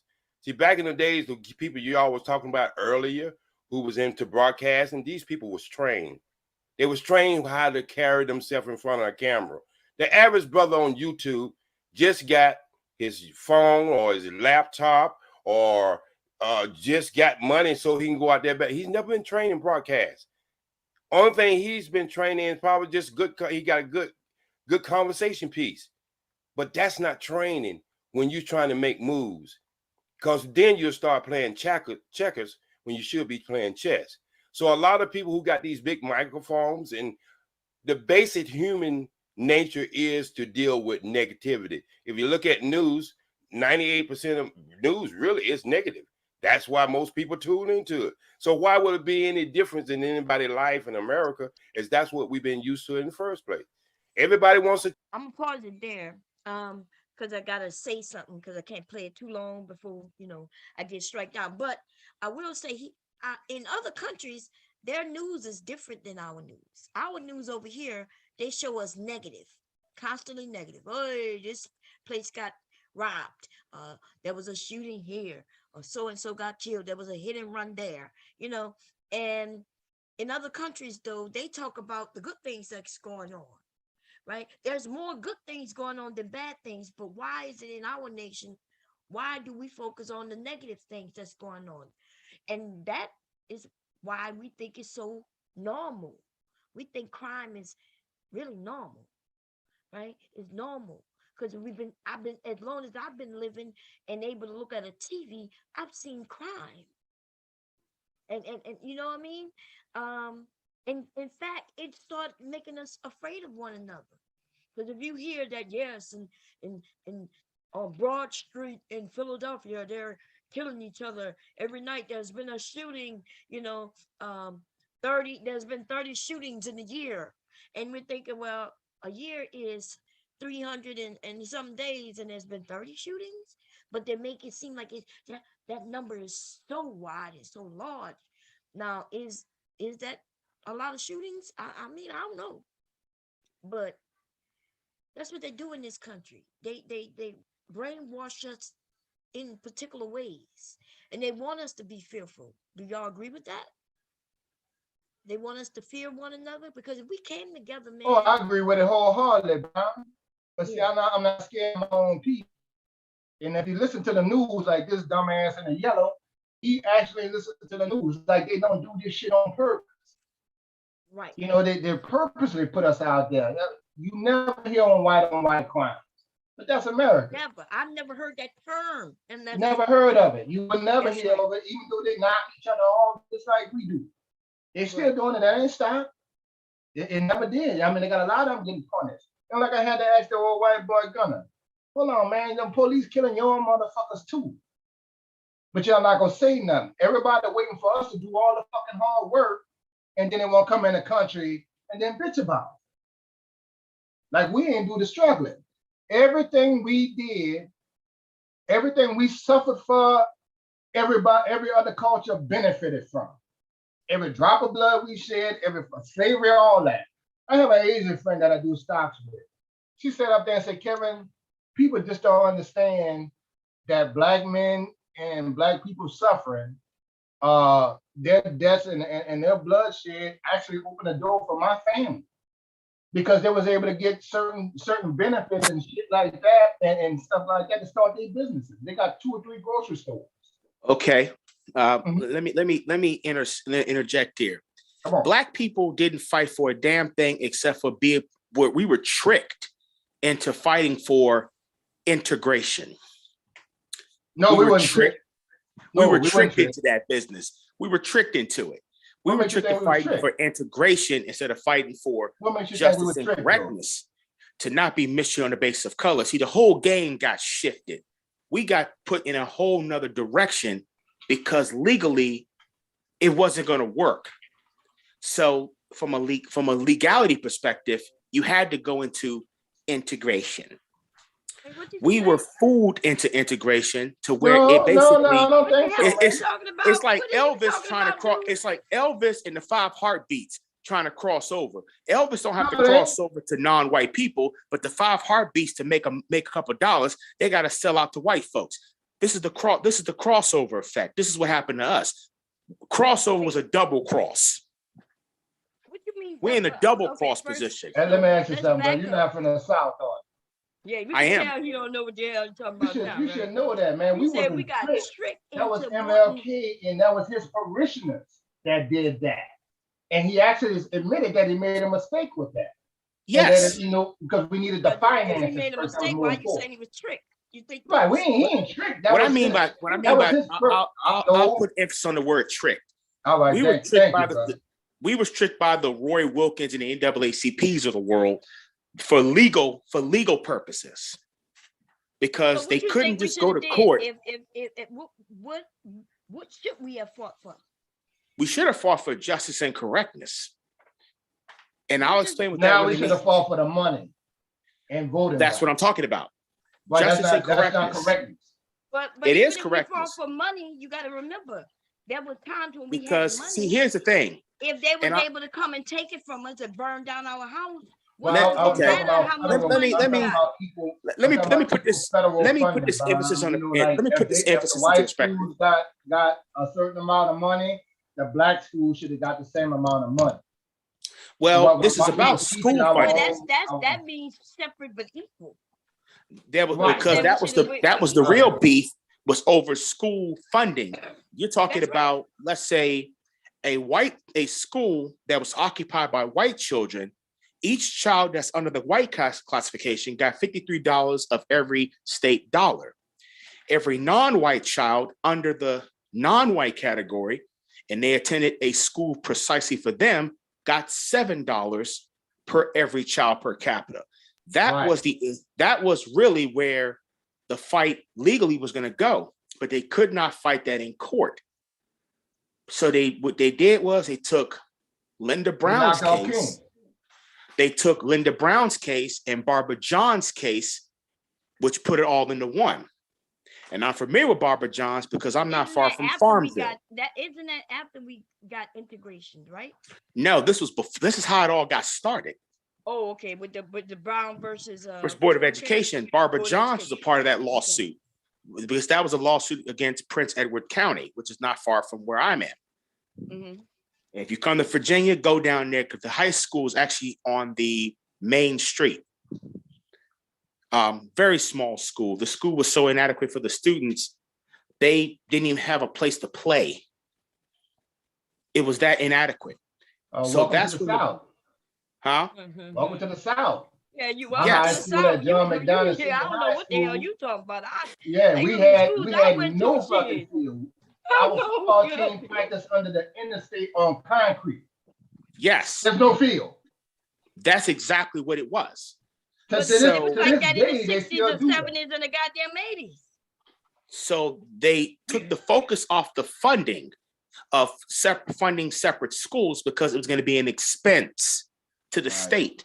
So they decided, okay, go for full-blown merge. You merge the non-white students with the white students in one building.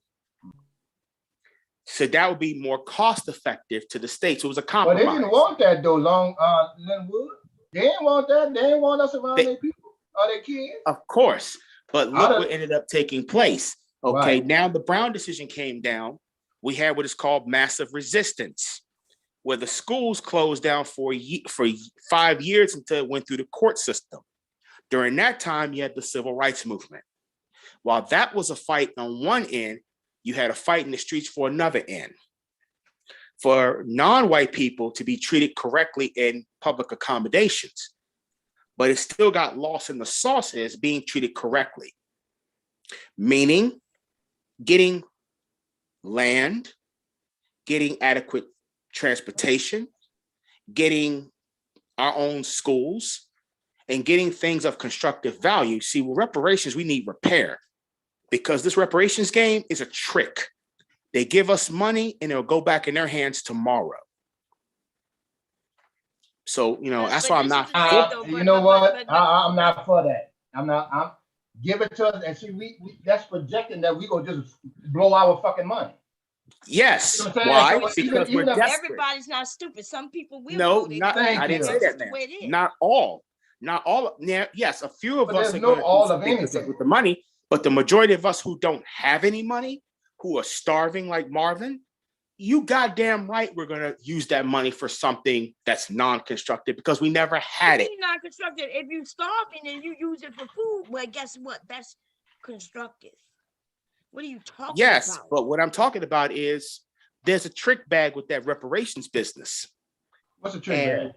The trick bag is they'll give it to us when we're exterminated, when they cut our population down to 2% or to 1%.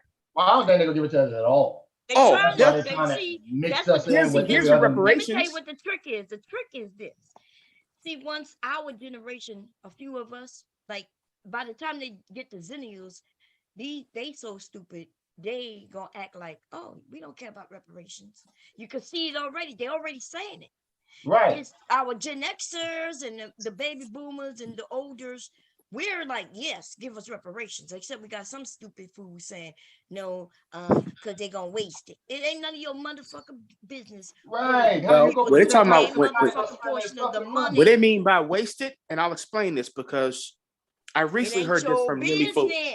I recently heard this from Nearly Full. Hold on, sir. Hold on. I recently heard this from Nearly Fuller Jr. when this situation came up. He was asked about it, and he said no, because you can pay Black people for being mistreated based on color, but the trauma is still there. You're only putting a Band-Aid on an already traumatic people. But now you got to do some serious repair. Now think about what they're doing now. Nothing. So what's your solution? Nothing. The solution is total repair. Repair. But they're not doing that. That's never gonna happen. We're lucky if we get anything. And what I mean by total repair is generation, they ain't doing it. Y'all not. We need some help. Y'all not gonna get it if we. No, we don't need no help. We're not talking about. Leave us the fuck alone. We ain't talking about financing. We're talking about repair. These are traumatic things that have happened to Black people that still affect generations of Black people to this very day. Don't think so, because they're not even trying to get the money. You could tell when a Black person hates themselves, when they'll rather not. That's exactly why we need repair, mental repair, because that bullshit is in our head. To make sure that the next person don't get it. Like for instance, you trying to tell Black people what to do with their fucking money. No, that's not my beef. But what I'm saying to you is that if we do get this reparation and purchase a home, if they do give us financing, we're going to give it right back to them. They know this, man. They're not stupid. Okay. Well, you know what? But I wouldn't let them get it back to them. You know what I would do? I would buy it from them myself. How about that? Because because the economy is a circle, sir. We're in a consumer-driven economy. Money is not a colored thing. It goes right back in circles. You want us to just get school, and what about the ones who don't want to go to school? Then what? They don't get nothing? I mean, well, listen. You wanted to go. I've to already told you my psychiatry, but what reparations about plan. the ones who don't want to go to psychiatry? Okay. What Here's my reparations plan. Here's what it is. First, I'm gonna tell you mine when you're done. Adequate schools and adequate learning facilities. That's one. What we should be getting anyway. Two, that shouldn't be a part of no adequate access to health care and nutritional products, because in some of these neighborhoods that Black people live in, there's not a health food store. There's not a health grocery store. It's Same a fast thing food in rural South. Same thing. Exactly. I'm not denying that. I'm not denying that. Absolutely. I'm not even disputing that. Why they gotta that. be a part of our shit when everybody needs this type of shit? That's that equal. No, we specifically need it. Yes, we precisely need it. As humans, though, right? We all need it, but we need it more because we've been deprived of it the most. And gas. Look, they destroy our air, right? Oh God, yes. Yes. And they've been getting away with that. And how many times saying global warming's a hoax? Yep, and it's not. So, but they destroy in our neighborhoods where our neighbors are. If y'all go check and do the stats, when you find Black neighborhoods, there's some type of chemical plant close by the South for sure. Yes, or a manufacturing plant. Yes, manufacturing plants, like you said, or electric companies. The telephone poles that they said was emitting different things. The shit that cause birth defects and cancer. Yes, and they've known it for many years. Right. And it longer than Johnson & Johnson knew that powder was giving cancer. They've been on that shit. Yeah, they've been. You remember Erin Brockovich was speaking on that when she went to court and fought for that shit. Now, when Trump got in, he threw all that shit out again. You remember when they was dumping? Yes, I'm very familiar with that. I'm familiar. Like that, they doing that again. And then we got these dumbass niggas still pulling for Trump. That's crazy. And we still. But let me tell you, let me pass this across to Brother Linwood. Okay. This is my thing when I had these conversations with white folks. Okay. And with some of these niggas on reparations. Okay. And they were like, well, how we gonna pay for it? I was like, well, listen, you pay for wars? Pay my tax dollars for something that I didn't have nothing to do with. Hell, we pay 800. We just signed an $800 billion defense budget that both parties agreed with. Both of them. So what makes you think they're enemies when they get in front of us, in front of cameras, and talk that WWE shit to each other, but get behind closed doors when the public not looking and sign these bills that fund the Pentagon, who actually, by the way, loses billions of dollars a year, and no one's accountable. Right. They don't say a fucking word about it. Right. They waste money all the time. Even the wars, even the last two wars could have paid us all our reparations.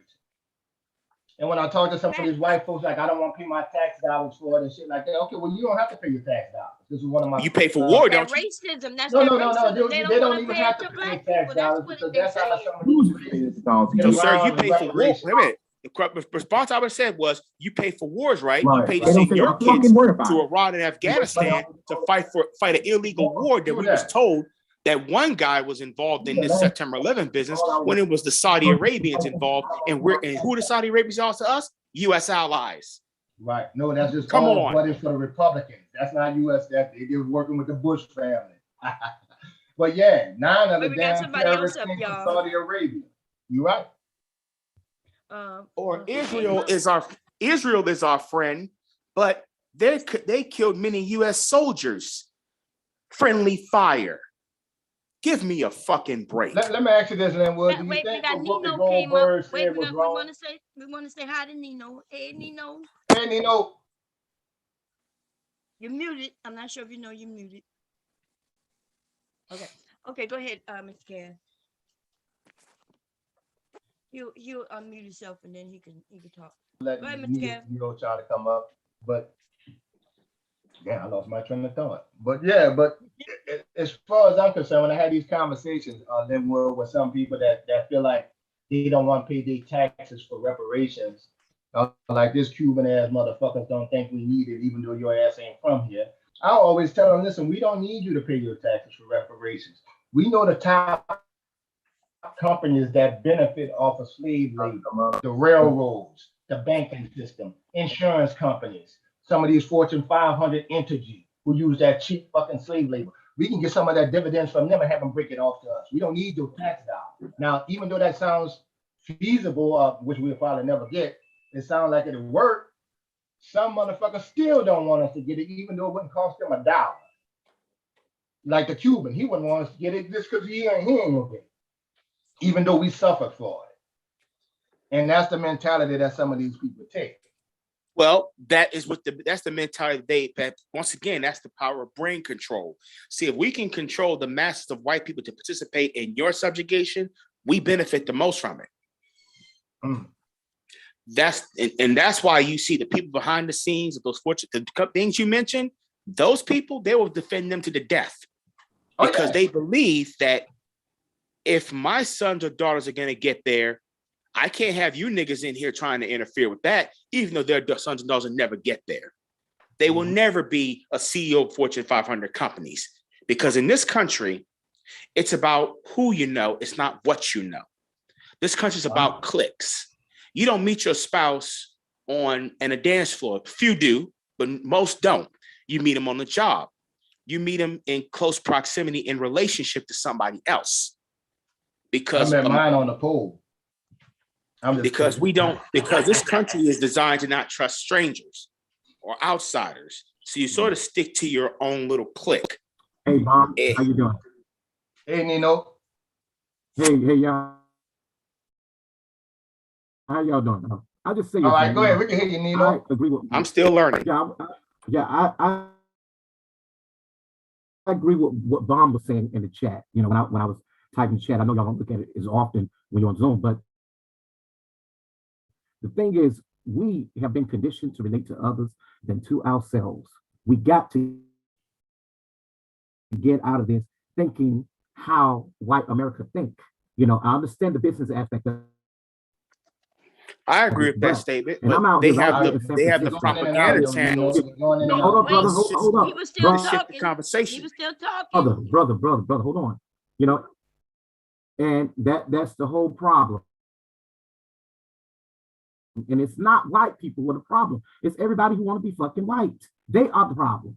It doesn't matter if they're Chinese. It doesn't matter if they're Latino, but you very rarely see them because they really love who they are. You know, addition to the black man with his head down all the time, looking for acceptance and pat on the back from, you know, white daddy. You know, you got to be able to see something good in yourself versus white statistics, white talking points, always putting politics in it. You know, stop. Let's report what's good about us sometimes. You know, even me on my channel, you'll never see me talk against black men. I'm not going to do that. I don't even give a damn if you're spooky. You know what I'm saying? Because the thing is, we're often, even in these spaces around here, we're using phrases that don't even apply to the person in the spaces because we're all here for a reason. So that's what we have a whole bunch, you know, around here. You know, I don't get all off into the double talk and the politics and, oh, we got to get on this wave. Everybody don't arrive at the same time. And just like Bum said earlier, you know, you can't tell a person what to do with their money. There's some niggas out here gonna want to come and some ain't, and you ain't gonna be able to say, focus on the ones that want to come. Facts. And that's just it.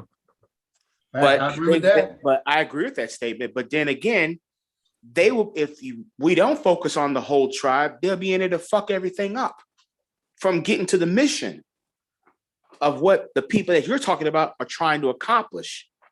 Because mind you, it only takes a few. You can't make them come leave their ass there. You're gonna lose a percentage. According to who? What I'm saying is in any type of fight or warfare, and I'm just using these analogies, you're always going to have somebody there who is going to be who's comfortable being niggerized mentally, physically, and emotionally. And the enemy will use those people to sabotage anything that you are constructively trying to do. And that's my biggest fear. Yeah, but your talking points will lead that's my biggest fear off the top. That is my hugest fear because I've seen this happen so many times. Anytime when black people, a small number like Huey, Bobby, and when they try to do something of constructive value and educate our people and get our people functioning as constructive citizens, you always got some motherfucker in the background talking crazy. Oh, y'all Welcome. niggas are stupid, man. Y'all Ain't ain't gonna nobody worry get about nothing them done, niggas, man. man. You We trying to get got somewhere. you got that clown show in the back, man, and we See, can't that's the whole afford point. that. That's the whole point. You got to get out of. Okay, we can't. That's gonna But happen at the though, same time, you know, Linwood. yeah. I mean, you can't worry about that. I mean, you don't try to worry about it, but you worry about, you know, is it going to mess up your plans? Is it going to bring in opposition to your plans No, it's not, and because sabotage your plans? Let me say this, Linwood. I'm gonna go over. Okay, talk about it, brother. Man, fuck them niggas, man. No, sir. We gonna have listen, we gonna have to keep pushing forward regardless. Some of them gonna always stay in that realm of being confused. I want to just melt in with white America. All I do is like this, and see, and you can ask Baum. They're gonna have more and more men like me, you, Nino, Max, and all those that's gonna speak completely different from that manosphere shit. Just solid dudes. So yeah, some of them ain't gonna come. Some of them go buy into it saying they're black like the Cuban did.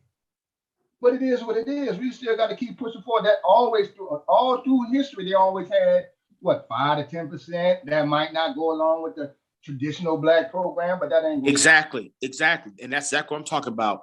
That you know that the 5% nation with, you know, I mean, well, don't have to be necessarily be involved in that, but I'm saying the minority of black people who are thinking, speaking, acting in a constructive manner are basically up against two fights. Okay, we're up against those who control the masses, and we're up against the ones who are ignorant of the mission, the goal. All right, I can agree with that. And then you have the minority that controls the majority, using the majority against the minority, or using them to sabotage anything constructive the minority are trying to do. That's my biggest fear. Joe Candace Owens. Yeah, that. I feel that too, brother. I mean, the thing is, even with me, you know, as educated as fuck as I am, you know, man who has had a really good run with life, you know, I had to figure this shit out, because the thing is, you know, I'd rather see us win than anything. Oh, no doubt. No doubt. How fucked up we are. You know, we can't sit around and just always, you know, talk about the bad stuff. You know, everybody have problems and we don't arrive at the same time. You know, you have to meet people where they are if you're really thinking about helping people, you know, and that's without conditions, you know. You're going in and out, you know. You're going in and out. True. I'm not going to disagree with that. But that's hard sometimes when you're really dealing with people that you do meet where they at, but they own that subversion type shit. They can easily be persuaded by the opposition because they're getting something right now. They're getting a paycheck. They don't know better than they getting a nice car. They getting the ability to survive. And survival or freedom. Yeah, but those are only materialistic things. But listen how the game is fucked up. Survival or freedom. Your freedom is your survival. If you're surviving, you're not living. But we have been conditioned to surviving is living. So if you have become consciously aware about what freedom really means, and you're surrounded by people that only are accustomed to surviving, you are going to be smoked out. Because they don't know what you have learned about what freedom really is. Freedom is not material garbage and just trying to survive. Freedom is about knowing who you are, refusing to lie to yourself, having respect for yourself, showing other people respect, even when they're not being respectful to you. Right. Freedom is being able to sacrifice your job, your career, your bank account for something that matters more than any material thing can ever buy. Right. And we conditioned to stay in our comfort zone as humans. We're comfortable with our comfort zone and what we grew up with, so it's hard to step out of that. But I still see it like the other brothers. Bingo. Play a little more of the clip. Y'all ready? Yeah, you ready? Because I need y'all to hear what's about to come up. Okay, here we go. Not the solution. Facts. And that's where these special people who comes in, who qualify themselves as being professionals in every area that we need. We got women doctors, we got professors, we got everything we need within our own group. We don't need to go outside our group. And when we put these people together and get serious about this, that's when, and I'm not talking about politics. See, politicians gonna do what politicians, that platform has already been made. Number one is when they name it the White House, they already tell you what it is. So when our think tank come together, maybe we can name it the Black House. And so we can have people. All right, I who gotta ask some represents- questions, sir. Yes, sir. Respectfully. Now, Now, before I press play, because he about to get grimy with it, but y'all notice how when he said maybe we could call it the Black House, you saw how he shaked his head. He's like, He jumped in real quick. yeah, real quick, man. We cannot. Even though we built the White House, they don't like that. Yeah. We can't be pro-black to save our lives. We cannot talk about. Well, you know, that pro-black thing is kind of played out because some of your pro-blacks are really just using that for some leverage for themselves to get some money, like Umar Johnson. Oops. See, but y'all like to go to individuals. You know, there's millions of pro-black people. Yes, it is. And then we're not talking about no individuals who's going out taking money from people. But y'all like doing that, and some of y'all don't even realize you do it. Because I would have no problem him saying the Black House. Oh yeah, brother. He just mentioned where we have our own spot. He said you could call it the Black House. You call it what the fuck we want to call it. Mm-hmm. But I have no problem with that. Call it the Black House. Absolutely. I don't either. Shit, they got one called White House. Why there can't be one called the Black House? Black House. Or at least our house. Our house. That even sounds good. Our house. Right. Shit. But we take things too serious, right? We want to be against somebody. No, listen. I'm gonna press play to watch this shit because he want to be respectful. No, it ain't gonna be respectfully because you already said respectfully. So you just got to get this man a look. You got to get this man a respect as an elder, though. He came at you no kind of way. So when you say respectfully, that means you finna say something real slick. So just check that. I understand what you're saying, Logic. No, I'm not gonna do that, sir. Would any of your solutions involve taxing or taking resources from one segment of Americans to give to Black Americans? Well, I don't know how you would do that when all Black Americans, especially the ones I know, pay taxes themselves. So how would you take that from a special group when you paying taxes yourself? Let me ask you a question. Well, it will be a tax for everyone. Okay, let me ask you a question. Y'all hear what he's trying to ask him? He's trying to ask him. He's talking about reparations. You're gonna hear him in a minute when he said. But Jay Speed know what he's saying. But you saw how he worded. Does that mean, sir, you're gonna take taxes from one group of Americans to give to Black Americans? And Jay Speed was like, well, I don't know what you mean. We all pay taxes. How about just Americans? But see how this Cuban dude want to make it seem like there's only this one sector of people who pay taxes. Because if we all pay taxes, like we all on fucking welfare or something. Right. And watch, he gonna say it. Watch. And that's how they think. I ain't even have to hear him. I know how they think. Yeah, he said it earlier. He said, hey, you know, like we went down. He actually gonna say that Black people has gone backwards. It's gonna be crazy, y'all. Fair use. Well, could you please answer my question first, sir? I'm finna ask you a question. And maybe that'll answer. Could you please answer my question first? I tried to as best I can. Maybe you didn't like my answer. When it comes to reparations or maybe some kind of program to help Black Americans, let me. Would you be willing to tax you can do your all follow-up Americans? after I ask you a question. Let me ask you a question. Do you have a problem paying $7 billion to the Jews for reparation? Right. So you're deflecting my question because you know. Question. No, I'm not going to answer. It's the same question. Y'all heard him? So he don't have a problem when we paid the Jews, but see, he has a problem when, and this happens all the time. We paid I don't even know why we paid the Jews, to be honest. If somebody could tell me, but okay. Because they're white. Okay, because I'm saying, just like Whoopi said, they white. What did we do where we paid reparations? But okay, Okay, we did it. You know, I think it had something to do with putting them in concentration camps because we couldn't trust some of them because of some of the shit that was going on. We didn't know who was who, but that sounded like protecting Americans to me. But okay, but when it comes to black people, this dude is, see, we are against our own. It don't matter, but he would see he could be against it because he know he ain't getting shit.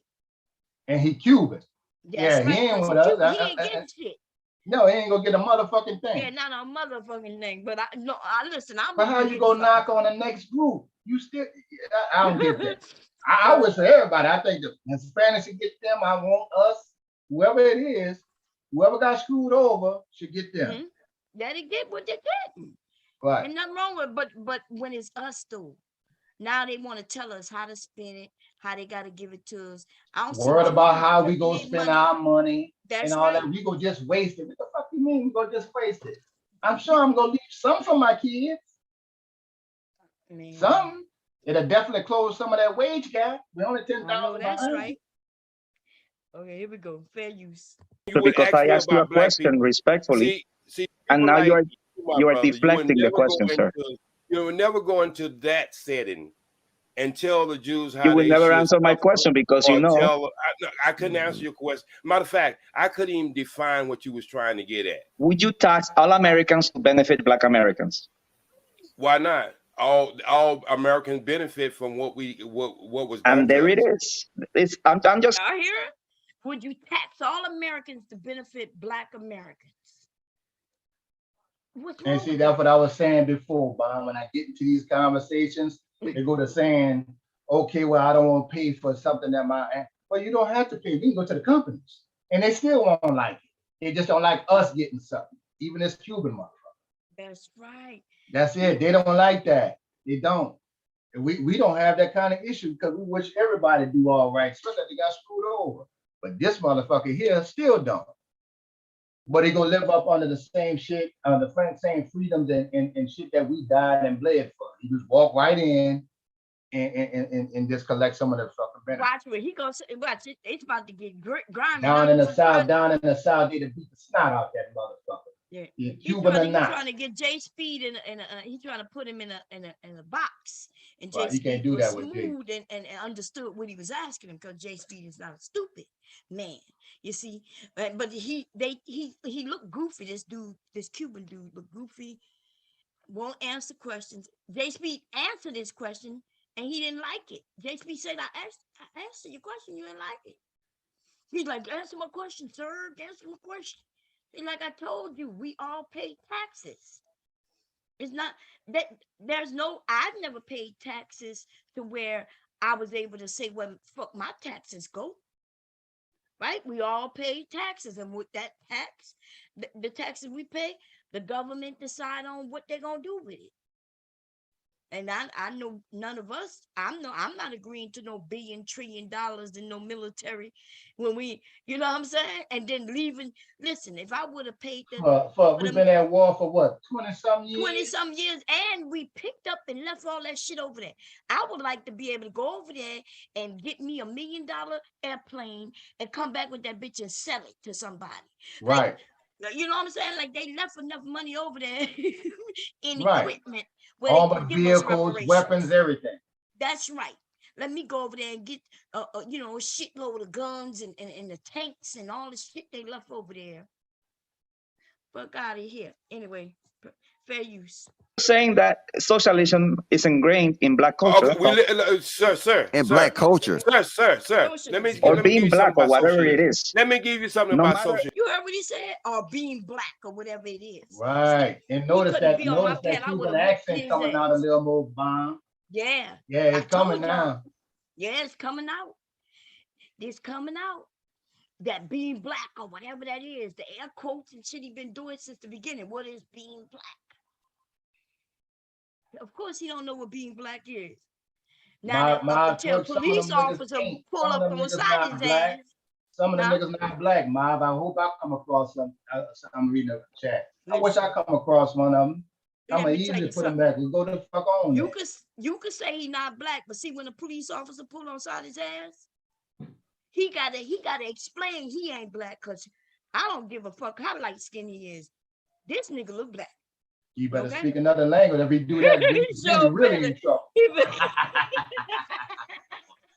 He'll be really in trouble then. Oh, hell, man. You gonna have to talk about, I'm Cuban, sir. I'm Cuban, sir. Nah, they don't give a fuck. You would be, okay? Fair use. Wait. So Cuban, you believe that reparations is akin to socialism? Yes, my ancestors, or at least I or my family, did not enslave. Most people did not have slaves. So y'all hear? Right. Why do You he talking about think his he would shit. get He ain't gonna get reparations? it. You see how he tried to include himself. Mm-hmm. So he And nothing to do with you, nigga. That's right. Nothing to do Cuban. with you. I ain't That's gonna right. call him a nigga. Nigga's an upgrade from this. Remember you said my ancestors wasn't enslaved. Okay. I'm hoping, because I bet you we're gonna see this nigga in a line. If they say we giving out reparations in Miami or Florida, wherever this nigga's at, this nigga gonna be in line. Okay. But I want y'all to look, if y'all see this nigga in the line, you let him know, hey, you said your ancestors ain't nothing to do with this. Okay. Back in the day. Okay. So because OG Wait. hold up. Let him go. He got it. Let him go. Hold up, Cheeky, hold up. So because OG asked you a question that I thought was actually a pretty interesting question, right? Mhm. Because you're familiar with US aid, for example, right? Yeah. So you realize how much money the United States, pours overseas, even right now as we speak, right, to different countries across the world. Yeah. Israel being one of them, for example. Do you support that? Not really. No. Okay. So you don't support the way that the United States basically, I'm supports libertarian, Jonathan. Okay. All right. Fair enough. All right. Fair enough. All right, I got to kick back on this shit though. Hold up, hell no. Look, check this out. This is the point that's being made. If you want to make this example, right? How many American establishments, and see, I'm not the one that even played a victim with slave shit, but if we're gonna talk about it, let's talk about it. How many how many establishments that still stand today in the US that was built through free labor? Now, if you ask yourself this, right? On the other one that got reparations, right? It was no infrastructure built off of that. In America, you have infrastructure that was built off of the backs of a group of people. How much? How much? The entire wealth of the country. The whole, listen, we built the train systems, we built the roads, the White House, motherfucker, we built everything. What didn't we build? All our stolen inventions. Right. Shit that don't pop up in the history book. That's why they don't know. That watch what he say. Watch. Fair use, y'all. Watch. But look at it. Hold on, Bob. Before you go, look at his affect. He ain't trying to hear none of that shit. See, a lot of things with that facial expression, that bitch ain't trying to hear none of that. No, he ain't. He don't care. He gonna want us to prove it to him. Watch. Fair use, y'all. If you want to be honest, right? The United States used to be split into two. It was split in the North was considered the West. What kind of service did the North bring to America? Like the North, we had the North and the South, right? Industrial, right? What did the South bring? Agriculture, maybe cotton. Is that what you're talking about? You're not qualified to have this conversation with me. So the South brought the resources. So if you want to look at it, America was designed as a corporation. The corporation consists of two entities. Just like Chicky said, industrial was up north, the resources was down south. The resources is needed for the industrial. So now it was pushed forward up, right? So all this infrastructure was built on the back of the resources that was being gained in the South. So therefore, if you have gained wealth through that process, then you cannot say reparation is not owed. If you compare to the other problem, no infrastructure was built. And I'm not going to say what the other problem is, but everybody know the other problem that everybody talk about, right? So what amount is that? Like, or, I mean, have you guys traced it back? Because it just seems kind of. This dude don't understand that slavery. Right, but he's sitting up there talking about Black history, but motherfucker, how you overlook that?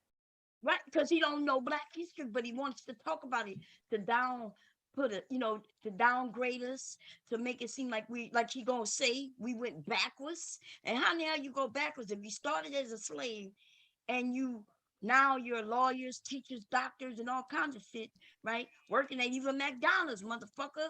Right, our women are well educated, stuff like that. We get into, but he says that Black people going backwards. Yeah, that's what he gonna say. Because see, that's what he thinks. He really just think right. what he's right. He really think. But see, when they're stupid like that, let the motherfuckers think we stupid. Go ahead, you stupid motherfucker. Okay. And that way we go catch them. Loosey goosey what you're telling me right now, man. It's not loosey. It's not loosey goosey. Wait. I'm gonna tell you the amount. I'm gonna tell you the amount. Right. I'm gonna tell you the amount. This the amount that should be required. The same thing you gave the Indians. See, you don't see, like I said, I only like talking to some people that don't understand. Indians will always be the most wealthiest people in America, right? You know why? Because they already got dedicated land. Mm-hmm. So now they're not doing very well. They have a lot of physical abuse, domestic. They have land.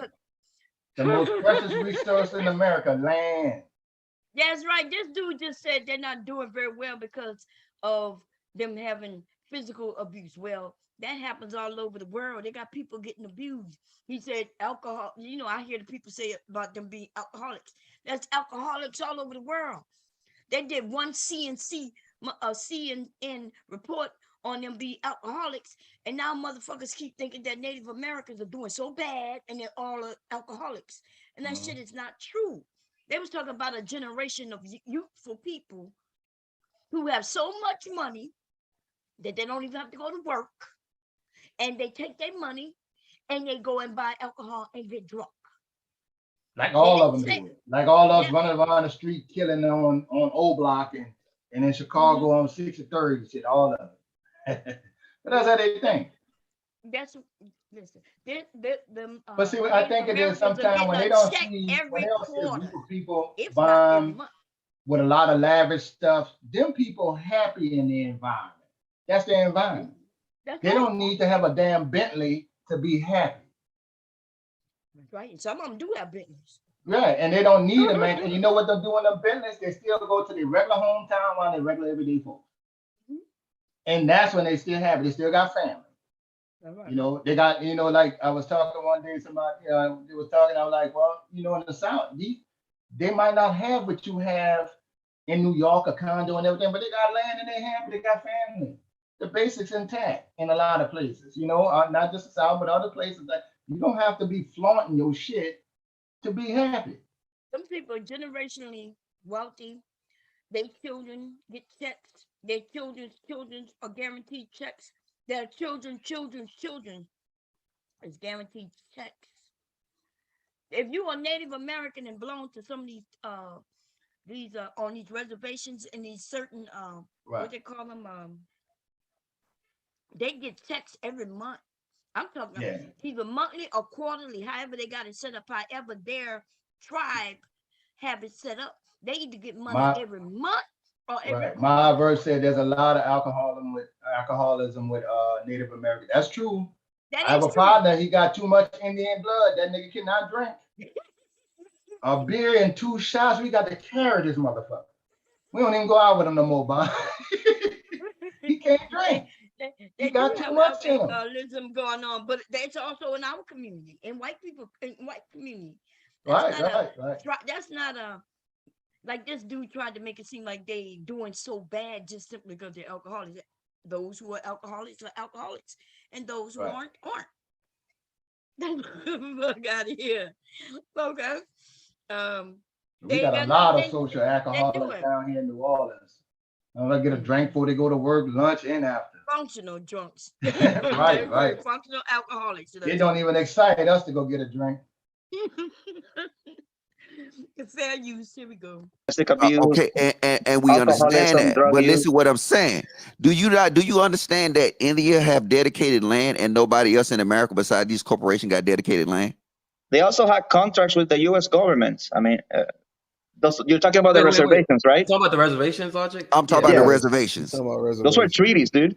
No, but it's And dedicated. also logic. You're also just probably, well, I'm not saying dismissing, but you're There were disregarding the fact nations that a lot of these and had reservations, slaves. they're not living in the best conditions. Okay.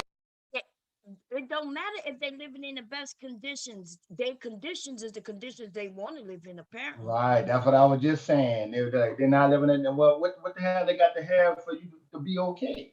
They don't. I got That's family right. They members don't outside of live like we Hattiesburg. live. They just got an average house with damn near 40 acres of land.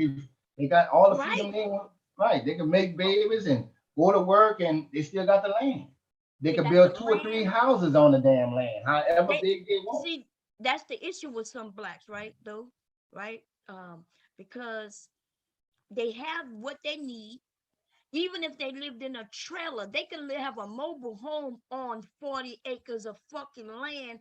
That 40 acres is for them, and that home is theirs. And they ain't paying nobody no motherfucking rent. They ain't paying no mortgage. And on top of that, the government is sending them a motherfucking check. And these dudes are comparing that to them not having something, because it sounds like they have everything they need. All the basics are guaranteed. That's right. Right.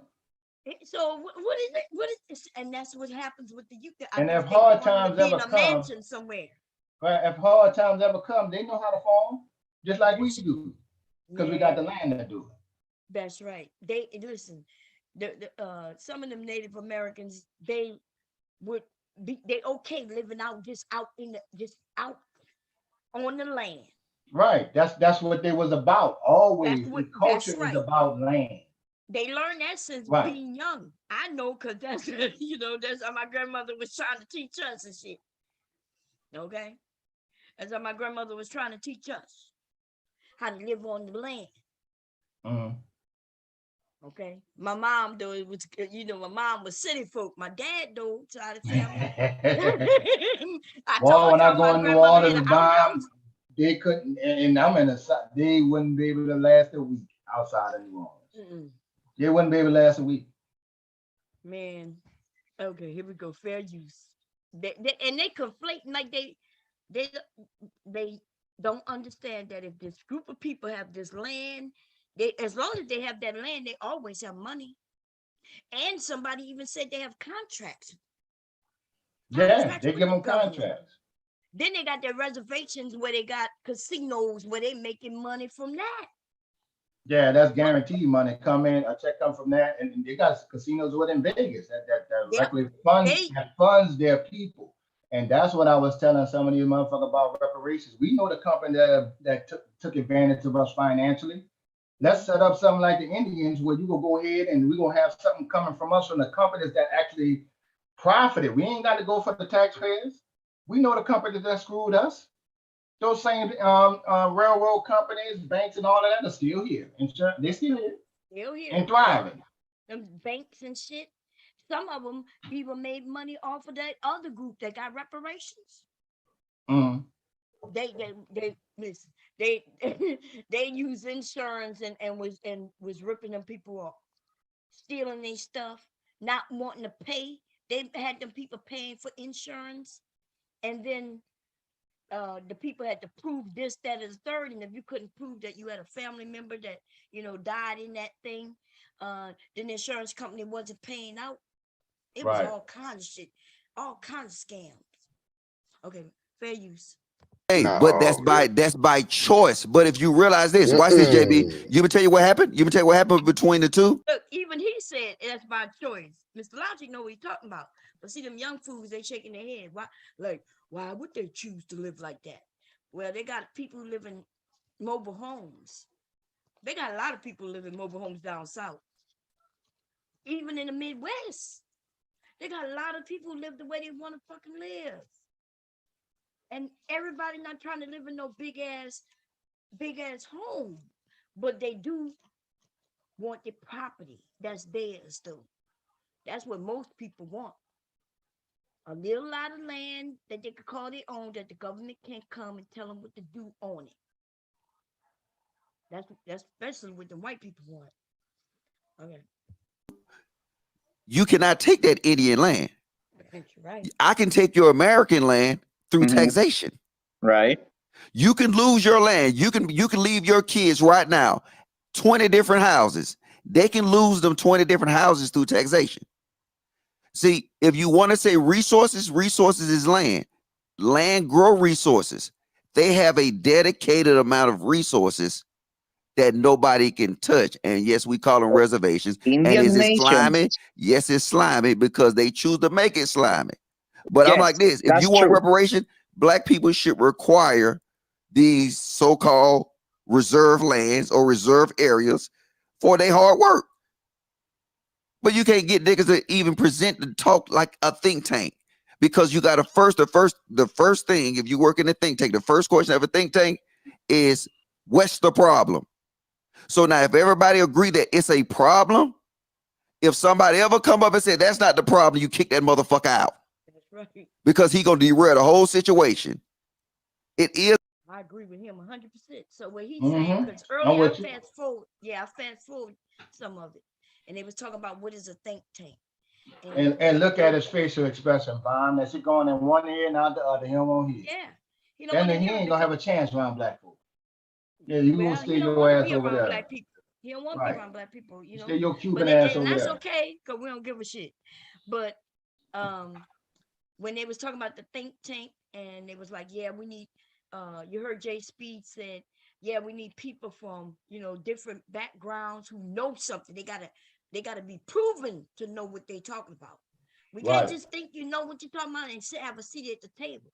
Everybody think they should get a seat at the table, but we need to. It used to be a time where there was elders, and everybody old was not an elder. I think that's what people confuse today. Just because a person got old doesn't mean they are elder. Yeah, they could be Elders old were as dumb. yeah, they could be Or dumb. not, just don't understand what's going on. Right. An elder was somebody who had some type of skill, right?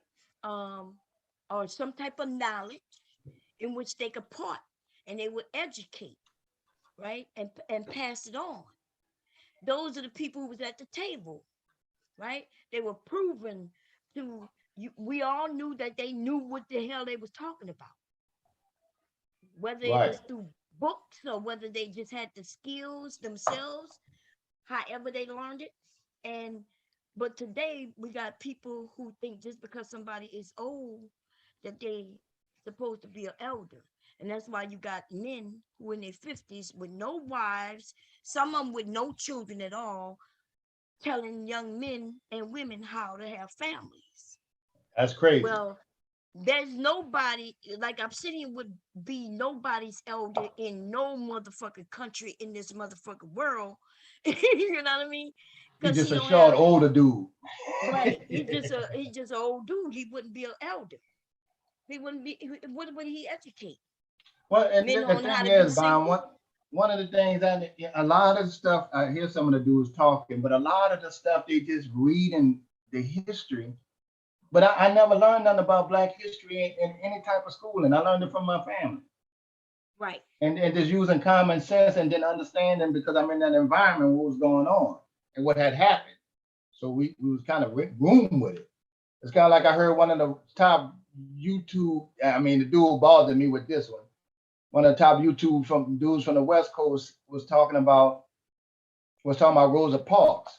He would say the Black men down there was just some bitches and they ain't even protect the Black. Hold on, man. What the fuck is you talking about? You reading something in a book from the West Coast. Plenty of us fought, but that's how they get their history or some shit they done seen Black on men who even protected her. Right. Like when she was, first of all, when she got on that bus, right? When she got on that bus and didn't sit in the right place, that wasn't planned for her, but because it happened and they used her case, right? But that was black men and women, but men always protected us, Right. Men always protected us. So in one way, Oh, they say something like she was the first Black woman, and a lot of Black people believe this. She was the first Black woman not to give up her seat. No, she wasn't. Yeah, that was what is it? Charlotte Coban was the first one, the 15-year-old Black pregnant girl. Yeah. And damn near fought them while she was pregnant. And then they had dudes that didn't. There was a fight. got thrown off the bus, but it was fine. She wasn't the first. It was just a good thing to get the NAACP rolling, and they used her. You remember they didn't want to use the 15-year-old black girl because she was pregnant for a married man. And back they've then, had men who wouldn't give up their seat. fucking right. Yeah, they've had black men who wouldn't give up their seat. Right, and fought. They got their ass beat up. Right, Thrown in and jail fought. or maybe even lynched. Mm-hmm. You see? But yeah, they couldn't use that. So they couldn't use that for what they were trying to do.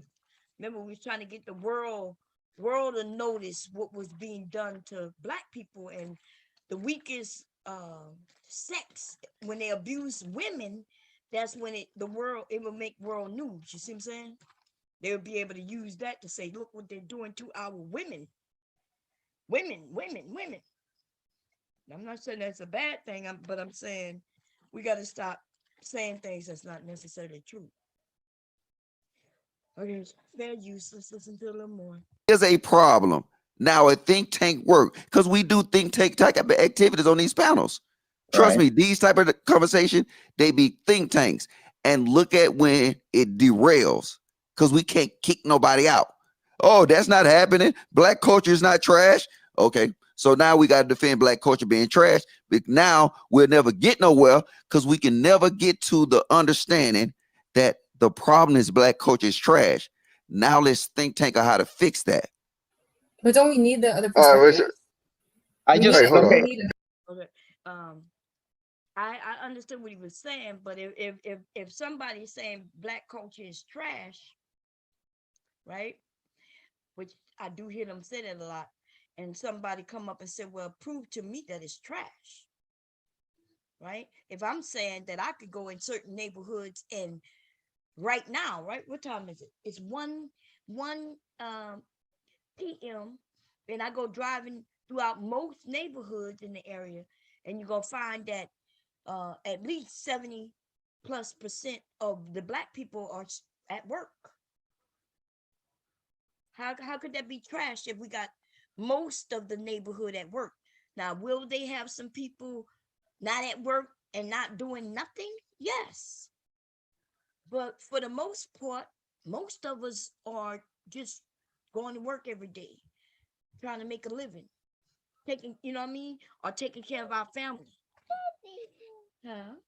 You finished? Okay, fair use. May I make a point I regarding? got to add to this. Can I add to this real quick?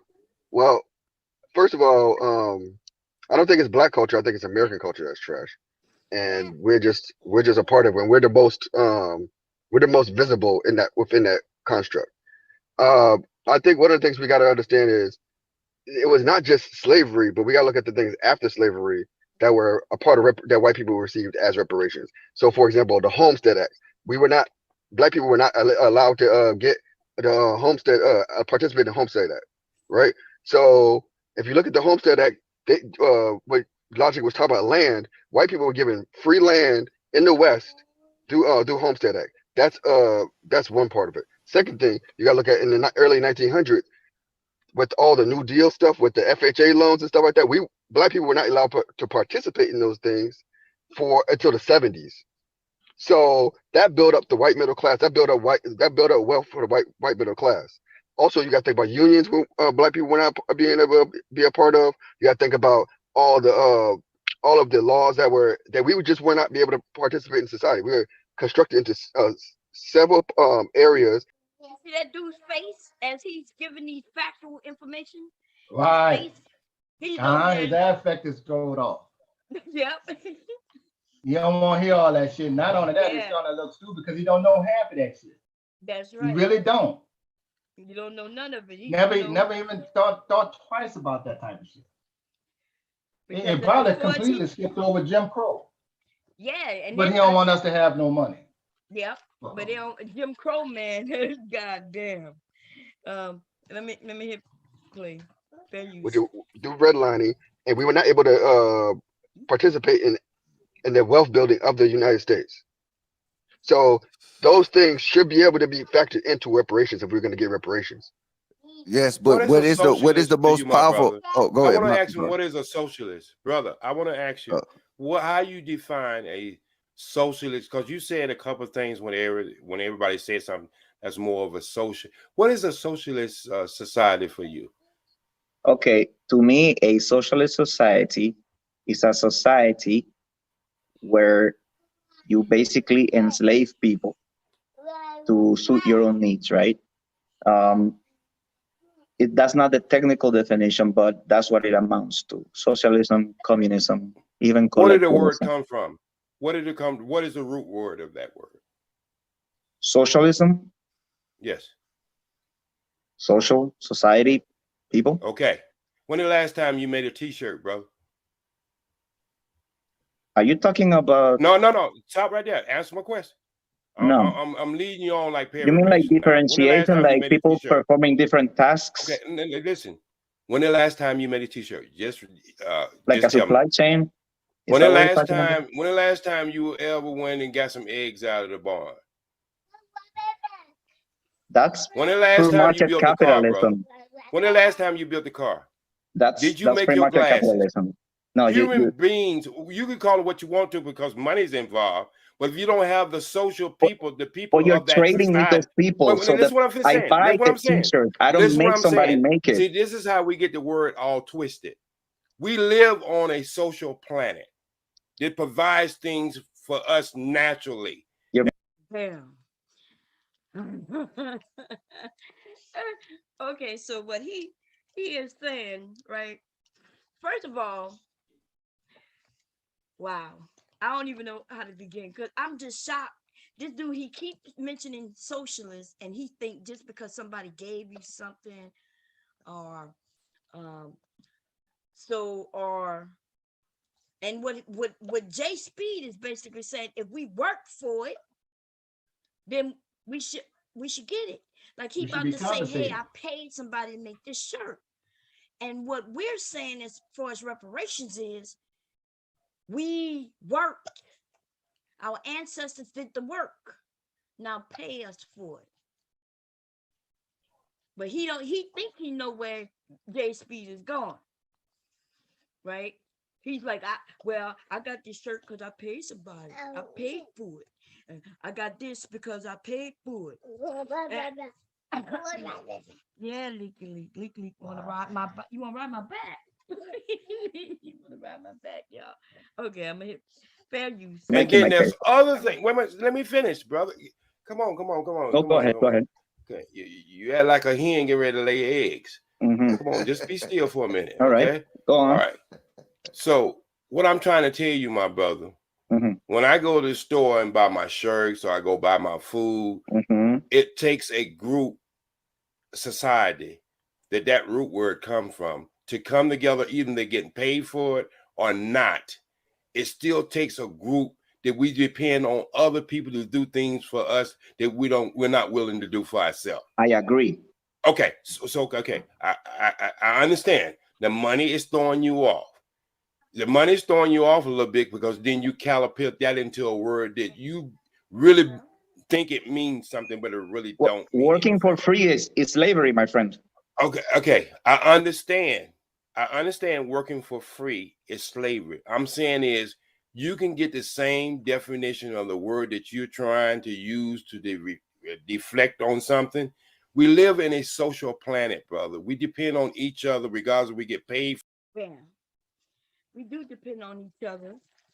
That's how it works. And so they make the word socialism or social is a buzzword that now have the whole world, or especially in our country, thinking that it's bad. What's wrong with if you need something and I have it and I help you get it?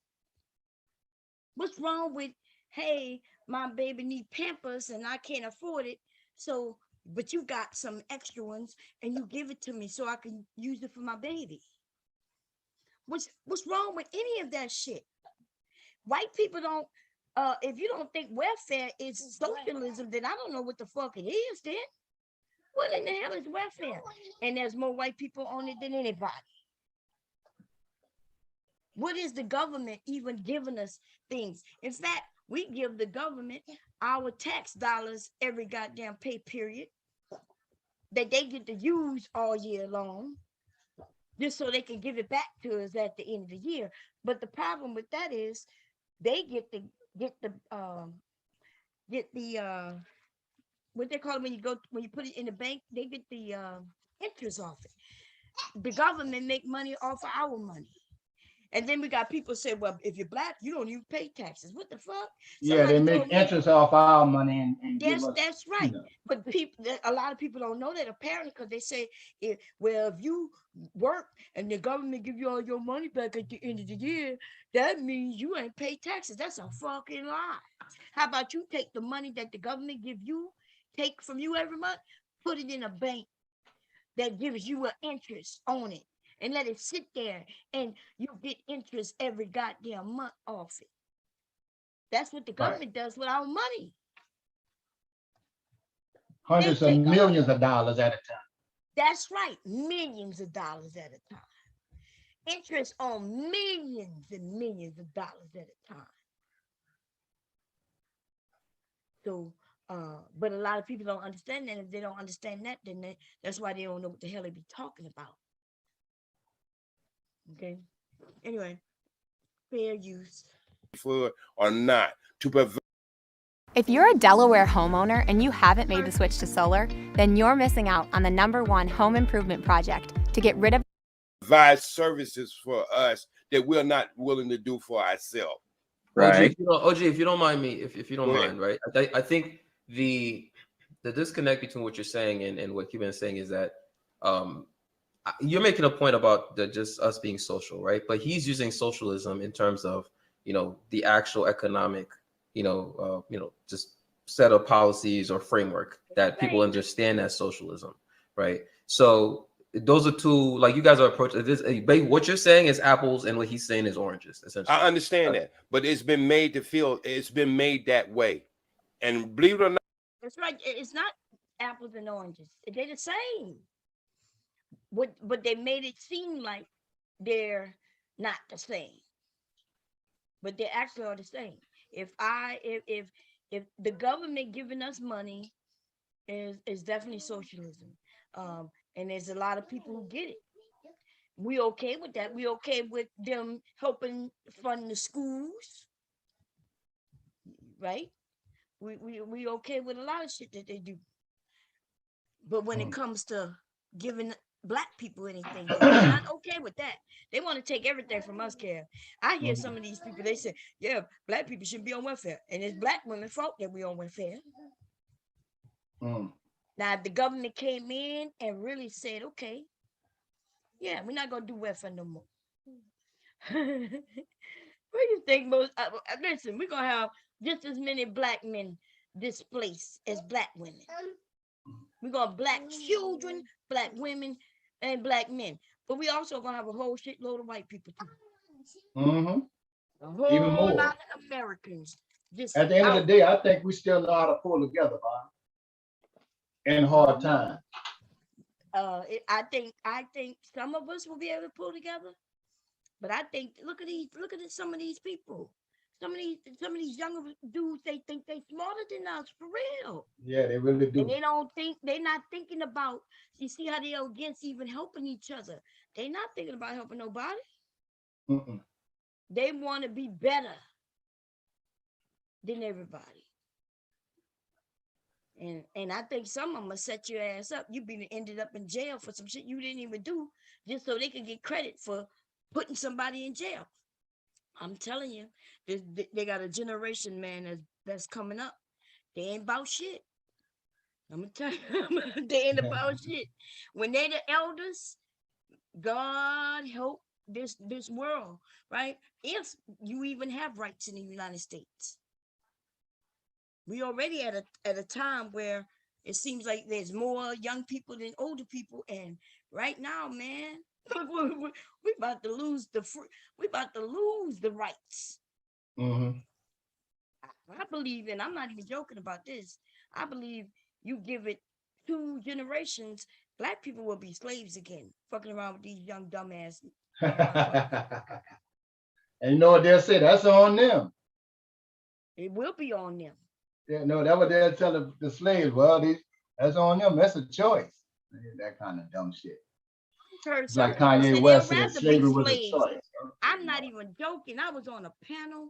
This probably was a month ago, where somebody said they'll rather be slaves again than to help these niggas. And I was like, I couldn't believe it, because I don't think they know what a slave is. So for those who don't know, though, let me say this. There wasn't that many male slaves that lived past the age of 19. It was abnormal to have a young a black male slave that lived past 19. That wasn't normal. We see it in the movie Roots and shit, but that wasn't normal. You know why? They work you to death. By the time you turn 19, most of the males and even a lot of the females had died of exhaustion because they didn't think we were human. So all they did was work. And they wanted to get the maximum out of our ass while that's right. our youth. So from sun up to sundown. You wonder why we even have a time in the year where they change the time, because it gets darker. It gets lighter earlier and darker later. Why do you think they did that? What is called daylight savings time? Yes. See, because in the Bible they had it to where you could work between a certain time. It was written in the Bible, and because it was written in the Bible, then they was able to work the slaves that way. And so in order to keep it that way, they had to change this daylight saving time thing. So they work you to the bones. Did they give a shit if you fell out for exhaustion? You better wake your ass up. You ain't getting no medical care. You ain't getting shit. You want to go on a strike? You want to kill yourself. It was so bad, people wanted to kill themselves. People would rather run, even though they know that if they got caught, it probably meant death. That's how bad this shit was. And the only thing that held people back, a lot of people, was family, where they might say, okay, you can't run with a baby, but it's hard to run with a baby, right? You don't know what you're going to run into. They'll keep the baby cry, you gotta, they got, well, listen, yeah, there's so many, in my opinion, Bomb, so many tried to run away. They developed the police force for that. To go get them. We running. That's how bad it was. Don't even know how to read a map. Don't know how to read at all. Don't right, know just follow the sun. Yep, just trying to figure it out. Right. This thing called slavery it's a nice little word, and people say, well, you were just a slave. It was nothing. Your ancestor was just a slave, and it was just free labor, and they make it seem like it just meant they went to work and didn't get paid. Like they didn't beat the brakes off all of them. Man, then it cut feet off, and then let's talk about what happened even after slavery. How about when there was no more slavery and how we was treated? Right. Lynching, Jim Crow stuff. Yes, lynchings happen. You out after dark. How about this? You just looked at somebody. They can accuse you of doing shit you didn't even do. I heard these men on YouTube saying shit like, well, Emmett Till shouldn't have looked at that woman. He looked at that woman. First of all, Emmett Till didn't look at no motherfucking woman. Right, and they don't even realize that the woman even came out and said she lied. They still arguing. The woman that said she lied before she died. Yes. And said he didn't do that. They had to kill this young boy, and then they got her to say, hey, he looked at me. Okay. Or she could have lied just for the attention. Either way, they did that. He says what they did. Even they admitted this shit, and they went to trial. Oh, okay. I ain't see. Yeah, all right. I knew that. Yeah, there was a trial, and they got found not guilty. Oh yeah, and they wouldn't gonna get guilty with that. Not here. So, but she admits in a book, based on what I'm hearing, that's supposed to come out after she passed away, huh? Did the book come out?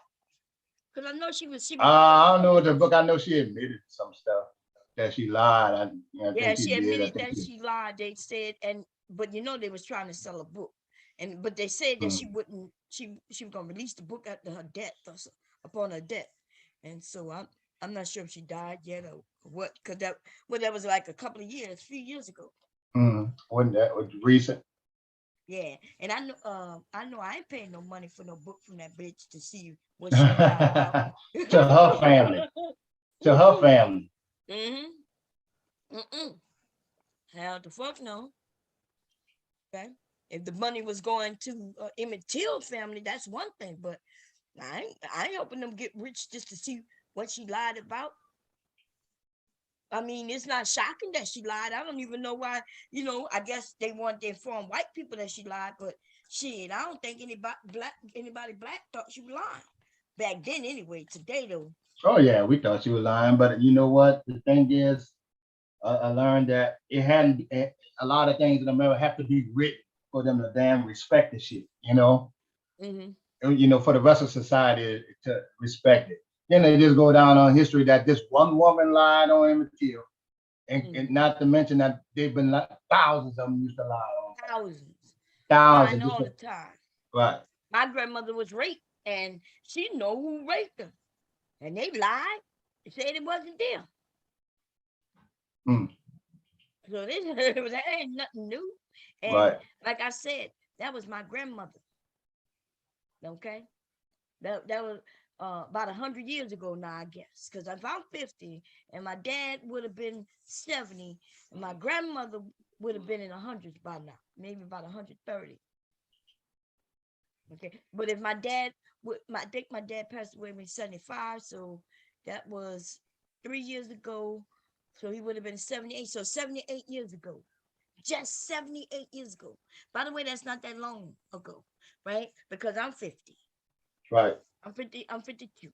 So 70 something years ago, just one generation from me, which is my own dad, my grandmother was raped, and he was the result. And guess what? That's Jim Crow time. That is Jim Crow time. But that's definitely not slavery time, though. Right? Slavery time is about 200 years ago now, right? Yeah, a little bit over 150. Yeah, because it was my grandmother's mother who was a slave. Yeah, my grandmother's mother. Yep, you're right. My grandmother's mother I think she was like 9 when slavery ended. She was 9 years old. Some people don't realize that our age, our great aunts were actually born into before their freedom. Yeah. Literally, I have a great aunt. She was real old when we were kids. She was born into it. And that's how she used to teach us. That's how we know. We used to say, go out there, pick cotton and stuff. And it wasn't that much better when it was free. Yep. It was just paperwork. Yep. The only thing that didn't happen, they didn't get beat, but they got robbed, right? They out there picking cotton, becoming sharecroppers, thinking they're gonna make some money, and come to find out, by the time they picked the cotton and did everything they did, they owed the master money. Instead of making money, they owed money. Because he then started saying, well, since you use my seed, I'm going to charge you for this. And since you still living in the house on my land, well, I'm charging you rent. And since you're doing this, you're using my equipment to even do the shares. And the sharecropper, that meant that they would still do the farming, right? And they would share the profit. But they decide to take their share, right, 50%, and then start deducting what the other people did with their half. That's not how it should have worked. It should have worked where in a regular company today, everything that is needed to do whatever needs to be done, that gets taken out first. And then what's left, you split. But no, that's not how they did it. They split it first. Like, let's say they got $100 from all this that happened. The slave, the owner, the master, whatever, the ex-master, whatever, he would take his $50, and then what the slaves earned, or the ex-slaves, they would get $50. But then out of their $50, he would just say, okay, well, I'm gonna charge you for rent, and I'm gonna charge you for this.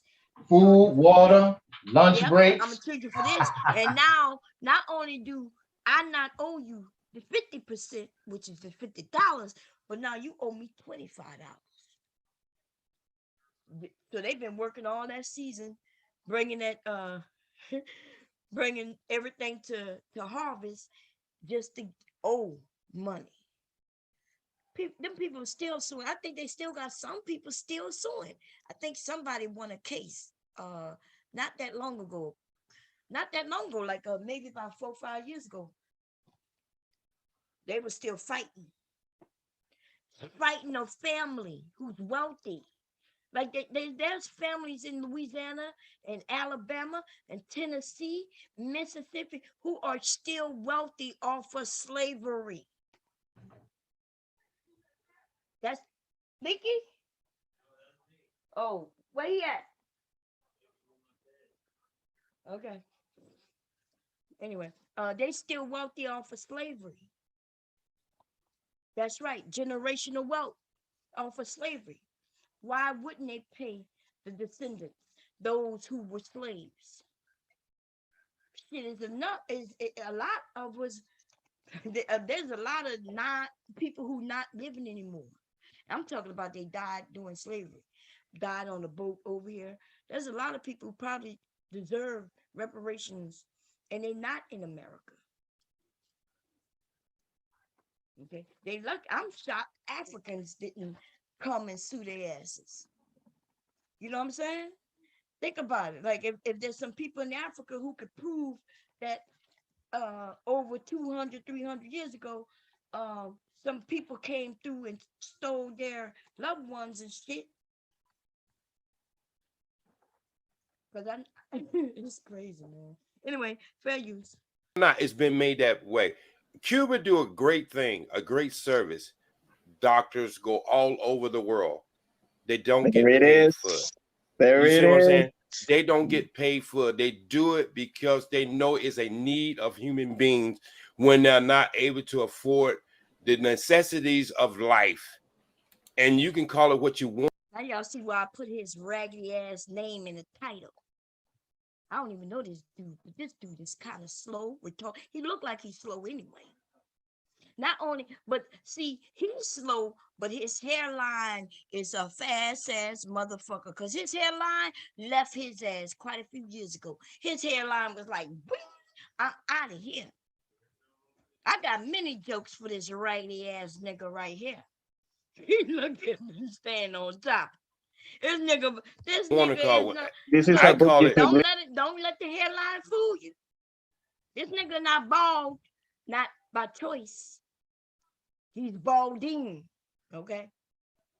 And now this dude gonna bring Castro and blacks. What they got to do with anything? Read, my friend. Huh? Castro, the blacks, and Africa. Okay. Okay. So, see, the problem between you and me, brother, you have to read about it. I lived it. I know you lived it because you sound like one of these old black socialists. Listen what I just said. Oh, you heard him? Yep. There it is. You heard it? Old black. Old black. And he mentioned socialists. Old black. Right. Now, see, this is the thing. Here you got an older black guy telling them shit that he don't know. And, to get him in line with the shit that he read, and he still gonna go with it. So it has nothing to do with this Cuban motherfucker. He already set. He already set in his own fucking frame of mind. Dudes like that can't even be around me. Get your dumb ass on, man. I wish I was on the panel. You're a stupid fucking, and I don't curse people like that, man. Get your dumb. I know. I was so in the goddamn chat, and they had closed. Like I was in the chat, and then I was listening. I was like, okay, JSP got it, right? There's a part where they tried to jump on JSP, right? Because they started talking about something that's more in my wheelhouse. That JSP said, well, he was on topic, and he had it, but they started throwing questions at him, trying to throw him off. And then he said, well, I did. They told him, well, I read it and you need to read it. And he was like, well, I didn't read it, but JSP had it though. But then they threw doubt in his mind. He's like, well, I'm gonna check it out. Right. By the end, though, they had closed the panel. They had said, well, we closed the panel. Even though the panel was still going, they wasn't inviting nobody else up. I was like, oh shit. I was like, please open it, reopen it. Right. It was in it, baby, because they're gonna start talking about, oh man, let me see if I can get to it. So right now, we already know where this dude stand. He stand on idiocy. He's stupid. The sun is 6 billion years old. You ain't never called it old. The moon is 6 billion Look at old. that. You ain't never called it old. And you will be damn You said scared that as you've been hell on if this it earth for didn't come 60 up the years, next sir. day. See, that's the problem is. There you go. He right. See how they call it don't matter if you're older, if your information is right, but they like to start talking about somebody's goddamn age. Disrespectful ass bitches. Okay. If see, but he wouldn't have had to do that if he had something, some factual information to combat him with. But when you don't, what they do, they start calling you old, making it seem like your information is outdated. When did information become outdated? Right. Usually what it usually becomes is current, right? It could be current events, and then it slowly goes into being history. That's usually what happens. The older they get, the more in history it becomes. But I never heard of history being outdated. I never heard that. But Either. What do I know? But I'm a fan. That's why they call it history. That's right. But based on Cuban, though, it's just old and outdated. That's all. It's old. So when you update it, it's gonna say the same shit.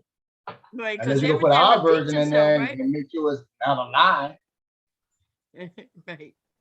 I'm gonna mute myself while you talking. I'm gonna go fast forward through a little bit of this to get to a certain part.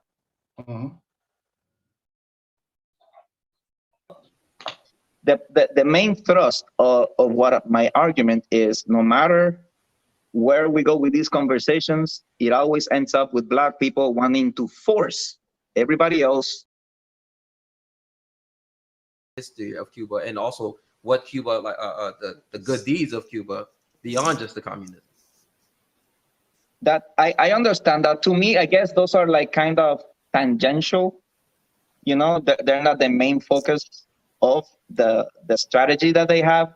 So when Cuba helps an African country, when they help a Haitian country, and they say Blackness, hooray, I'm thinking, okay, what's behind that? Now they're gonna help Haiti construct something in the South. So watch out for that. That's gonna be fun, like they help Venezuela. But this dude don't want nobody getting help from nobody. I'm gonna have to go look and see what all Cuba got, because I know they ain't got shit over there now. Them people almost over there starving, from my understanding, but I might be wrong. Castro would have whooped his ass in Cuba. That's why they sent the motherfuckers here. Castro wasn't playing that shit. Tell your parents, go ask them what Castro did their ass while you're running about niggas. We not your fight, fella. You just criticize. Maybe I thought I was thinking about the right place. I'm thinking about Cuba when they over there barely can, daily they trying to get meat and different things. I might be wrong. Yeah, right outside of Florida. Yeah, that's right. Right outside of Florida, when they had them all of them on that boat, Scarface. Remember, started off in that movie. Yes, you. Anyway, let me play what he just said. Hold up. The main thrust of what my argument is, no matter where we go with these conversations, it always ends up with Black people wanting to force everybody else to help them. Yeah, you heard that? Who helped us? They helped us. He said that Black people, no matter what the conversation is, it always ends up that Black people are trying to force people to help them. Right. So I guess we're beggars. We're out here forcing people. I mean, there could never be any hardworking Black people in this nation. Of course all not. around the world for that matter. Because he's not even just talking about America. He's talking about Africa, right? Right. He's talking about the Haitians. He just put black people in a whole group and said that we're beggars. That would include himself, though. He just don't know it. I don't hear anything. Okay. See, about. this is where me and you, the fault goes in the road. Because I don't think you have enough history on us when we were in this country, and we did have places like Black Wall Street where we were self-sufficient, and we had, well, some people would say the National Guard, the first time they ever dropped bombs on citizens of this country. That's pulled on one way or the other. But what I'm trying to say, brother, there has been moves in this country where we were not asking anybody to do anything. And in the midst of that, that the people who you get your term from, see, you libertarian, have you ever looked up and see where that term came from? And see, this is what I'm saying. When you start calling yourself something, you got to understand exactly where it comes from. It comes from the same people who I'm talking about, who don't have either our best interests. Because I'm sorry, my brother, I'm probably so dark I don't even have a shadow. But if you was driving down the street and I was driving down the street, they see you as a Negro too. And so Damn. Look at his face when he said that. Yeah, he don't like that. He don't like that He shit. don't like Y'all see that. that? Oh, Right, but I've been saying he better it the stay his whole ass in time. Florida.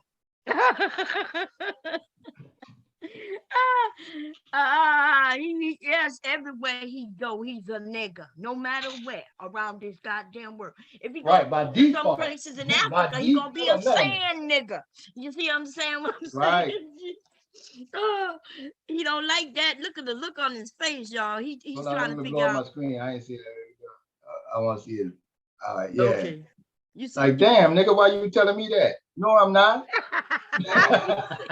That's that favorite picture right there on that part. Damn, man. Why you gonna he insult ain't me happy like with that?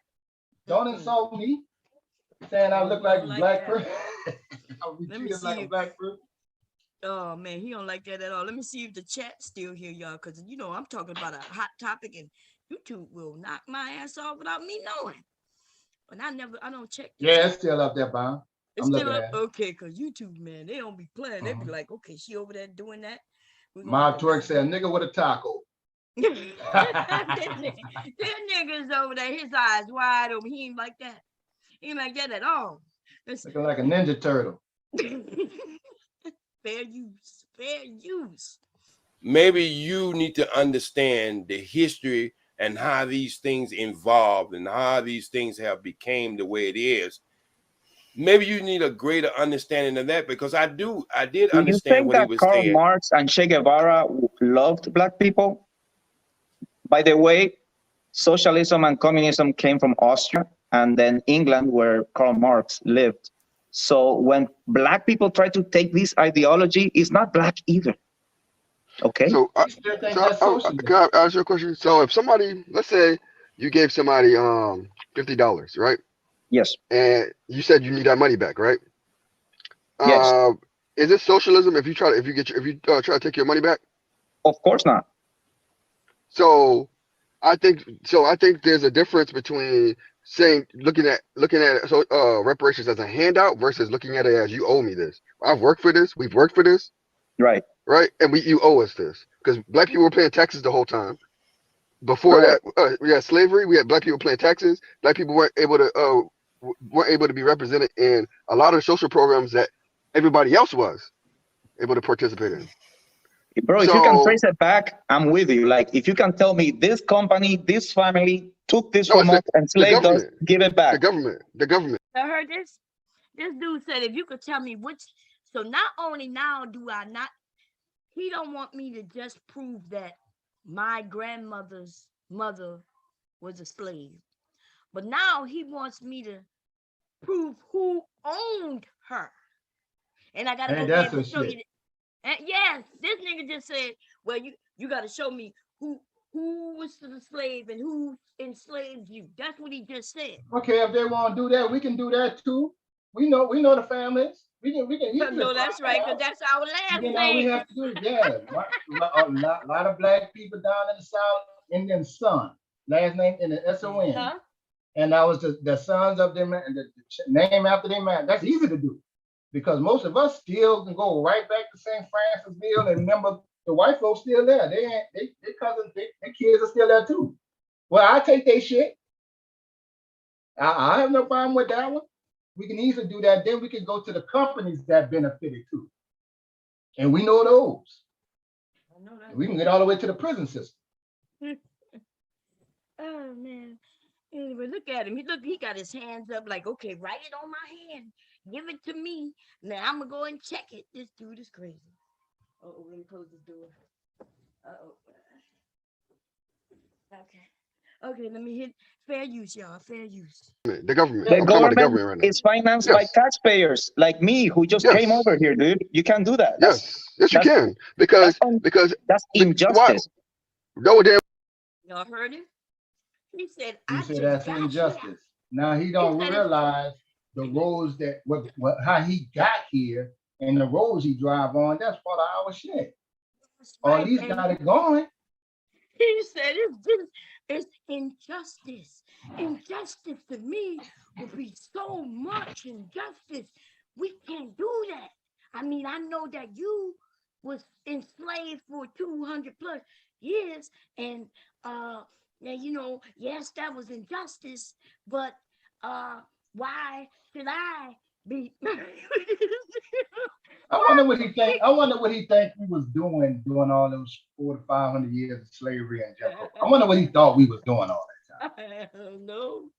Right, and like we didn't build this motherfucker from the bottom. I wonder what he just thought we was doing. Like, what was Miami before slaves came? You see what I'm saying? All that kind of stuff. Was back then. Let me hit fair use, y'all. Fair use. I am paying for the crimes of some white person from England, dude.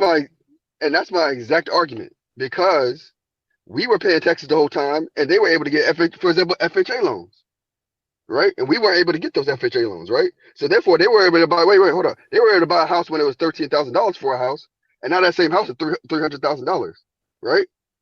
Now we're finally able to get in the market. Now we got paid $300,000 for that house, right? So what's that socialism on their side? Brother, if your father commits a crime, should you be judged for it? Yes, depending on what the crime is. That's facts.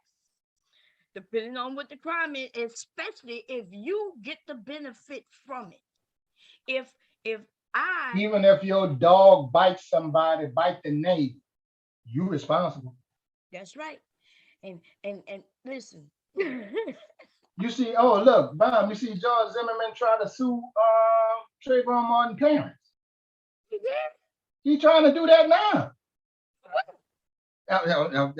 That just made me think of it. But go ahead. That motherfucker trying to do that now. Oh shit, I'm about to check that shit out. I'm gonna look it up and put it in. God damn. This bitch trying to sue the America's still God damn. Anyway, fair use, y'all. Is there a different government from America from 1910 to 19 to now? Okay, so then our ethics are completely different because you cannot make the son pay for the father's crimes. In my worldview, Cuban, that's fucked up. You just fucked up. First of all, you the dummy. There is a such thing as an estate, right? An estate. So if I was wealthy and I got wealthy on some crimes, then guess what they will do? They will take everything that I earned. At least that's what they should do. That's not what they do here in America, though, man. Because I've seen where I was reading a story on this guy. What his name is? He did the Ponzi scheme. I was reading what his name is, and this Madoff. Madoff. I was just reading on that just like a couple of days ago. I was like, Bernie Madoff. Bernie Madoff took off. I know him. I keep up with the people.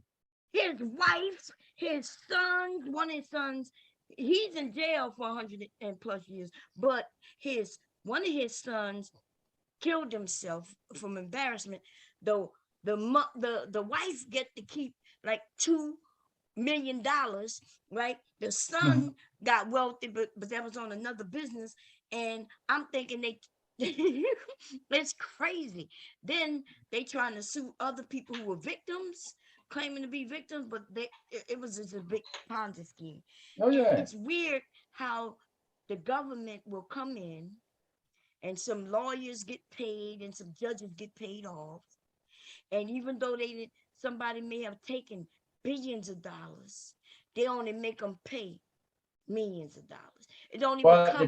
The thing with his situation, Bob, is the reason why his ass still in jail because he stole from rich white people. That's right. Right now, he stole from rich white people. That's the only reason. Now Wall Street been doing this shit forever. They say that it's natural what's been going on, but you're right, because he was taken from. But they said even the people who was involved had to know. Even people who wasn't involved knew because he was doing too well. Right. They said that nobody. He got a lot of popular superstars in California. Bill Maher. He got a bunch of the big cats, a bunch of those dudes that run Warner Brothers and stuff like that, because he was that dude and he sold himself as a billionaire, just like Trump, dumbass.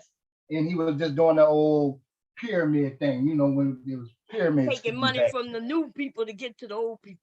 Right. You know, when they complain, here's some of their check. I put the link in the chat in the chat for Zimmerman trying to sue 2 days ago. He's trying to sue Trayvon Martin, my parents. Yeah, I'm gonna look. See, they should have knocked his ass off from day one. I know that's not about to say, but I ain't gonna say it on the wire. Knocking somebody off ain't for everybody, but I definitely fuck over. Fair use, y'all. Fair use. I used to say that all the time. I'm not Trayvon Martin daddy. Yeah, I know that's right. Because if I was his mama, I ain't lying. I'd be in jail right now. Okay, I would have been in jail a long time ago, though. I would have been in jail. Okay, jail or shot up. I don't know, one of them. If you're in debt and you owe the government a certain amount of money and you die, who receives that debt? I don't know. Is it your family? Your spouse? She didn't. That's not her debt though. But she has to pay for it, right?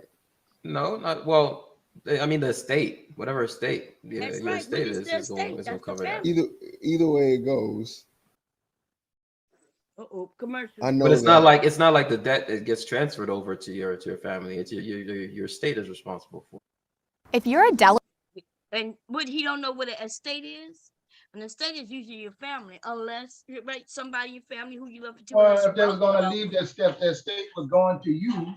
To the children and their siblings, well, they're going to be losing something because they won't get the whole estate. Exactly, and so the estate goes to the children, and they take whatever they're going to take, and then whatever's left goes to children or whomever, right? So Delaware homeowner, and you haven't made the switch to solar, then you're missing out on the #1 home improvement project. Okay, let me get through this goddamn commercial, man.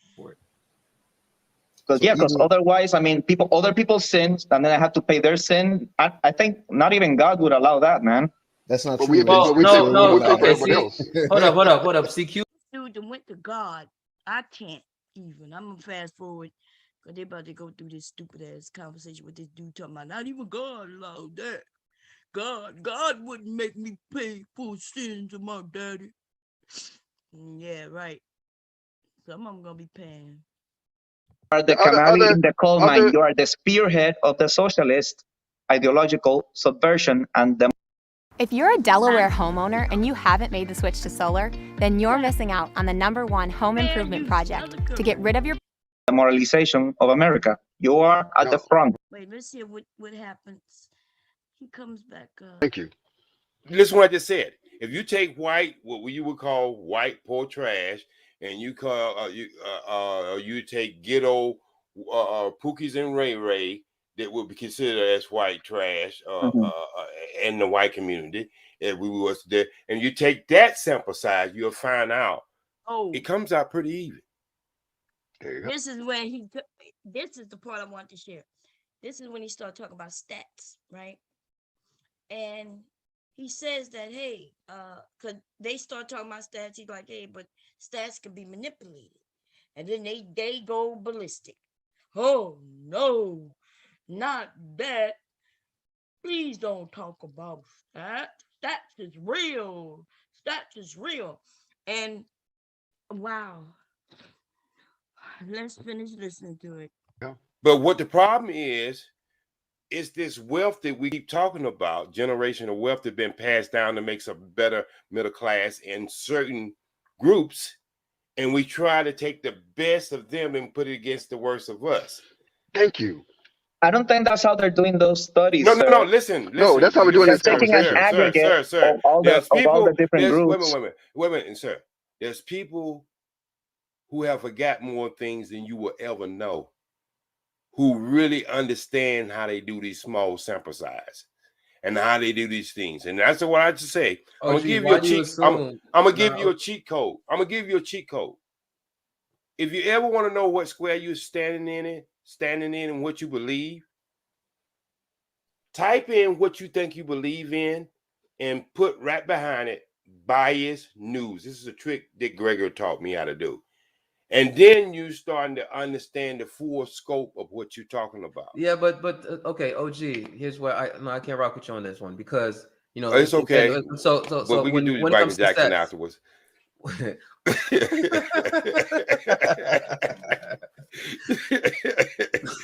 So okay.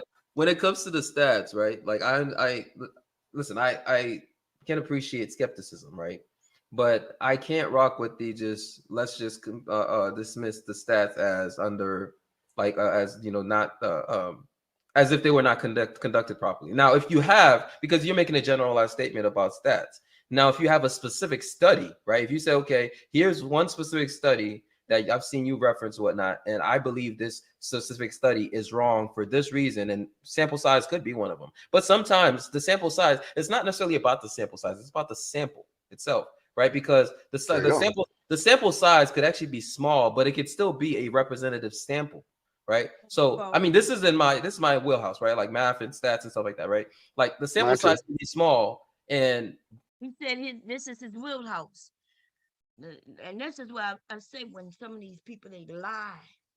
I know this cannot be his wheelhouse because what he's about to say is ridiculous. Okay? He's about to say, well, let's listen to him. But as long as the sample itself is representative of whatever a point that you're trying to make, right? Then it still is right. It's still actually it's still fine. So in other words, you can have a small sample size. That's not necessarily the issue. Is this sample, Jonathan, the sample is tax returns, employment records, high school graduation. What the hell is he talking about? High school graduation? What is he talking about? This dude just started saying shit that didn't make sense. But herpes infections. Okay, let me give you an example of that. JB, Marriages. let me give you an example of what it's I'm very talking hard about. to fudge those numbers, man. JB, let me give you an example of what I'm talking about. All right. You hear rolling his eyes like a bitch. He rolling. Listen. He sure got a lot of contempt for black folks, boy. Yes, he does. It's bad. It's bad.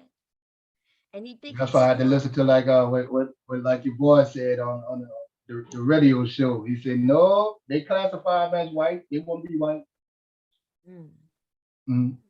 Well, I'm starting to see your point.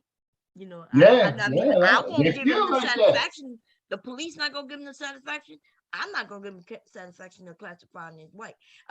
Every time I see him, I'm gonna call him a nigga because you know that gonna really get to him. That's right. You Every might time I see him, what you doing? What's up, my nigga? Hey, you black motherfucker. You light skin little Chico the see bald you over ass there. nigga. What's up? You Where know your what I'm saying? head? Yeah. Right, you supposed to have good hair. Where's your head? That's right. Let him know he don't look like he nothing but nigga. Okay? He don't like it. So I do it on purpose. Fair use. Here we go. Let's finish this shit right here. All right. Okay. I remember when the war on drugs was talked about. All right. How the black community was this and that, and we need to do this and that. Anybody who look at the lips on that dude. I know he can't think he black or white. Look at that nose, baby. The fuck? I think he really resent that he get classified like a black person. He resent that. He hate it. I think he don't like the fact that he get viewed like that. Ah, every time I see him, every time you see him, everybody, when you see him, say, "What's up, my nigga?" Whoever went to college knew that there was just as many drugs on college there was in the black neighborhood. More. The difference is Noble College was ever rated in America, but the black community was. And a lot of people went to jail. And that's what I'm talking about. When you start talking about, when you start trying to put things in a perspective and saying there's more. So JB gonna join in, and that's what, you know, here's how we arrived at this conclusion. And then you get to, this is why in academia you have what's called the peer review system, right? So you allow. Here we go. This dude. He never called out any statistic in the first place, because then I can't say he's lying or be a positive or negative. He's just talking in general. And so I think we're talking in general. So if he brought the proof, and if it's something I disagree with what he said, I'm pretty sure I'm gonna fine. If I ain't gonna just disagree because I'm emotional about it, I'm gonna disagree because I have actual facts that what he's talking about is not true to the conversation he's having. And I'm all, math and statistics are in my warehouse too. I'm an engineer too, so like I know very well that you can manipulate data based off of where you take your samples. Thank you. But JB gonna say no, that's not true. Now we all know that this is true. Everybody with a brain who understands stats, you understand that it depends on things like where they take their sample from. It depends on even the sample size. You can't ask two people a question like JB said. Hey, it's not even matter about the sample size.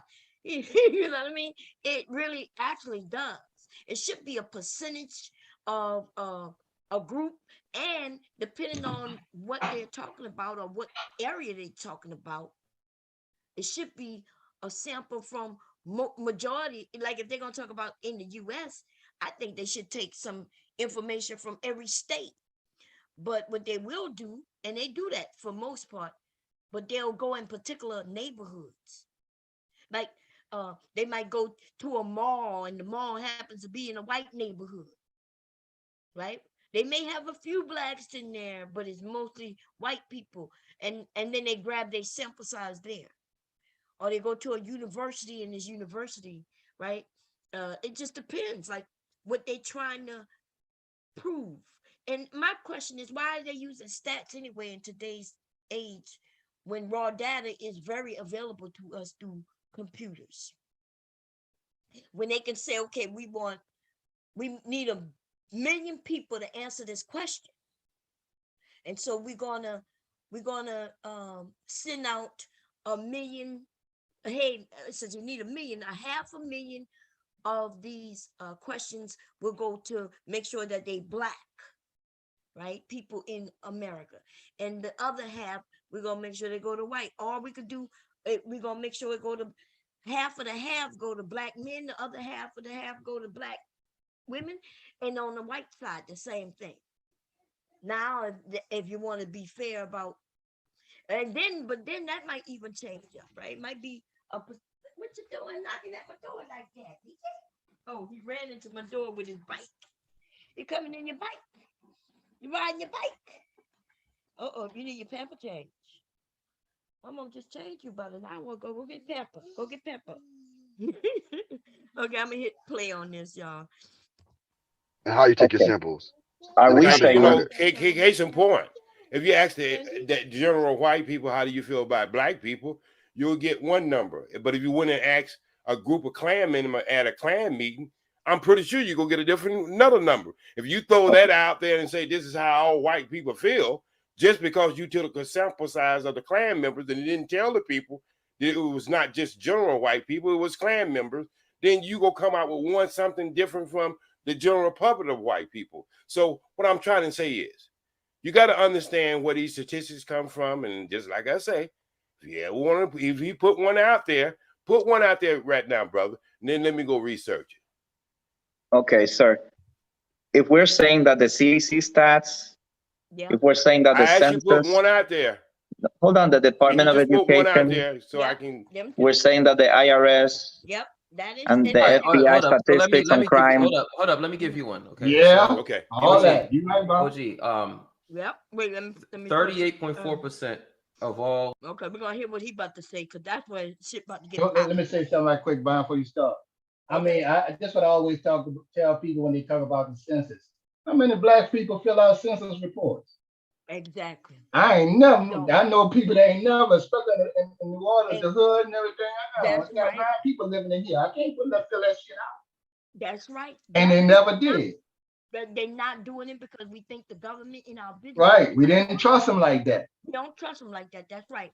We're lies. Now it worked. It Oh, worked. we It don't- worked we don't against trust us that door because at all. What's wrong, Nikki? What's wrong? I'm giving you something already. He's so mean. He want to get his own candy. Go ahead. You were still talking? Go ahead. You can play it. That's all I wanted to say. Now you 100% right on that. Okay. Watch what JB brought up. And now I need y'all to listen to the number he gonna come up with, first of all. And then we go, oh Lord. I'll be right back. If I'm take this. Okay. Fair use, everybody. Fair use. Let's listen to JB. Get Brainiac with us. Of all deletions, because I don't want to say the word. Okay, I'm gonna rewind it a little bit. Deletions is well, he talking about black women, so y'all gonna know what he talking about. Okay. Know very well that you can manipulate data based off of where you take your samples and how you take your samples. Are we saying? Case in point, if you ask the general white people, how do you feel about black people? You repeat on here. Let's see. I'm pretty sure you're gonna get another number if you throw that out. Damn it. I hate. So what I'm trying to say is, repeat on here. I'm pretty pro-choice, baby. Okay. Yeah. Okay. So 38.4% of deletions are committed by black women. He said 38.4 deletions is committed by black women. Okay. That's what he just said. And 34. That's what he said. And they hold on. What do you mean by deletion, Bomb? We talking about what women do when you don't want to have a baby. Oh, okay. I got you. Okay. So that's what he calling deletions. Is everybody with me? So he said 38.4, something like that. And I want to know what happened to the other motherfucking 60-something%. Remember when they was making it seem like black women have, we the ones that have the most of these things. Why is he talking about some 30-something%? See, because there's people who don't believe in them at all. So even if 1% was having them, people would be like, oh, that's so disgusting. Oh, you shouldn't be doing that. Right? I get that. But listen to what he's about to say, though.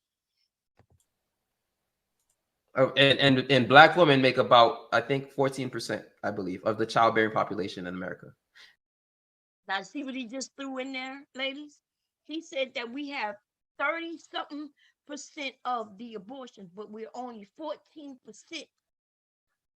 of the so he's wow. Okay, he threw that in there, I guess, to say that we're such a small minute, but we having such this huge percentage of deletions. Let me say this though, Bomb. But if you do put them deletion spots in the other people area, the numbers would have changed too. If you stick one in every major, all up to the Nevada, I mean, all up to the the white areas and stuff, it'll be a high number too. But when you stick them in every hood, yeah, you'll have the numbers. And not just that, right? See, the only place that give their numbers is Planned Parenthood. And Planned Parenthood, right? Not private doctors, right? Planned Parenthood is where you go when you don't have insurance, when you're poor, and things like that. That's number one. So there are a whole shitload of women who go to their private doctors. And you know what? I didn't even think on that, Bon. You're right, because see, even growing up, with those Catholic schools and all that kind, their family had insurance. That's right. Right, they brought their daughter there not to ruin, not to be just because they didn't want them to ruin their life. That's right. And right, they want to go to college and all. They would go out of the whole state. Right. But not only that, even if, let's say, they were a poor white family, right? A poor white family, like you just said, the places are in Black communities for the most part. Mm-hmm. They're not taking their daughters to their community in which they live in. Yep, they're bringing right. They're gonna take them to a whole nother community. And guess what, y'all? If they ask a white woman, just like if I went and they ask me information, everything that I give them is volunteer. I don't have to give them anything. I don't have to tell them shit except show that I'm old enough to get what I'm getting. Right. I don't have to give them my name. I don't have to tell them nothing. I just have to prove that I am of age. And if I'm not of age, then my parent can bring me. And my parent proved that they are of age and that they are my parent. And that's it. They don't ask me anything. And what they do ask, they tell me is volunteer only. So I can go in there and be a white woman and say that I'm a Black woman. Or I can go in there and not give any information at all. So if they don't get any information on me, although I went there, then guess what? They don't report it. They'll report. That's why they got it. If I go and show y'all what the numbers are, they got a whole section that says other. And then other is undetermined. They don't know. They don't know. And how don't they know? If I told them, they would know. Some women, like in our community, we didn't know. A lot of women don't know you ain't got to answer those questions. They give us paperwork and we think we got to fill that shit out. Right? White people usually have the information though. They know they ain't got to go in there. They ain't got to give information. And they also know they ain't got to give no real information. Right. So when this guy JB says he understands stats and he's gonna preach on how, well, the numbers can't be falsified and this and that, he don't know what the hell he's talking about. He don't know what he's talking about. And even when somebody says, well, hey, because I was in the chat and I was like, well, if white people can go to their regular doctor who doesn't report, then that means you're not gonna know. You'll never know the real numbers. It's gonna always be shaded to make us look like we the leaders of every fucking wrong thing in the country. Right. It's kind of like when Obama was in office and nobody even realized, that violent crime went down 40%. 40%. But if you look at the news, you would not know that. But the data showed that it did, as far as crime went down, then so on and so forth. But it is what it is. Sorry about that. What you were saying? That my grandson was in there. Hold on, I was saying like when Obama got in office, violent crime went down 40%. But you wouldn't know that because they kept plastering Black crime on TV and talking about the crime is bad and all that kind of shit. They're like, it's down 40%. Violent crime. Crime has been going down for years and years and years and years, y'all. But let them tell it, looking at the news and shit, we would have been thinking that it was going up for all them years. We would they still ain't going up now. Rappers killing them. And the crime rate still down from damn sure down from the 90s. Well, yeah, that's what I'm saying. But you know what? I didn't even know that. Because like remember what I said earlier, what we both said, that based on the news, they always showing us something. You know what I mean? And I remember coming to YouTube, this was a couple of years ago. I was so angry. You know why I was angry? I was looking at the news and they showed that there was a hit and run, right? They hit a little black girl in Philadelphia. Hit a little black girl in Philadelphia. And when they mentioned that there was a hit and run, they put up a picture, right, of a black person, a black man. And I was like, oh shit, that's fucked up how they hit that little girl, right? Of course I'm mad. I'm mad that he's black. I'm mad that he hit a little girl. I'm mad that the little girl's black. I'm just mad. And then, but I look at it and I'm like, wait a minute. They said on the news that they did not know who the person was. They didn't even know, they just know it was a car. But as they were saying this, they flashed a picture of a black man up. I'm not even lying. I was like, wait a minute. I'm hearing what they're saying, but they showing me something opposite of what they're saying. So I hurry up and go on Twitter, right? Because they got the news, they got Twitter accounts. I go and I get online and I look the article up and they tell me the same thing they said. They say, hey, you know, we're looking for this vehicle. We don't know who this vehicle belonged to, blase, blase, if you have any information.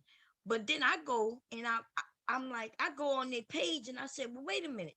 Y'all say y'all don't know who did this, but you flashed up a picture of a black man. Now think about what they did. You see, a little black girl hit and run. Even though they were saying the actual truth, they were showing us something else. Our eyes, we hear, yes, we hear, we learn through our hearing, but we mostly learn through our eyesight, right? We register more quickly with our eyesight. If you telling me, hey, this little girl just got hit, but you putting up a picture of a black man directly while you giving the story, even though what you're saying is opposite of what you're showing, it confused me. I'm like, this is what they do. See, in my mind, I registered that a black man just hit this little girl, this baby, and ran. Now, the next day, what they do when they retract a story, they're not going to retract it on TV. They're going to put it in the paper, and they're going to put it way back, page 15 or some shit in the newspaper. And that's what they do. And so even when one of them commit the crime, they can make it look like one of us committed the motherfucking crime. That's some fucked up shit. Then they got to retract the story. Well, we know when, you know, in the news yesterday, there was a mistake made and, you know, a picture was put up that wasn't valid to that story. Man, fuck out of here. And Bomb, they know once you put it out there, a certain percentage of people go believe it anyway. And they ain't gonna never change their mind. Believe it. That's right off the bat. Oh, look at it. Another nigga, they just black on black crime. You know what I mean? That's what's working for Trump. He already said it. He flat out said, he said, well, yeah, but that's not true. He said it doesn't matter. Some of them believe it. And it's working. Right. It works. Who gonna go in the paper to hear them to read a retraction on the news? You see what I'm saying? They gotta go in the paper to retract something. There's a lot of little tricks they do, man. It's dirty little tricks they do. Anyway, let's listen to this dude, JB, man, because he gonna try to tell J Speed he don't know what he's talking about and da da da. That mean, and in other words, that means, I mean, it's to me, that's one of the stats for me. That's just, I mean, it blows my mind that we're not like screaming from the rooftops about how terrible this is. Like, to me, that's like a straight up pandemic. That's a straight up like epidemic, in my opinion. Just how bad I'm totally against that word that you won't say. That's number one, because I think it's still an innocent life there. So with that being said, I like for you to take the same economics of the women who are JSP going he combats them with information. He talking about the economics of the women. He's also going to say some of the things I said, but they wouldn't let him explain it completely. And then they started throwing in, well, what are the numbers? And he said, well, I'll go check it out. You know, I'll do some research and next time. And that's what they do. You know what I mean? Like, no matter what he told them that was truthful, they wouldn't hear it.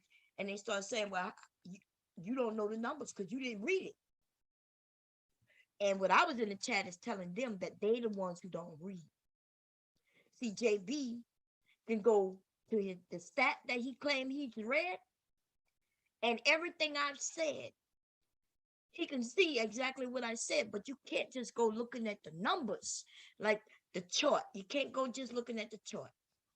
But even if you go to look at the chart, on the chart, there is a key. There's little asterisks by that number and little bars by this number and little dots by that number. And those things mean something. All those little dots and shit, they absolutely is telling you something. You got to go to the bottom or maybe on the next page to see what those dots mean. So if we go to the FBI, like the Cuban dude said, right? That nigga who think he Cuban. Yeah, that nigga. And we listen to him and he say, well, the FBI, you said the FBI stats are wrong. I'm saying that, no, they're not wrong. I'm saying the way most people read them and put that information out is incorrect. Because you don't know how to read or you don't read. Because if you knew how to read, you would understand that there's signs and symbols and things on side of numbers, and you would understand that those things mean something. You would then look at the number, look at the sign, go and find what that symbol or sign mean, and then you would see things like this. For instance, in the FBI, they'll tell you things like, well, this number is not based on things like that you've been found guilty. It's just simply those who have been arrested. You don't even have to be charged, just arrested. So if they arrest me and thought that I committed a crime and took me down to whether they arrested me and took me down to the precinct, I guess that's what they call it, the jail or whatever. They took me there. And then when I got there, though, through research, really quickly, they're doing their little interviews and shit like that. They realize that I'm not the person. It fucking doesn't matter. It will show me as one of the people who have been arrested. And what's the chances of me getting arrested for a few things? They might have arrested me, right? Maybe I was in the store. Somebody claimed that I was in the store next door and stole something. So by the time they caught up with me, they've arrested me for stealing, right? They've been saying because I tried to elude and left, they've been saying that I eluded or some shit. Then they getting me for, you know, as I'm telling them it's not me, hold up, it's not me. They get me for disorderly conduct because they saying I didn't just simply turn around and give myself up. I might get hit for 4 and 5 charges, right? And so by the time they arrested me for 4 or 5 motherfucking things. And then when I get there, they realize it wasn't me at all. And so they let everything go. But it still would be on those stats. I would be one person who committed 5 crimes or charged with 5 crimes. Although it may not have gone any farther, right? It's still going to show there. That's what one of those little symbols tell you. Another symbol tell you that, hey, although we get this information from precincts all around America, all the information is volunteer only. Guess what that means? The precincts who don't want to share their information don't have to share their information. Why wouldn't a precinct want to share their information? Money. Money will be the reason why they won't share their information. Why?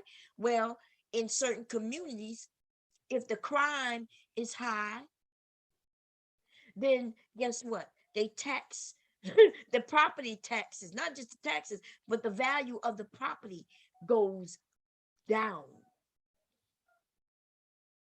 If they got somebody in that wealthy community going around robbing, that community that might not want nobody to know. Cops will show up. Cops will take reports.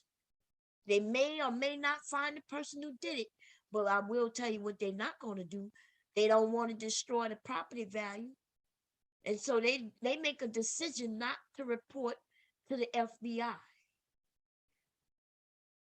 Or the, is it IRS? Which one of those I'm talking about? It don't matter. Y'all know what I'm talking about, right? They make a conscious decision not to report for valid reasons. But in the Black community, though, we already know the property value, baby. They don't give a fuck. Okay? So, yes, they may report. They're going to report. In most Black neighborhoods, they're going to report. In a lot of white neighborhoods, they're not reporting shit. And so now you got numbers from people who volunteer. Why do they have to tell us that it's volunteer only? That tells us a lot right there, that it only if you want to share it. But why is that though? Why aren't they making every precinct share? That is raw data. Why are they putting things that's charged instead of things that's been found guilty? Found guilty either by you being found guilty or you said you was guilty. Why are we talking about people who was arrested? Right? But I will tell you this, it's more white people committing the motherfucking crimes. But then somebody will say, well, it's more of them. Yeah, it's more of them, but they getting charged with less crime. In other words, like I said, I may get stopped and be charged with 5 things. They may get stopped and get charged with 1 thing. Whatever the actual crime is, the main crime is what they get charged with. We get charged with 5, 10 things. One person, 10 things. One of them, 1 thing. That's on that fucking report too. That's all you got to do is read though. If you don't read the motherfucking report, which is, by the way, several pages long, but they do give you a key though. They'll tell you little things. And if you're not reading the whole thing, then you don't know what the fuck you're talking about. You don't know what you're talking about. Talking about, well, the numbers don't lie. Nah, the numbers don't lie, but what comes out of your motherfucking mouth is a whole lie though. Well, what do you mean? It's right here. Yeah, but you didn't read. Dumbass nigga, you ain't read.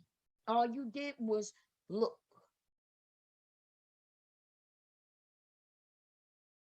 And this is what happens when they start claiming, this is my thing. This is my wheelhouse.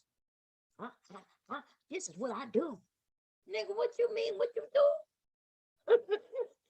No, you can't be claiming that you do this when you don't know what the hell you talking about.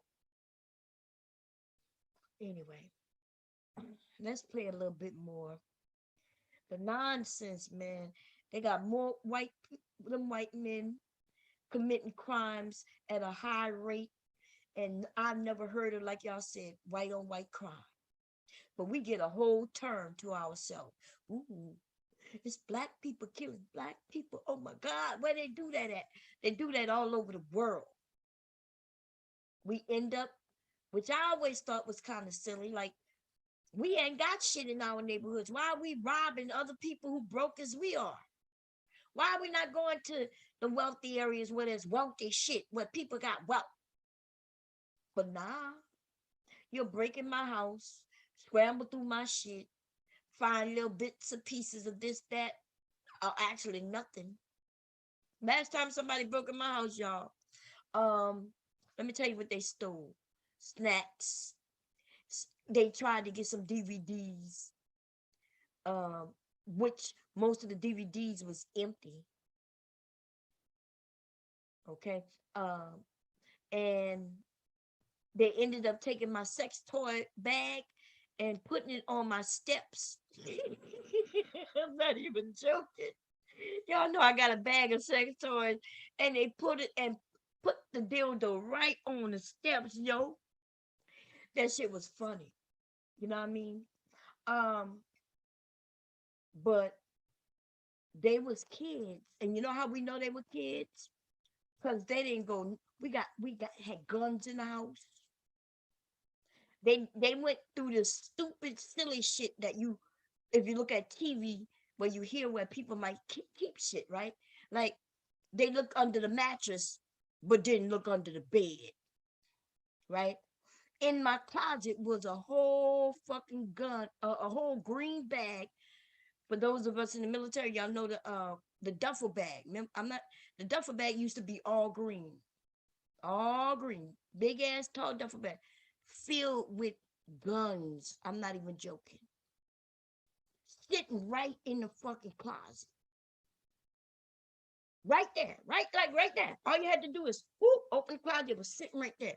They did open the closet, but they never thought to go through that goddamn duffel bag, because you could tell if it's children, they probably thought it was a bag full of clothing or something. Right? They took some snacks.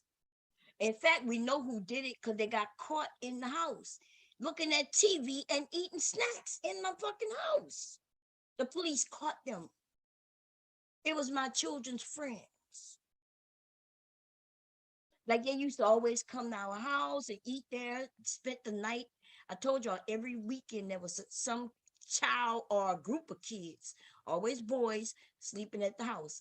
It was like my house was their house. I guess it was so much they fucking house that even when we went on vacation, they wanted to come over. So they broke a window and went in that bitch and was looking at TV, eating snacks and everything while we was in Louisiana, baby, on vacation.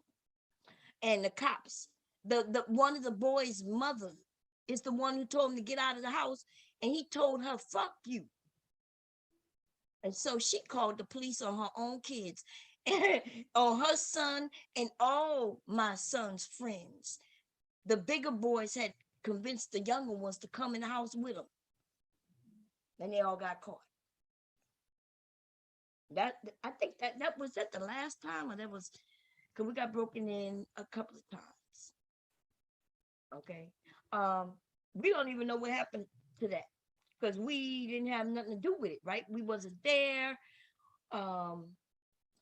They didn't take nothing, right? All we know, when we got home, we had a broken window, and you could see where they took fingerprints on all kinds of shit. The last time we got broken in, we think we know who did it, but still, we knew they were dumb. We assumed that there was a kid, but we think it was his dad instead. And y'all, this shit was so funny. So they broke in. How did they get in this time? They broke in through a window in the back again, and they walked out the back door. But check it out. Anybody ever heard of those bars? We had a protection bar at the back door, so nobody could kick it in. It's just a white bar. You put it towards the door handle, right? I have it. It's downstairs. We wasn't living here, by the way. We were living somewhere else. But anyway, so we used to keep it at the door so nobody could just kick in the door, right? My husband had reinforced the front doors, windows, so nobody could slide them open and shit like that. But of course, you can't stop them from breaking the window, right? But check this shit out. So they came in through my son's window on the first floor, And when they went to leave, them motherfuckers didn't know how to get out the back door. Like the back door right there, they didn't know how to get out the back door. But they didn't want to go out the front door. So when we got there, we're looking and we're like, why did they took the bar on loose? Like, if I showed it to y'all and show how they took the bar loose, when all they had to do was pick up the fucking bar, just pick it up. But they didn't. They was like trying to open the door, and the bar was there, and they like pulling on the door, and they couldn't get it, and they realized this door isn't budging because this bar is in front of it. But the bar, all you had to do is pick it up, just pick it up. But they didn't know that. So they saw a pin, they took the pin out, took the handle portion off, and it was like, God damn, this had to be another kid or a dumb motherfucker. You got to be dumb not to just pick some shit up. Like it, oh my God. I'm gonna show it to y'all later, y'all. I'm not even joking. This shit was funny as fuck. Okay? It's funny as fuck. Anyway, y'all, I'm tired of listening to this. This was a great conversation. J Speed held his own. Yes, he did. J Speed, do your thing, baby. You was over there educating. Even at the end, when they started talking about data, that's when I really got pissed off, right? This dude, JB, is dumb as fuck. Tells us about the black community. And here's why I'm saying this, Aaron. If you're a Delaware homeowner and you haven't made the switch to solar, then you're missing out on the #1 home improvement project. Nobody's getting no solar. Let's say, okay, let's say you're right that there's a bias, right? But if you immediately assume bias, right? Like that's not how you approach data. That's not how you approach stats. You immediately I assume bias in every data. Hold up, data. Aaron, if you told me, hey, I looked at the surveillance report data, right? I looked at that. And then here's what I saw. Here's a flaw I saw with it, right? But this narrative that, hey, because it portrays black women a certain way, there must just because it portrays black women a certain way. Ladies, I'm getting tired of these niggas doing this stupid shit in their narrative. I'm not even joking. Like it's getting to be too old. It's getting old so motherfucker quick. Because we could do the same shit they're doing. Right? We could go to the FBI motherfucking stats right now and just shred these black men. This shit will be horrible. Right? And then don't let me, I don't know if this JB dude, I'm not sure if he's from Africa or if, wasn't sure if it's Africa or Haiti, but no matter which one, little nigga, you don't want no war.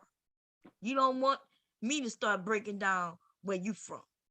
It don't matter which one of them motherfuckers you from. I could talk about Africa on how y'all killing each other. Right? They're mostly killing each other over trivial stuff like the Tutsis and the Tutus in Rwanda. That's right, over motherfucking religion. That I, you know what I mean? That's right. And there are, if you're in Haiti, well, y'all already mentioned the Haitians earlier. But they come over here and they just start talking, man. You know what I mean? And they start shitting on us. Well, the reason why they're doing that is mainly, one, they don't know no better. And two, they're trying to protect themselves from a system of anti-blackness, which they already know exists. They don't want to come out and admit it because they're trying to get the fruits of the labor, huh? Our labor, huh? Okay. I'll put this out there. When a gentleman in New York back in the late 90s came from, I think Ghana or Ghana, one of those countries in Africa, and he was an immigrant here to the United States. And he got shot by the race soldiers within the New York Enforcement Agency for holding a wallet. When his mother came over here, those politicos tried to comfort her. The same system of people that killed her son tried to, give her a fancy hotel and sort of kind of use her against Al Sharpton and them. So when Al Sharpton got wind of this, he took it over and started giving her accommodations. She herself asked Al, Al, I don't know the politics in the United States. What's going on over here? Al Sharpton had to explain to her the racial conflicts, or more like I'd use Dr. Welsing's term, color confrontation between Black people and non-Black people. And he had to explain that to her because she did not know. She was wondering, why is my son dead? Why the fuck did this happen? That's all she wanted to get to the bottom of. But the anti-Blackists, they wanted to use her as a political tool to go after Sharpton, their most feared nemesis. So people like this gentleman are just like that woman. They have no clue about what's going on over here because they don't have to deal with that over in their countries. They don't even know what race is. They don't have a concept of what that means until they come here. And they're having to deal with that concept of race, and they're conflicted because they're coming from two different socio-material structures, where one is a status, the other is non-existent. Am I making sense here? What do you mean by status and non-existent? What do you mean by that? Okay. The concepts of Black and white as far as socio-political statuses, or Black or non-Black, they don't think in those terms in those countries unless they're in South Africa.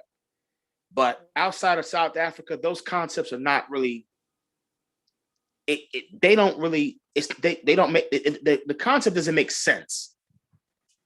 Black people, what are you talking about, Black people? White people, what are you talking about, white people? Who are these people you talking about? It doesn't register to them.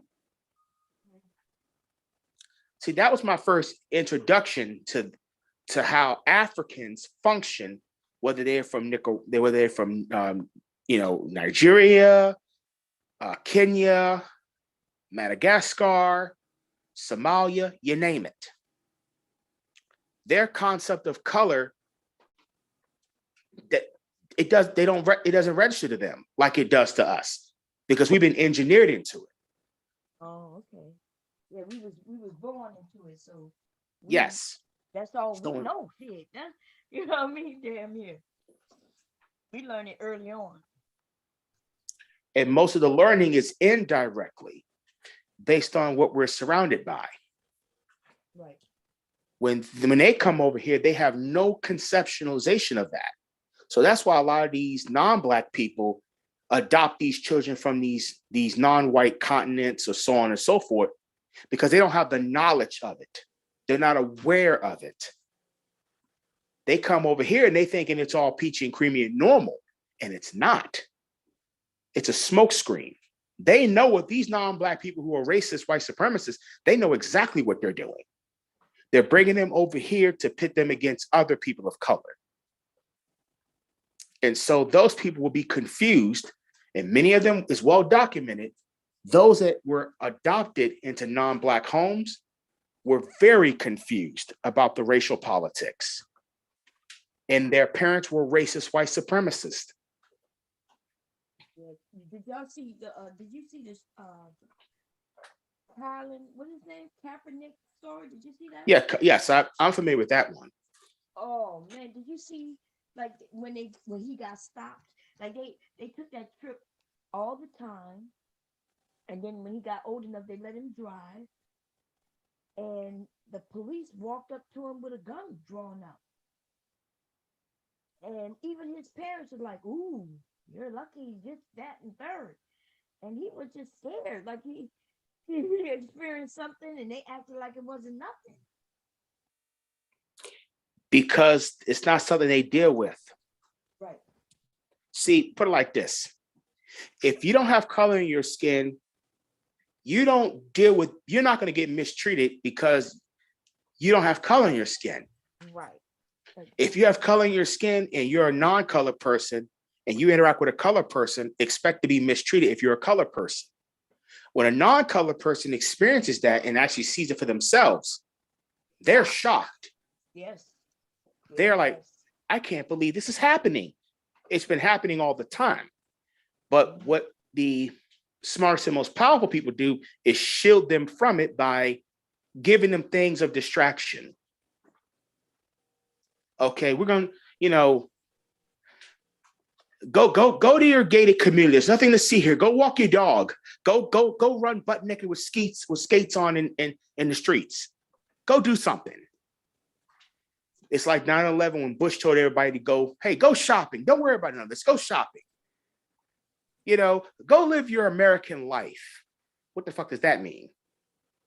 See how these wealthy Black people in the last few years, now that we got Twitter and Facebook and all that shit, how they come out. Remember what happened to T.I.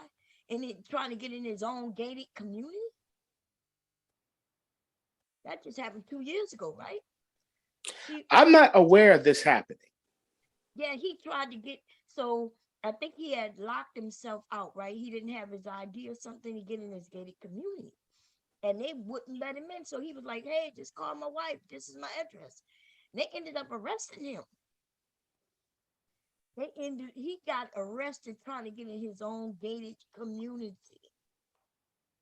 Well, it's not his own community. It's a house he owns there. There you go. So, but why do we do that? Why would we want to live around them just so we could be mistreated? Well, because we've been conditioned to think that their ice is colder than anything. We've been conditioned to believe that everything that's non-white, and this not only applies to Black people, this applies to brown people, red people, yellow people, and tan and or beige people. This applies to anybody that has color in their skin, and you notice it in their behavior. They are quick to go to whiteness, and they will neglect everything about themselves. They will drop their language, their mores, their fourways just to fit into whiteness. But whiteness didn't even consider them. They had to come, that's what I mean by earlier with the 5 heartbeats and Elvis. Elvis didn't have to cross over to Black people, but the 5 heartbeats had to cross over to non-Black people. Right. Elvis was just right. He just stole our moves and everything, which is right there. Actually, he didn't steal it. Yeah, he didn't steal our stuff. He had a Black writer wrote those songs. That's what he. The Hound Dog was written by a Black woman. Yes. And sung by her. Yes. All of it was mainly by them. In that music industry back then, see, mind you, these white supremacists ran it and they still run it. What they did, however, was the artists that were Black, they couldn't get on the radio, they couldn't get any airplay. So what to do to get their stuff out there, they had to let a non-Black recording artist record their stuff and put it out there on the market. He stole that woman's song. There was a lot of that going on, especially in the 80s, the 70s. In the 70s, they would just take somebody's song and remake it and put it on the radio. A lot of them goddamn white people that took songs. But that was a Black rock and roll singer. Chuck Berry. No, I'm talking about the woman. The Elvis songs was by a woman. Yeah, number the Hound Dog. That's a woman. Yeah, she wrote that song. She wrote but it for her to get that song out to a broader audience, she had to let him sing it. I don't remember that part. I know. Yeah, they was giving their songs away. If you watch the movie Cadillac Records, and it talked about the stories of Muddy Waters, Chuck Berry, right, and that happened to them, but not Ella James. In which Chuck Berry, he used to play around with them non-Black women in the car. And one day he was in a car following around these non-Black women, and he heard his song on the radio. He said, "No, that's my song." Right. No, that was the Beach Boys that took it. They didn't take the song. His record company sold the song to them. Oh, I see what you're saying. Oh, okay. But it was his song, but they sold it to them. Sold it. Okay, I got it. Yeah, they sold his song without his consent. But But he had to sue somebody, but he didn't get that money until like in the 80s or 90s. He sued Yes, because his record company sold the record to them. them. Okay, I got you.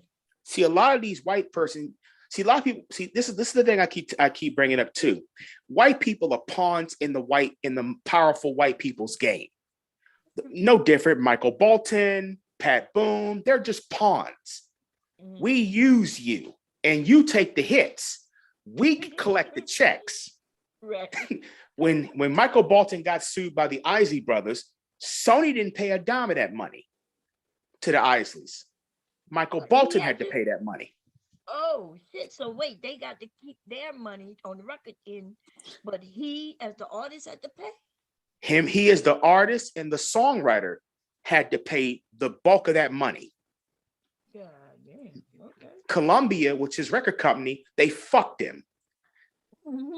And mind you, they even hear that now. Mind you, the song that he wrote, they wrote it before, but the content was different. The lyrical content and the delivery was different. Love is a wonderful thing. But due to the fact that he had the song, Love is a Wonderful Thing, that just the hook, the song different, delivery's different, just the song, Love is a Wonderful Thing, copyright infringement. And he had to pay up. Similar thing that happened with Vanilla Ice. Now, it wasn't a black, non-black thing. David Bowie had the song called Dun Dun Dun Dicka Dun Dun, Dun Dun Dun Dicka Dun Dun. Sure did. And they knew that they were going to have to pay up when that record got big. Here's the thing with copyright laws. As long as the record does not sell a certain amount of records and it doesn't get a major spin of airplay, anybody can copyright your shit. But if that song makes it bigger, they sue. Yeah, because then they get paid. Especially if it Yes. got bigger and they didn't get nothing. Yeah, okay. And because they're not going to go to court for. I got some woman on YouTube now. She keeps striking me for copyright, right? I keep winning. I win, and then YouTube put it back up, and then she strikes it again. The same video she done 3 times already. What was the video about? Her name was in it, and she just don't like that her name is in my title, but the video that I shared. What's the name of the woman? Security Boss. I haven't heard of her. Security Boss uncensored, unsolicited, or some shit like that. And she don't like the fact that, that her name is in the title. But her name is in the title because I was on the panel with her, and we had a discussion. She can't claim copyright. First of all, I was on the motherfucking panel. It was an open panel. Well, she didn't own if she did not go to what is called the USPO, which is the US, I think it's the US copyright and something like, I think it is what it is. I'm not for sure right now, it loses me. But if she did not go there, and mind you, you have to pay for copyright. That's right. You have to pay for it. And if she is copywriting, and she is saying you're copywriting her, and she does not, if she's not paying for that content, for that name, you can copyright her all day long because she has to pay the government for that to be protected. Right. But they don't know that. But not only that, check it out. It wasn't even her stream. It was on a whole somebody else's stream that she was a visitor of too. I was over there, Anton Daniel's stream. She was. How is she claiming copyright for some shit that ain't even hers? She used it on her channel, and I used a portion of it on my channel. We both was on that panel. But I guess she wants it only on her channel. Well, she wants it on her channel. She can't be using this, what I call this ghettoized business practices. She needs to be a woman and pay for her content so nobody uses her name or her image. Because she's getting paid for that image and likeness, then it needs to be copywritten. Now she can sue you if you took her name, but if you use it under fair use, like this is fair use for educational purposes only, right. You can escape through that. In education, yeah. Yes, you can, okay, I can use this. I'm only using this for fair use, educational purposes. I'm not using this to get money off her name. I'm just using this as an example. But I think she's just playing games with you because she's trying to get her name big. But YouTube, let's be real about this, okay? You're not going to make a big name on YouTube. You're really not. You may have a few thousand people here and there, way under 10,000, sometimes even under 100,000, but mostly no higher than 10,000 or 15,000 people, no higher. And I would say on a good streaming day, you may get about 40 to 50 people, max. Yeah. I mean, so, I guess it just depends, but yeah, she can take me to court. Tell her I'm willing to go to court with it. Okay. She going to have to get a lawyer, prove to YouTube that she got one, and then I'm gonna get me a little lawyer. She's not gonna bully me. They done it. I lost too many channels already by just letting shit go. You know what I mean? Like somebody will say something, I'll be like, I ain't worried about it. Boom. I just take the strike. Then I go, oh, I ain't worried about it. Take the strike. I lose a channel. Okay. I start up another channel. But this time though, nah, I'm not playing with these people. Just like they want because, well, mind you, if she's gonna sue you, she better get ready to pay that lawyer a certain number of money to even sit down and have a conversation with her. Because lawyers are not going to go to bed unless they see a significant amount of money involved. They're not. Just like, for instance, if you scammed a woman out of $5,000, that's a small claims court.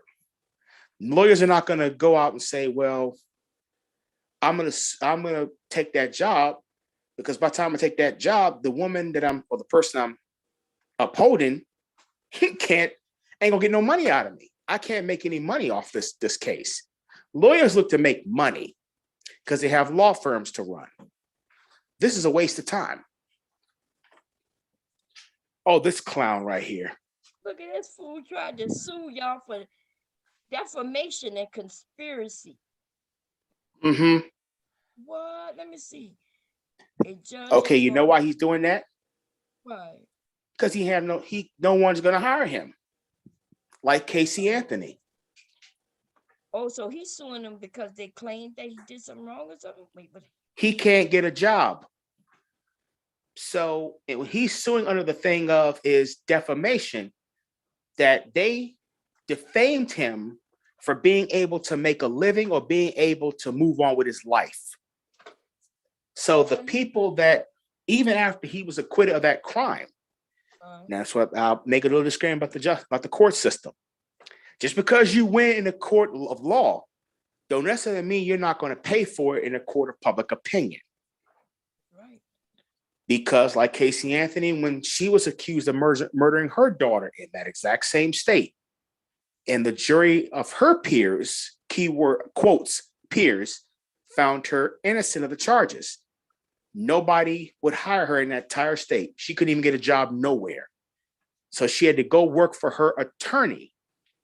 And it came out later on that her attorney was trading sexual favors to compensate for the fact that she wasn't making any money. So now she's a photographer, or some shit like that, but she still can't make an honest living like she once did. The same thing with him. He can't find no job. He had to literally sell the gun he killed Trayvon with just to make money. So it ain't all peaches and cream, boo, for that brother. That's why he's suing. He's first of all, he should never be able to get a job ever again. Okay, this dude he sold that gun, bragging about it. Fuck him, and I hope he died poor. We think it's happening now. He wouldn't be if everything was going all peaches and cream. Do you really think he'd be suing them? Most importantly, no. Right. And them old white boys, them old white crackers in Washington, those Republican sissies that live on the coast that claim that they are real Americans when they really are fakesters. They used that bitch like a punk. They used him. They not you see Sean Hannity handing him out any checks? Do you see them Rush Limbaughs, which now is dead, by the way? Do you see any of them white people that defended him now offering him a job or cutting him any checks or making sure he living good? No. They used his bitch ass for their benefit and they threw him away afterward. Right, and now he's dead broke. Yes, that's exactly the game. That's exactly the business. See, these white folks don't give a fuck about you unless it's about their interests and their agendas. This is why I told Good Mother the other day when I was on her show. I say, you really believe in this feminist shit? Yes. You really believe in this feminist shit? But let me keep it 100 with you, boo. They using you. When it's beneficial to them, you good as gold. But the moment they get what they want and they helped you get what you need, they're done with you. They will let the dogs attack your ass and walk away. They'd be like Judas of Isis. Well, Judas, hey man, I got these 30 pieces of silver. I'm giving it back. It don't mean shit to us, man. What the fuck we need you for? I was talking about. Huh? What y'all was talking about over there? We're talking about feminism, and she said to me that feminism was the problem and it's going in our university. I said, stop. Notice when she was over here, we asked her what feminism means, and she didn't give us an answer. She don't even know what it is. Because she's following the SKC gentleman who's that I made this comment the other day on RBR show. Do you really think that these non-Black people will come on your panel if you're not trashing or demeaning or using Black feminism to attack Black women? No. Malcolm X said the exact same thing they used to come out when he would trash Roy Wilkins, Dr. King, but when he kept the focus squarely on them and them only, it wasn't funny to them no more. They stopped coming out because he kept the focus right there. See, when you're out here attacking other people who have color in their skin, they show up at the Coliseum. They'll buy season tickets for it. But you start attacking them and you keep the focus on squarely on them, they'll ask for their fucking money back. We didn't come here for this. We want our money back. Boo! He begging for attention because she's trying to go for everybody and anybody, and everybody have already agreed that we're not gonna pay her no motherfucking mind. I mean, I'll talk to her, but like I told her, I'm like, because I have a very, I talk about you men go. I have courtesy toward her. Don't get me wrong, I have courtesy toward her, but as I told her, I said, listen, this whole feminism thing ain't nothing but a divide and conquer scheme. That's all it is. They'll get somebody gullible like you who has the support the police flag up here. But even when you support the police, they don't give a fuck about you either, because it's not about the police. It's really about the enforcement unions. They're the ones who buy politicians. They're the ones who have bought stocks that buy into mutual bonds to pay these lawsuits when their officers kill somebody. Taxpayers not paying for that. Their mutual bonds is paying for that. So what I told her, I said, listen, they're just using you, boo. Your whiteness is mainly on credit. It's a credit card. Once your whiteness is maxed out, they throw your ass to the wolves. Don't y'all see that? She was attacking Black men. She thinks she can attack just Black people, and that's what she's been doing. I've seen her. She put Aunt T in the title and called him stupid and things. And I said, if you want to understand Black feminism, there's plenty of literature to go after. There's Dorothy Roberts. There's Angela Davis. There's Nikki Giovanni. If you want to learn this for yourself, woman, you can't go on these anti-Black panels and get your information from them, because they're on a whole nother tip. They're upset with Black women for not having the traditional home.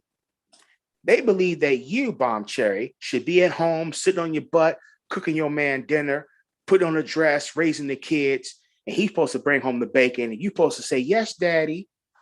Well, I don't say the yes, dad, less than yes, daddy. I am sitting on my butt. I done raised my kids. My husband is still at work, probably be home in like a half hour. And but that yes, daddy thing, I don't know about that part. That only come during sex, okay?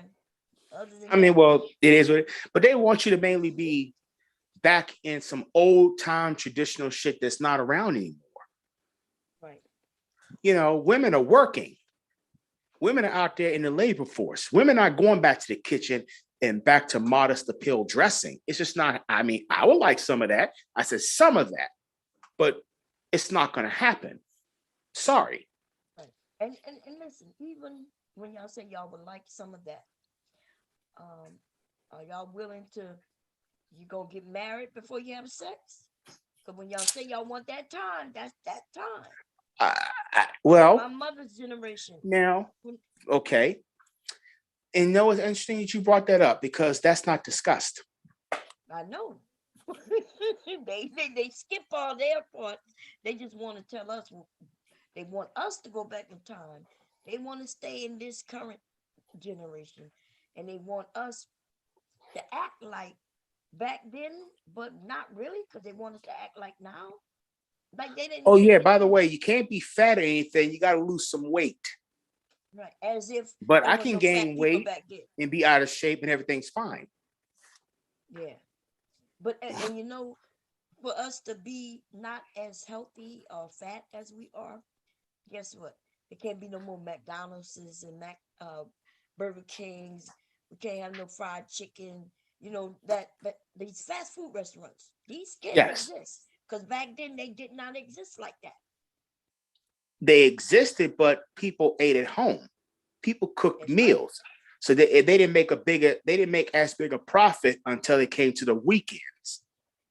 They wasn't even out there like that. Like I said before, like you might have had a McDonald's here and there, but they wasn't out like this. I don't know what time frame you talking about. I'm going back 40s. Now in the 70s, I remember starting to see some McDonald's, some Wendy's, but the time at which they want to go back, remember, is my time.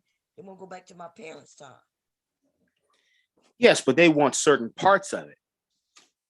Yeah, You know, some of these Black manosphere persons also practice eugenics. Mhm.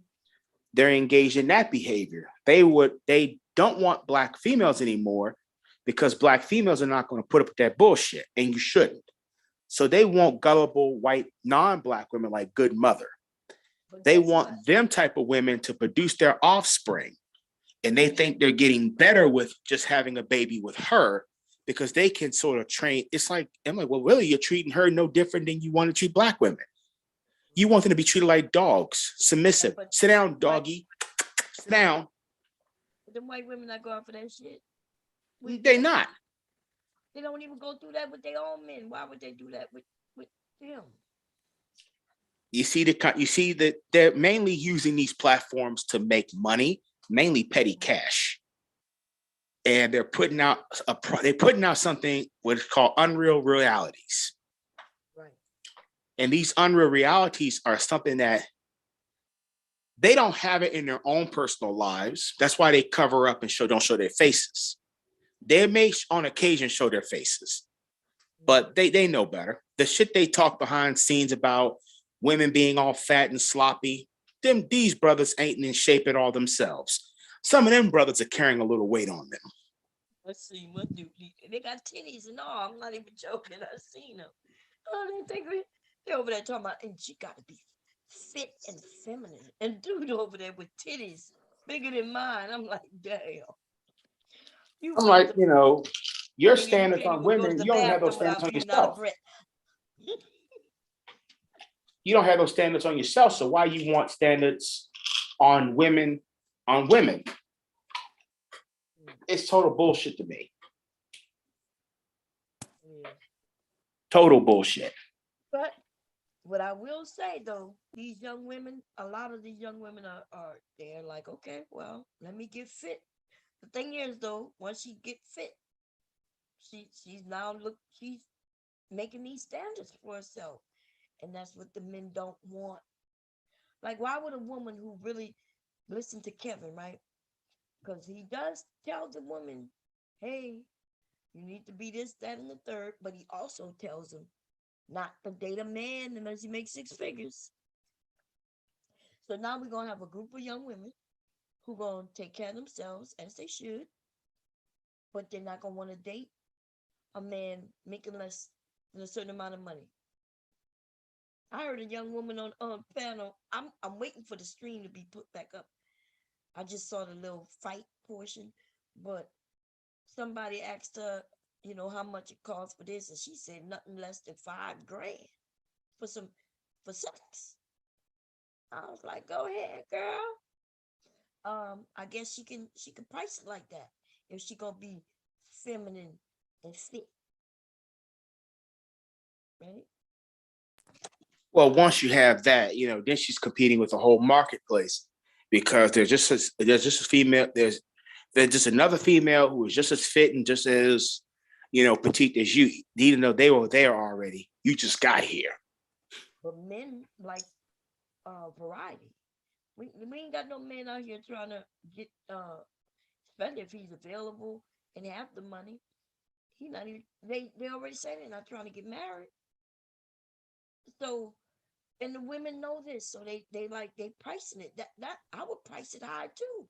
If I know that me getting with you is just me getting with you, and then you're gonna go about your business, and you're gonna treat me that way, then I'm good with it. But you're gonna pay.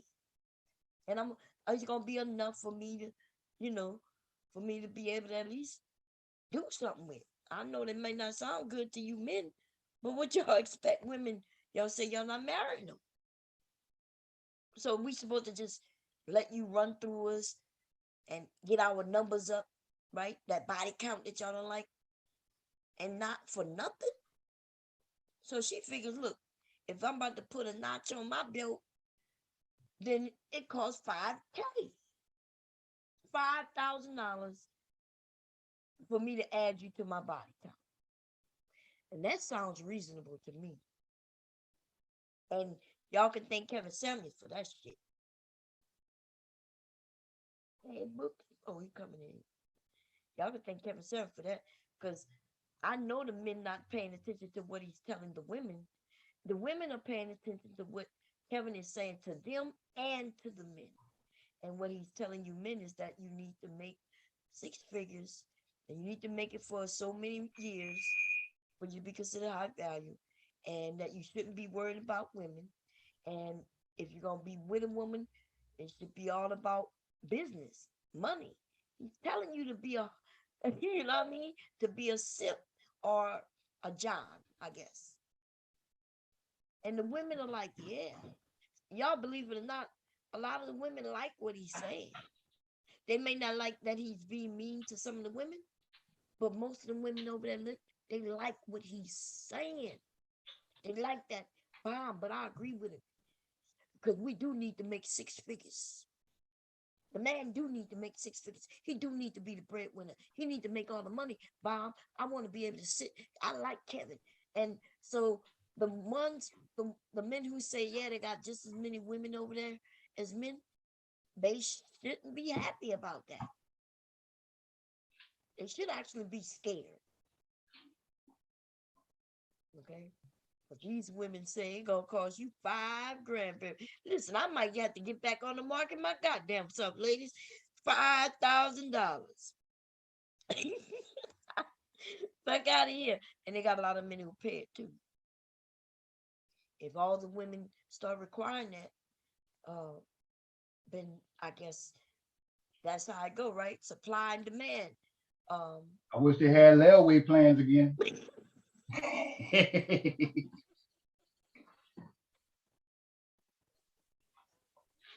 Like, I ain't got 5, but I could put something on it. He said he can put something on it by Christmas time. I'll be able to get Yeah. Mm-hmm. I want the Santa, Miss Claus outfit, everything. I got to buy the outfit too, though. Man, y'all need to say thank you to Kevin Samuels, man. Kevin got Kevin is turning everything around. He got their ass psyched up. If 1%, I mean, they just missed. If 1% make that kind of money, man, that's not you. Yeah, everybody ain't gonna make all them dudes. That's fine, man. That ain't you. Well, you know, I always tell them, look, okay, go ahead on and wait till you make 100,000 to date a woman. Then you take your time, because that's really unlikely, and that's not the way this country working right now. But they don't like when I say that. The men will be like, I make that. Everybody make it. Everybody making something that even Kevin says only a small portion gonna make. But now everybody's making it. So I'm like, okay, well, if you're making it, I ain't gonna embarrass you. I ain't gonna question you. Okay. Just know Put you your have to W2s pay. up. If you W2 speed. Put your W2s up. if they tell these women they making it, then she ain't got no problem asking for it. And I don't blame her. What's up, Books? Well, what you say, Bon? What you say, Mr. Kevin? Oh, what's happening, man? Cool and cool. And what y'all been talking about that Kevin Samuels again, huh? Nah, we just got on that just a few minutes ago. Yeah, that wasn't the basic of the conversation. Yeah. We was talking about the funky ass Cuban. Oh yeah, I seen a little bit of that. I was talking about we don't deserve them. Why would you tax all Americans for the Black Americans' benefit or whatever the hell he was saying? Yeah, I heard a little bit of what he was saying. It said it goes deeper than that, folks, because we got a problem with black folks. That's just one aspect of it. Hell no, I don't agree with him. I feel like why do y'all get to jump on our backs, and then when y'all get off on y'all destination, y'all act like we ain't bring y'all there. We built this goddamn country. I've literally seen pictures of slaves building Washington, D.C. Where the fuck did y'all amass all this power from? From the fucking rooms and the buildings we built. We owed something for that. And people that don't like to hear that, man, fuck them. And fuck his smelly ass Cuban cigar. Bitch ass nigga. Well, I do like the Cohibas, though. But yeah. I'm just saying. Shit, boy, you see that, boy, you good. I ended up skipping through the part when he was like, somebody said, hey, but you over here on the backs of our labor. And right. He was like, yeah. And somebody said, you can't even speak like this in Cuba. And he was like, yeah, I can't. And no, they'd have beat the snot out your ass. He was still like, but you ain't shit. He basically said, but that's when he said that Black people are going backwards. He said that we're going. How are we going backwards? I don't get that. He said that, yeah. And then he mentioned, remember when y'all had Black Wall Street? You ain't got that no more. And that's what he the said. Motherfuckers blew it up. You didn't see them niggas dropping dynamite out they damn planes? with military planes, bro. And that was military planes. I know. I'm just saying it was still a bomb getting dropped out of plane. I'm just saying they act like we just gave up on it. No, you motherfuckers blew that shit up. I thought the locals did that. I didn't know that. No, they used the military. What they did was, yes, they used the military, and that's why when they come up with shit like, when they'll say something like, blew up the Black Wall Street. Yeah, they dropped bombs on the motherfucker with the military plane. And what they did, bomb, is that what they do is just like they did back in the old days. What they did was they deputized all the white folks and let them go through their motherfucker with the guns and then drop bombs and shit on them. Men, women, and children.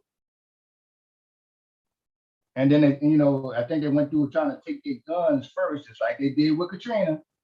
After Katrina in New Orleans, and then they started doing that shit. I did not know that. I'm gonna have to go look into Black Wall Street because I didn't know the particulars. I knew that they, I didn't know it was bombed. I thought it was burned down. I must be getting. I know what I'm getting mixed up. What's the? Remember that? I think it happened was it in Florida where they burned down that whole community and killed them people, and they had a movie about it. What that's called? Damn it. No, Rosewood, huh? Rosewood. I must be getting Rosewood and that mixed up because I'm have to go look and see. Well, no, Rosewood was just the area, but out there in Oklahoma, they used the military. Oh shit! Yeah, they did that. They went there with that. You know, so And for that tells you a lot. oh, that You tells look you what's a going whole on now, goddamn lot. you got these races like Trump actually having military generals pulled to his side, going against the country, going against the grain. Yeah, yeah. You know that I'm gonna have to look and I'm gonna see if they got some documentary on Black Wall Street because I would like to know. I don't know why I think I was getting them mixed up, but you know that's a lot because you know in the 80s and 90s they've been actively killing Black people and taking shit from us. Even that recent, you know, they had a damn, I was about to say Move. It may have been called Move right here in Philadelphia. Huh? Oh, I think it was called the Move, right? I might be wrong about that. I think maybe something else is called Move. I might be getting confused, but okay, right here in Philadelphia, they had a group of people. All they wanted to do was educate themselves, live to themselves, and they was gonna just create their own thing. It was almost like a Waco, but for Black people, and they really was educating kids and everybody, right? So they could start their own uh thing. And them motherfuckers went and blew and killed them people. They blew up that Wow. motherfucker building with children, women, and men in that motherfucker. For no reason, there was no report of them having guns and shit. They just see they want us to be in society. They do not want us to pull away from society. Why y'all think that is? Because they don't want us, but then they want us. If we start talking about being pro-Black, being pro-Black community, coming together and building some shit, them motherfuckers will start claiming we are a threat. How are we a threat if we just want to get away, build our own shit, and better our own communities? They intentionally will bring things into our community to destroy it. They will purposely allow some dope dealers to move in there. You know what I mean? Like, I hope people and even having a conversation with them young people, you know, that we was listening to earlier, they don't have a sense of what our fucking government have done to us as a people by allowing the drugs in. Then you know what the young people say? Well, they didn't have to take it. They didn't have to take it. They paid somebody to go in there to fuck it up. We watched certain shows that just recently came out. They paid a Black man to go undercover to set up another Black man. He thought he was All the doing time. good. That's right. Malcolm He X, thought, MLK, yep, remember it, but in the the beginning, leaders of the Black Panthers, all that was done with a Black man that they set up to send in the infantry. that's right. But you know the person who goes into infantry originally think that they're doing good. They think, you know, somebody says, yeah, you're going in, these people are communists, or we hear they trying to, you know, blow things Or up. get They that trying to one fuck it up. get that one Negro in the FBI Yeah. And and then have him so think that's his they think job. they going in good. They think their purpose is good. They American, you know, this bullshit about, hey, I'm American and I'm not Black. That's what they used to tell them. Well, you're not a Black man, you're an American. And then, you know, and that make you feel good, I guess. And but then even the one that this movie I just saw, when he got undercover, he realized that it wasn't what he thought it was gonna be. It wasn't what the white man told him gonna be. Now all of a sudden they want him to set him up,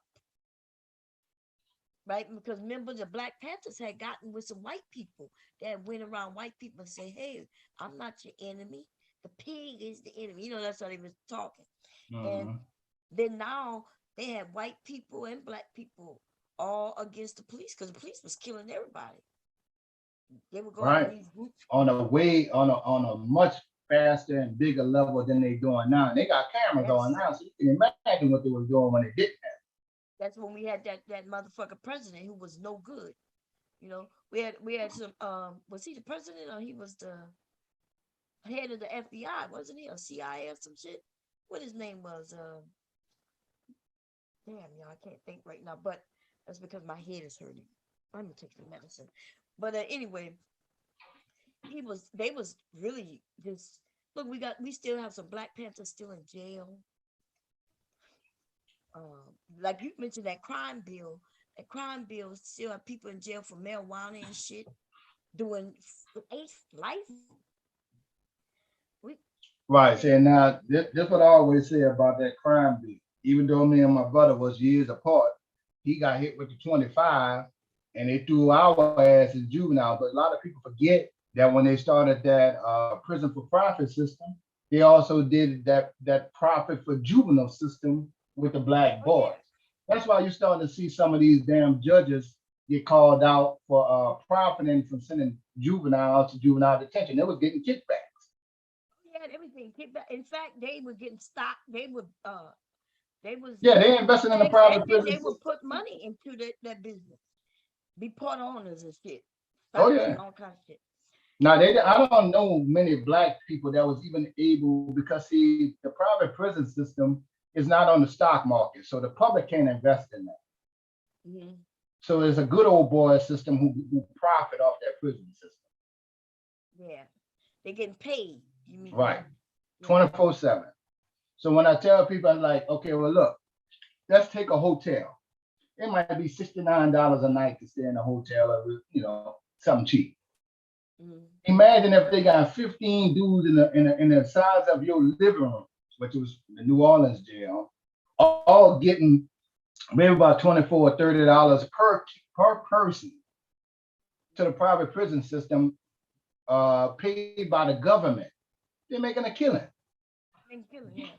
And not only that, all the products that's sold out of the prison, like in Angola, the warden get, like 60-70% of that.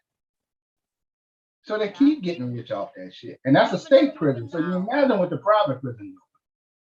Yeah, I heard in Angola, they reporting like they so overcrowded and shit and understaffed that they ratting each other out. Like they in there saying, hey, we overcrowded, we got people in here who shouldn't be in here. Like they doing documentaries and shit and just telling. They explained how much money they get per day.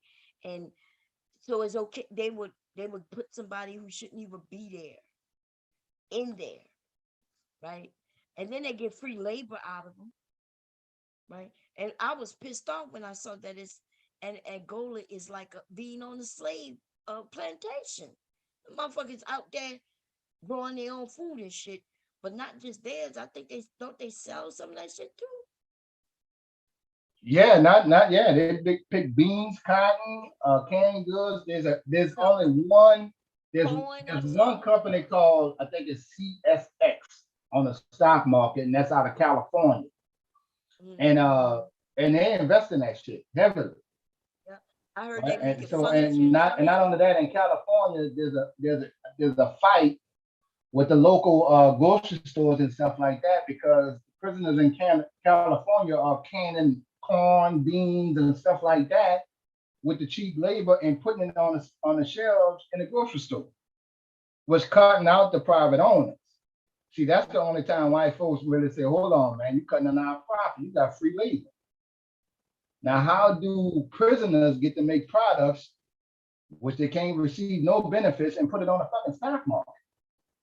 Yeah, that's they ain't getting rich. They're making furniture. I heard they're making furniture. Oh, they do all kinds of stuff. Doing customer service, y'all. You might call to get your computer fixed, and it might be a motherfucker in jail. Oh, damn. No, serious. My brother was in a halfway house after doing so many years, over 20 years. Them niggas working in Home Depot, Wendy's and shit like that. And they're making deals with these private owners. From when they got, like what do they call it, when you're almost out of jail and you get to go out in the public for a little while because you're not a threat anymore. But they use those dudes for that cheap labor, still paying them motherfuckers like 10 cents an hour. Right. But you working at something like, quote me on that, something like McDonald's or something. So the owner of the McDonald's getting paid and they ain't giving you shit. Right. Because you're a prisoner and you have no rights. You $1 for a day's work. Man, fuck that.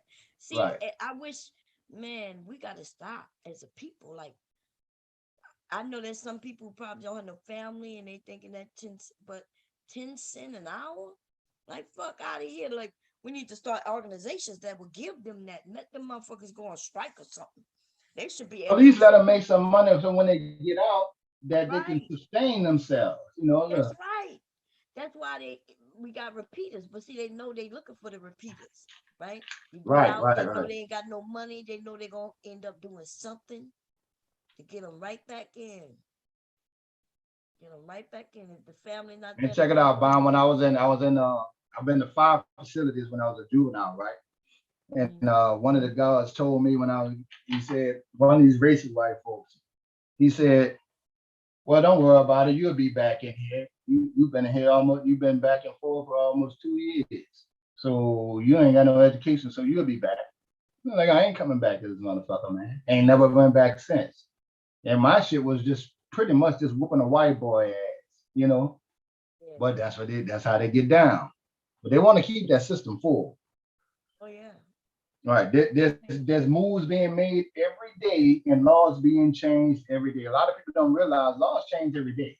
All the time. They do it Every fucking day. They do it all the time. Making laws. They'll look and see what we doing in our community. Man, I remember coming to Louisiana, right? And I was we were visiting because I'm from Delaware. I'm taking my sons to the goddamn skating rink on Airline Highway. Mm-hmm. They got a law that says that they can't wear belts. And you can't wear your pants sagging. You can't wear belts going in the goddamn skating rink. They were about to call the police because I was like, what do you mean my sons can't wear their belt? Like, first of all, I'm their parent. I didn't even let them go in the skate rink by themselves. Like, I went in there. Yeah, we're gonna just drop them off. We're gonna stand in there with them. Yeah, I went in standing there with them. I ain't playing. You know what I'm saying? I went there with, it was them. I brought my sons and a couple of their cousins. You know, so I drove everybody, and I stayed in there with them. I think one of them was, I think my sons was like 11, 13, and I think somebody was with us was younger.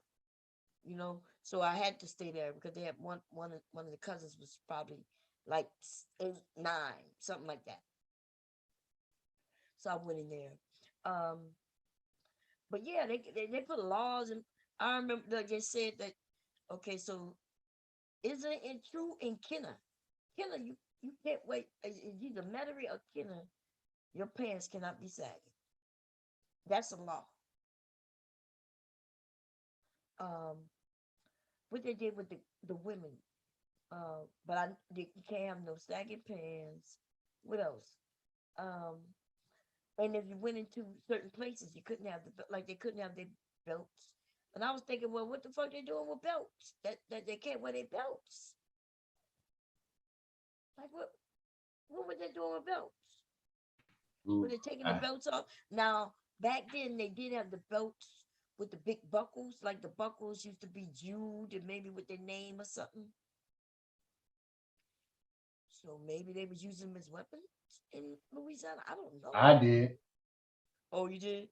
So because they were like, no, you can't. They can't. But I didn't go to the skating ring. I was at masquerades. I had to catch up with my own. Oh yeah, but I'm talking about for my kids. You talking about? Yeah. Yeah, I'm talking about. We talking about when we was kids. Yeah, I used to go to masquerade all the time, man. I probably know you. I keep thinking because I think. See, when you told me that you used to walk, there was this one time, right? A group of us. I don't know why somebody was supposed to come pick us up and didn't, and all of us, me, Choo Choo. I don't think the first Gardner had to walk with us because Choo Choo was Gardner's cousin. We all walked. Monroe Wilson, though, you know, his parents. Yeah, I know Choo. I know definitely know Monroe, but I know Choo. Yeah. So we had to walk back, and I remember a group of boys. I keep thinking I probably know you because we was following a group of boys we didn't even really know. Yeah, we had to walk across that little bridge and everything. Police used to pull the dogs out, especially in Harahan.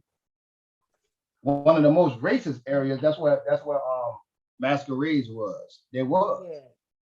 You know, so yeah, I remember Harrihan. That was me. We used to walk. We had to ride. Oh, we got tired of waiting on the ride. We used to have to walk through Harrihan to get back, you know, over there by Monroe now. Yeah. See, I remember that one time walking. Now, it was my brother, my cousin, Choo, Gardner. It was a few of us. And I remember a group of boys. And when I saw your picture, I was like, you just look familiar, but it looked like you was younger though. Right? Because the picture you showed, you look like you was probably older. Looked like you probably was like Masquerade, I was about 13, yeah, 14. that's what I'm saying. We was That young. and see that picture I showed is right before I went. I went to Masquerade a couple times. Oh, okay. A few times, and then that shit happened. So then Masquerade was still open for a while. Then the skating rink became the issue, became the thing. But yeah, remember Masquerade was for teenagers. Like you couldn't be over a certain age and go there. Yeah, it was for teens. You couldn't be over 21 and all that shit there. They used to serve virgin daiquiris and stuff like that. Yeah. Man, and so we used to have fun, man. And then they don't have that up here. They don't have no place for the teenagers to go. There used to be all kinds of shit for us back in the day. I remember, remember on your side, Bunch Village, they used to have, like, remember in the summertime, they used to have summer jobs for the kids. Right. At Manpower across the highway. Manpower, that's right. And they also at the on that side over there, under that where the basketball court was, which was under that thing. They used to, if you was too young for Manpower, because you had to be, I think you had to be at least 13 or 14. 13, yeah. See, and I was young, so my cousin was old enough to work for Manpower, but I wasn't. So, what type of music they were playing in the bomb? Like what type of music y'all was jamming to at that time? Cause I never really knew. Like at that time, they had teen clubs and shit. I thought that was like a new phenomenon or whatever. I mean, you had Rob Bass, Easy Rock, It Takes Two. You had LL just came out. Yeah, but not just that. They also played that white shit too. That because back then, though, remember back then, we listened to what's the name? Duran. And shit like that. Yeah, man, I remember this song Duran. Man, I used to Reflex. be with dances we used to do, man, was crazy, man.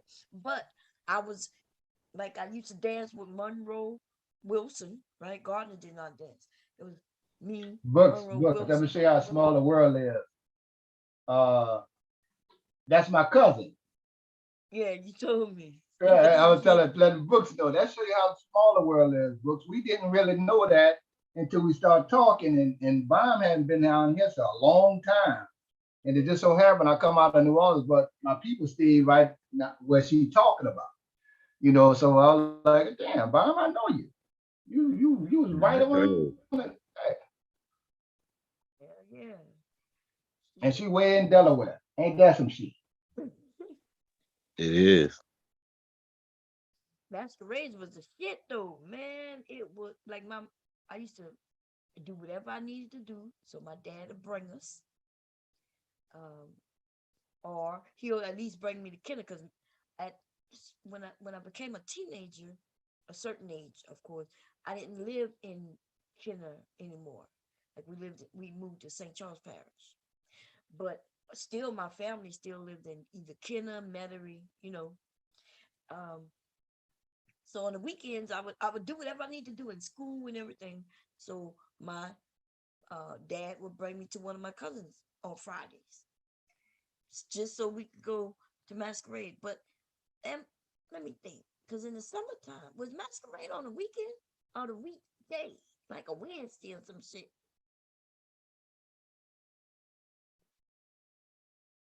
You didn't care? Oh, you muted. You must be busy. I don't know why I remember. It's like I remember Masquerades for teenagers being like on a motherfucking weekday. But I could be wrong, but I could have sworn it just felt like it was like on a Wednesday or some shit,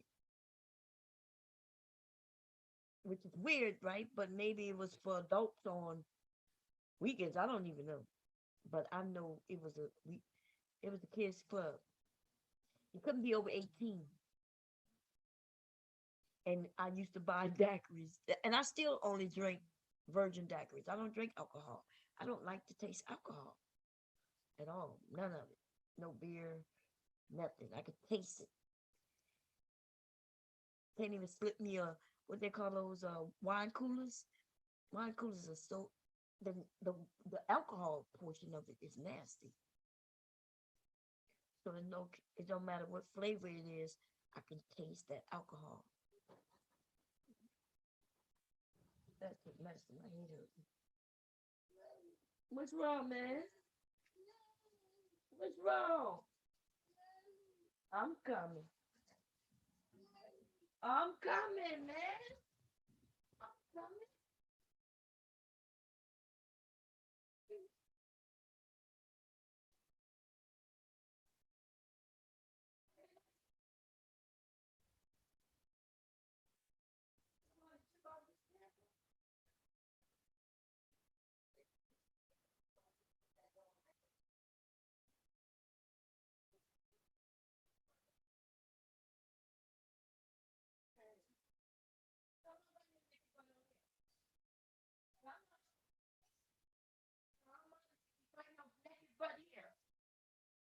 Daddy in there sleep. He done closed the door on the baby. Baby in there naked and shit. Mickey, get over here. Bring your naked butt here. Someone will put pep on you. Mickey. Bring your little naked. Little naked ass. Your butt on the bed. How you naked? You took off your pants? Huh? Yeah. What that? You did. You forgot. What you forgot? What that? What's that? Yeah. What did you call your pamper for? So you old. That listen. If you're old enough to take the pamper off, it's time to get your potty trained. Mama gonna potty train you, little boo boo. You ready? You ready to get potty trained? Huh? If you can take off the pamper. You ready to get potty trained? Yeah, I potty trained. Okay. Mama gonna start putting you on the potty, okay? Okay. Okay. Now come give me a hug and kiss. You gonna give Mama a hug and kiss? Girl, I'm gonna give you a hug.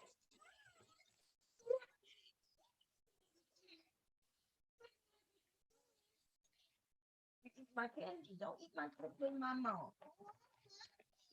Okay, you can have some candy. You can have some candy, okay? Nope. You don't want none? Okay. Okay, we're gonna tell everybody bye-bye because Leakley wants my attention, huh? Leakley came in here when I was talking about mom, I go open the door, his ass start naked.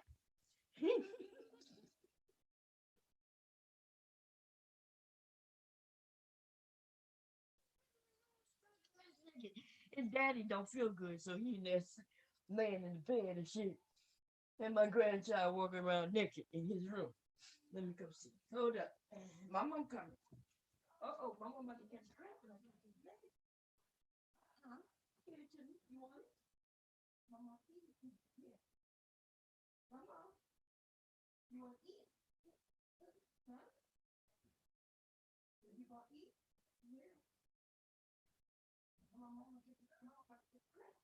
I don't know why I'm about to catch a crap, Leaky. Come on. You want to eat this or not? Huh? You don't want to die here. Here.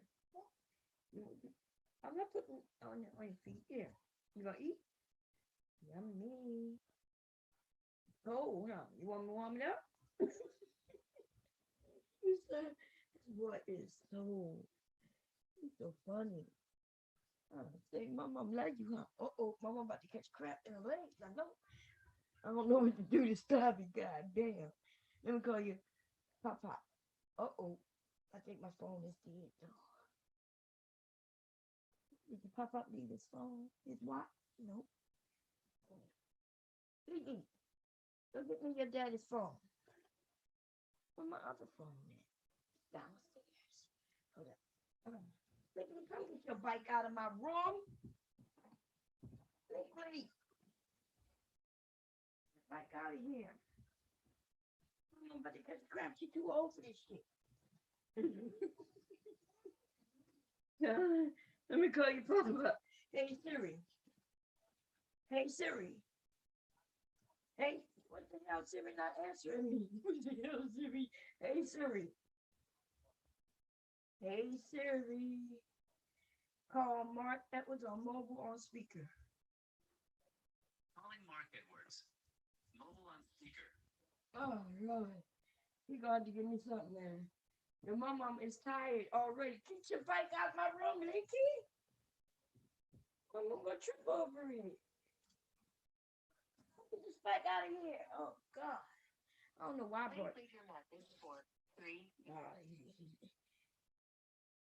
He didn't answer. I'm gonna bring me some. But I think the Gatorade.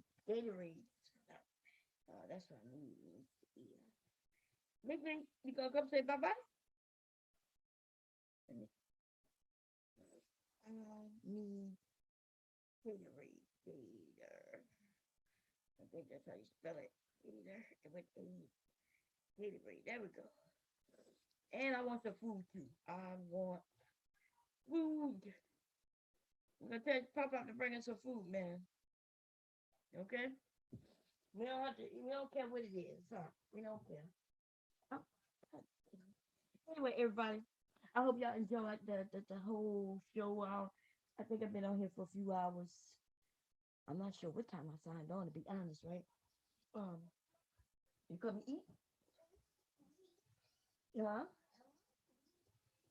What you want? You want me to put that back up? Yeah. On your, but wait, come eat first. Okay. You like that? It's cold. Mama to take it downstairs and warm it up. And wait for you. We're gonna see if Papa gonna bring us some food. But I'm feeding you right now, huh? Well, I warmed this up earlier and you didn't want to eat it. We eat them now, though. I'm not gonna eat your spaghetti. My mom should eat your spaghetti though.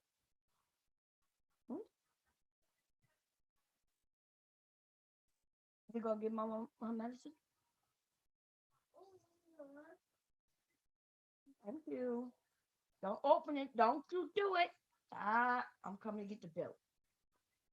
You know better. Come here. Come bring it to me. He's so bad, yo. I told him I did tell him to get my medicine, but he wrong for that. Come on, give it to me, man.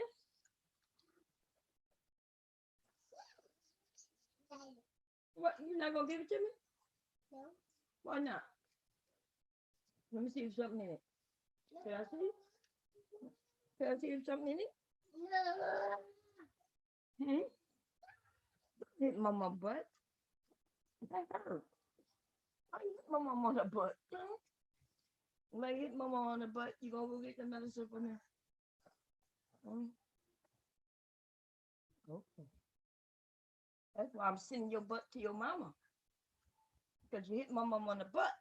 Like sliding behind my butt. My grandchild is so funny.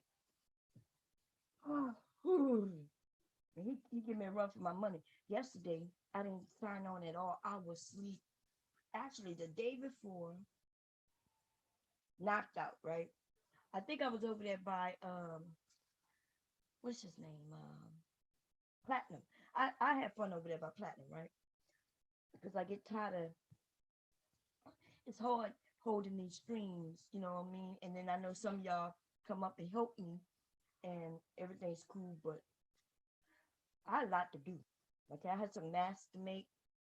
I have a couple of pronoun masks to make. I have to do that today, but I'm gonna say I was gonna do it when we go home. And I have a bag to make, a stadium. I call it a stadium bag, which is a clear bag, right? It's clear, except I'm gonna put something at the bottom and the top, and make it look nice. But they wanted a stadium bag. They just wanted a clear bag. But I'm gonna make it cute for them. What you man? What you doing? You want to come? You gonna tell Papa to bring us some food? Maybe he stop at Popeyes or something. Huh? Yeah? You want some chicken? Huh? Want me to put this? Oh, okay, I'm coming. I'm coming. Where you bike? Come on, Leaky. Mama got to bend over to push this little bike. Bike out my room.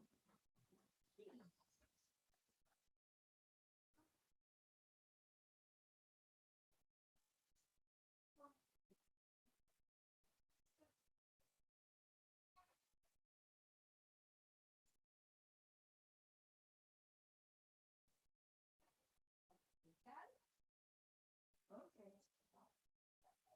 You got it? All by yourself. Mama gonna take a nap. You wanna take a nap with Mama? You old like me?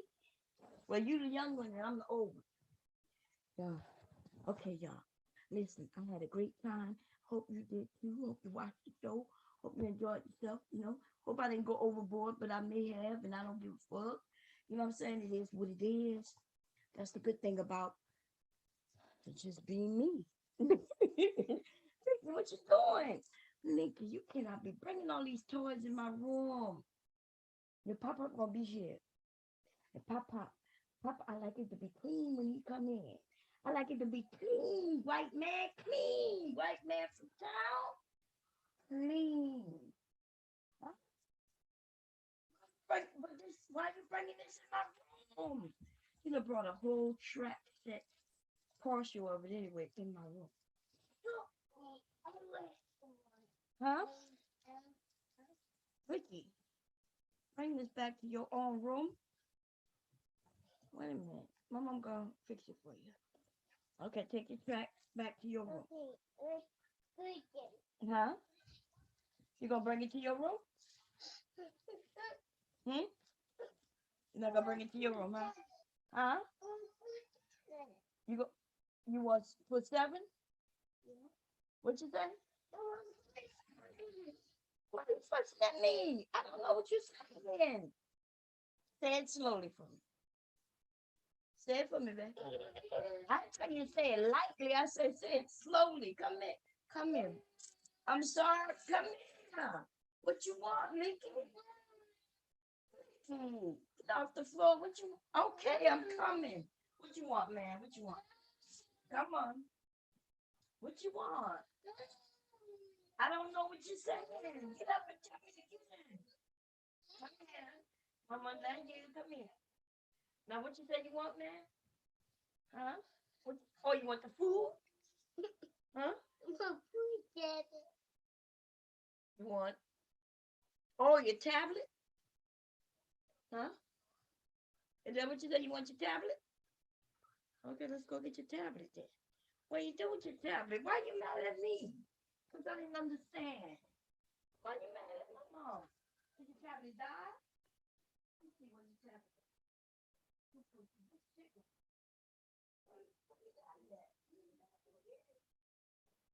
Huh?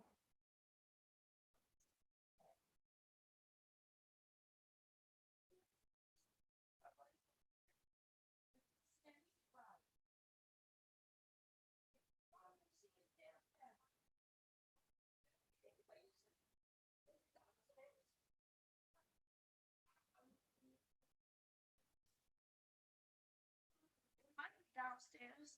I think you did go downstairs. I don't think I brought his tablet back up. Okay. I'm gonna go get your tablet, Nikki. Mama gonna get it. I think it's downstairs, okay? I'm going to. You want me to go get your tablet? Okay, come on. Yeah. Okay.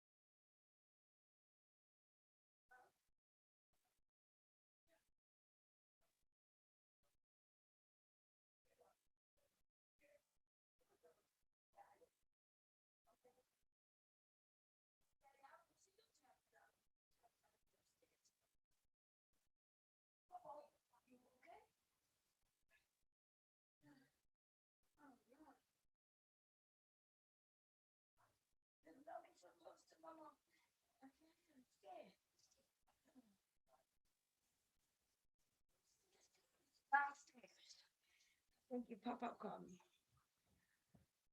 Wait a minute. So I'm going. I gotta find his tablet. Oh, here go your tablet right here. Here you go. There you go. Ah. Okay. Hey Siri, call Mark on mobile on speaker.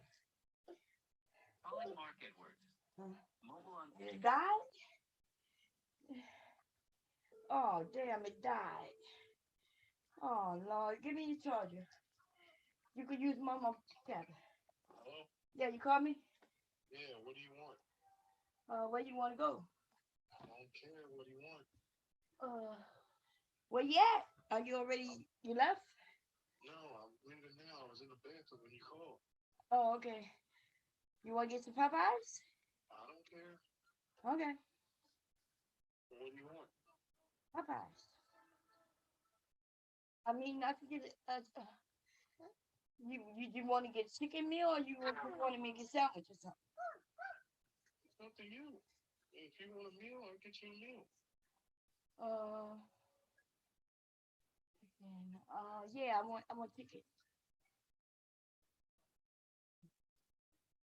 Yeah. Okay. Okay. You got the card, right? Yeah. The number. Okay, bye. All right. Okay. Oh man. Okay, y'all, I got to go. Legally got my tablet because the tablet died. Let me charge it.